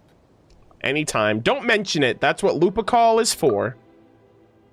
With Wolvendom safe, Razor bids farewell and heads back into the forest. Amidst the dense foliage, you notice several pairs of eyes regarding him. Okay, so the wolves. Okay. Oh, man. These were really awesome side content, chat. I think the best takeaway from all of this is that the Abyss are brewing, they are cooking, and endgame is going to be a bloodbath amongst all of them. Through the long years, the immortal witch has lost more than she could recount. Sorry, let me read that again. Through the long years, the immortal witch has lost more than she could ever count.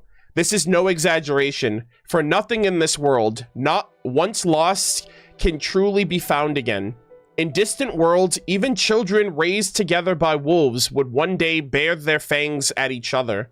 But at least in this world, the wolf's child may still find the warmth of home. And with that, gamers, we have completed our witch's homework assignment for all characters. And, yeah, this was really cool. I really liked the introduction of a lot of the lore. Oh, wow, the event page is actually gone, too. That's crazy. Yeah. That is everything, gamers.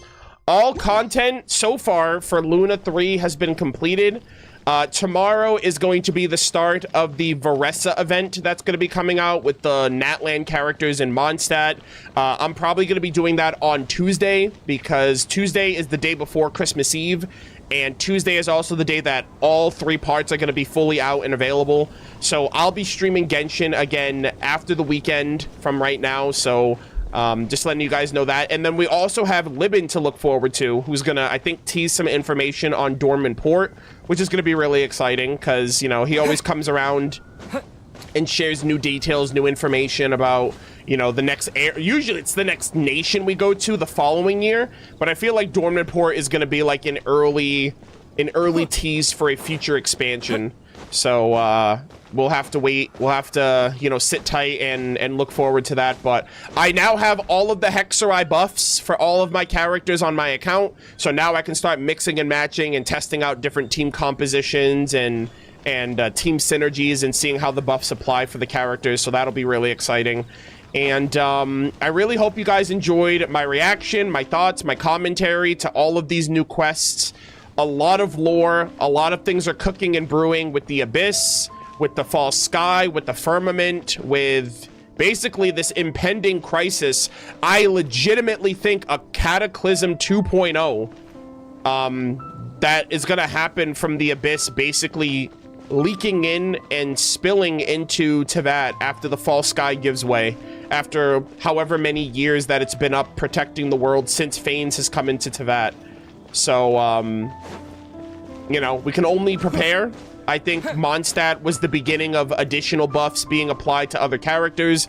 I really hope Hoyoverse doesn't lock all of them out, but given that they did it for Mondstadt, I can see there being a whole issue if they, like, locked Mondstadt characters and then didn't lock, like, you know, Adepti buffs or Yokai buffs or, you know, Wisdom buffs or Oceanid buffs for any of the other nations' characters. So if they even retroactively make them available for everyone, that would be a huge W. But knowing, you know, the influences of a company, I don't know. But I'm hopeful. I'm still gonna be mentioning it in their surveys and hope that they listen to their audience. But all of that aside, I hope you guys enjoyed the content for today. I really, really appreciate it. I'm going to be in Canada this weekend, so this is the last Genshin content that I'm going to be recording for now.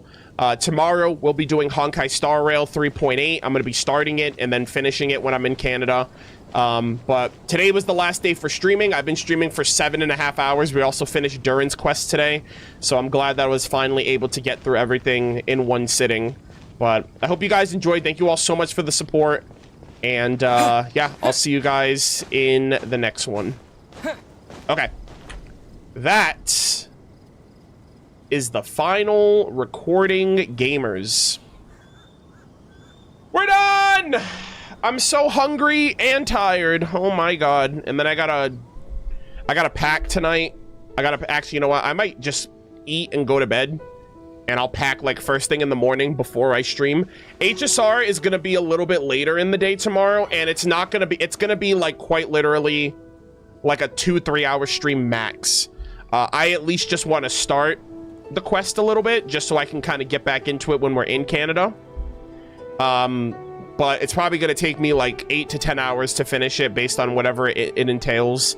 And I'm not pulling for Dahlia. I'm basically saving until there's a character that I want when we go to Planet Arcadia or something like that. I forgot. I don't even know what the planet's called. I think is it Arcadia Planet or Planet Arcadia? They're like reworking it, and that's not for 2 months at this point. So, I think they teased like a Yai Sakura or like even a 5-star Sampo. So that'll be really exciting, or maybe another 5-star Sparkle. I think that was one of the silhouettes that they may have shown. Oh, Plan Arcadia. Okay, Plain Arcadia. Okay, I thought it was, yeah, Plain Arcadia. Gotcha. Yeah, Plain Arcadia.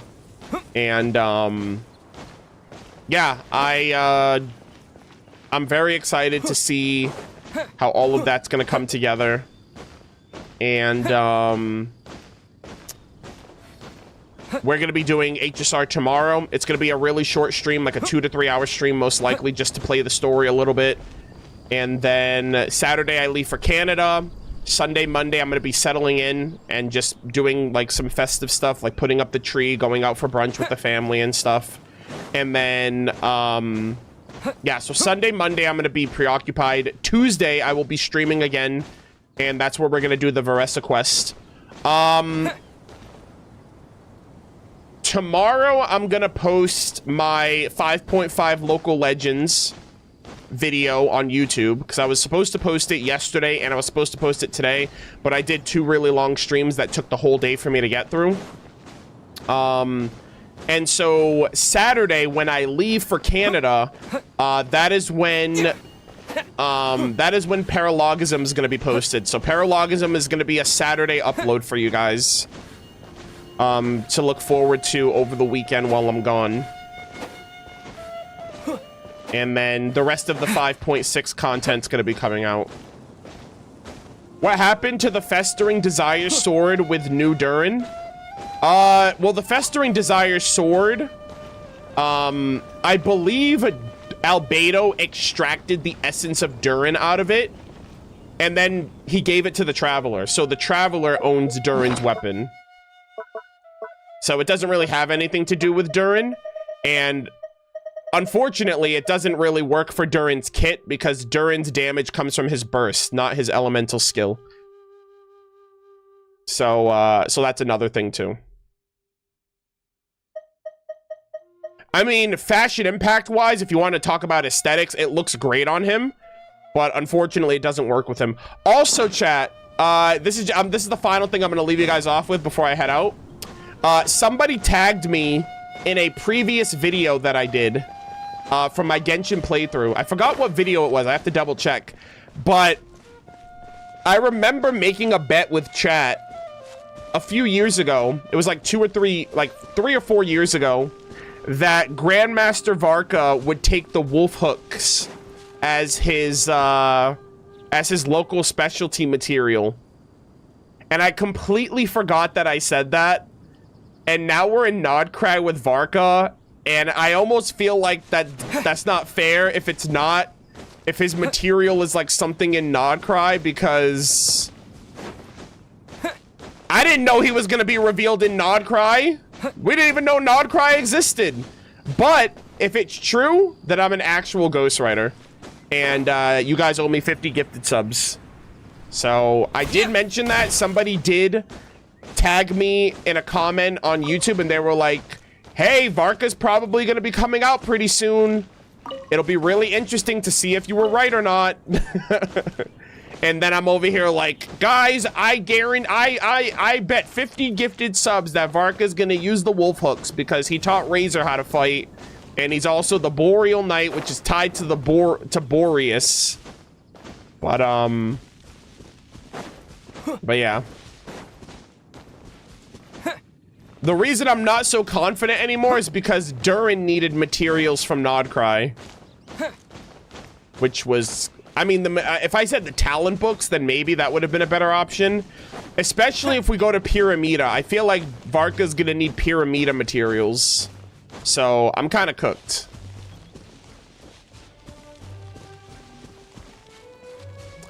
Also, this is completely random. I never realized what a great angle this shows for the Dawn Winery. This is a great shot of the Dawn Winery. What the fuck? I've never seen this. I've never, like, looked at the Dawn Winery from this angle. Oh, just all of this. Look at this shit. This is cinema.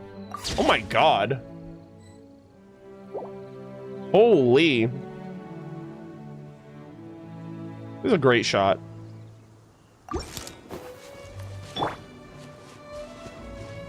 Yeah, that's picture worthy right there. Absolutely.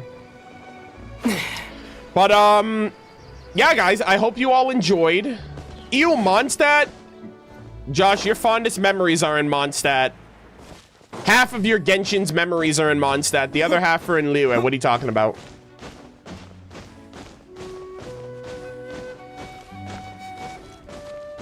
They're in Liyue, thank you. Yeah, with your DPS Zhongli, remember? What's going on, man?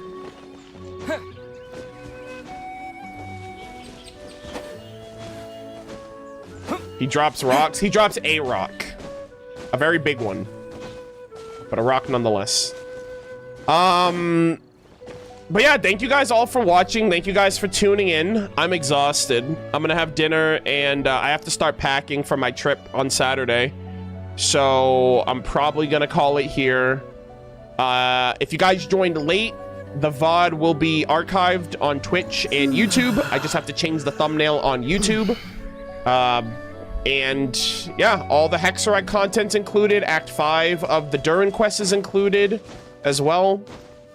And I hope it was entertaining. I hope you guys had fun. Like I said, tomorrow is my last stream for the week. It's gonna be Honkai Star Rail. I'm probably gonna stream like around 3 p.m. Eastern, around 3 o'clock, maybe even 4 p.m. It's gonna be like literally I'm gonna start the quest as soon as I go live, and I'm gonna stream it for like 2 to 3 hours, and then I'm gonna call it. So we're not gonna make it that far, but we'll at least break the ice on it, and then I'll cover the rest of it when I get to Canada. But yeah, I really appreciate all of you guys. Thank you all so much for the support. I'm catching up in Star Rail at least. What do you mean catching up? Are you behind? Oh, you said I'm caught up in Star. I thought you said you're catching up. Okay, never mind.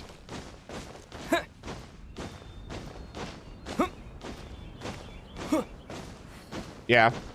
I still need to find all the bugs, which I guess now is a good thing because this patch is going to be around for 2 months, which is crazy. 8 weeks. Because I still need to find all the bugs in Amphorius, and I want to do all of the Amphorius side content with the Chrysos heirs before we actually go to Plain Arcadia.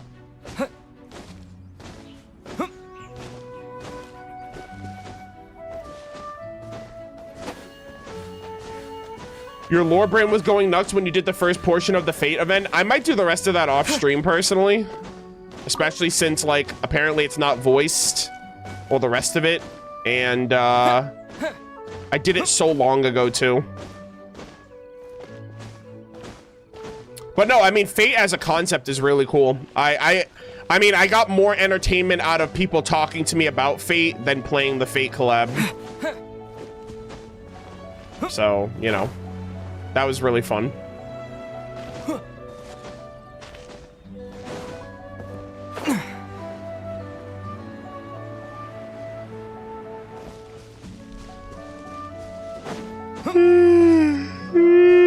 Bug stream? No, I'm gonna pull up a guide and like watch a podcast or listen to a podcast while I find all the like you got to find all the bugs and complete all the puzzles apparently. And I've rarely done those, so I have like majority of them that I gotta find and do. But yeah, thank you guys all so much. If I don't see you guys again tomorrow, I hope you guys all have a happy holidays, Merry Christmas, and I'll be back on Tuesday, so technically you guys will see me again before Christmas, but, you know, some people travel for the holidays, some people do their own thing. Maybe not all of you will be able to watch or tune in on Tuesday, but I'm going to try my best. I need to figure out how I'm going to multi-stream, so I actually might do, like, a test stream when I'm in Canada, because I know Cal multi-streams, but I just need to make sure it works for my setup and for my recordings and all that stuff when I get there, once I'm all set up.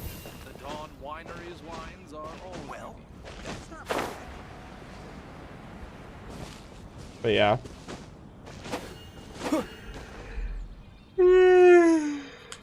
Oh man, oh man. All right. Thank you guys all for watching. Goodbye, YouTube. I hope you guys enjoyed the VOD if you guys joined late. And I will see you guys on Tuesday. I'm gonna end the stream on YouTube first, and we'll probably raid somebody on Twitch. So sit tight. And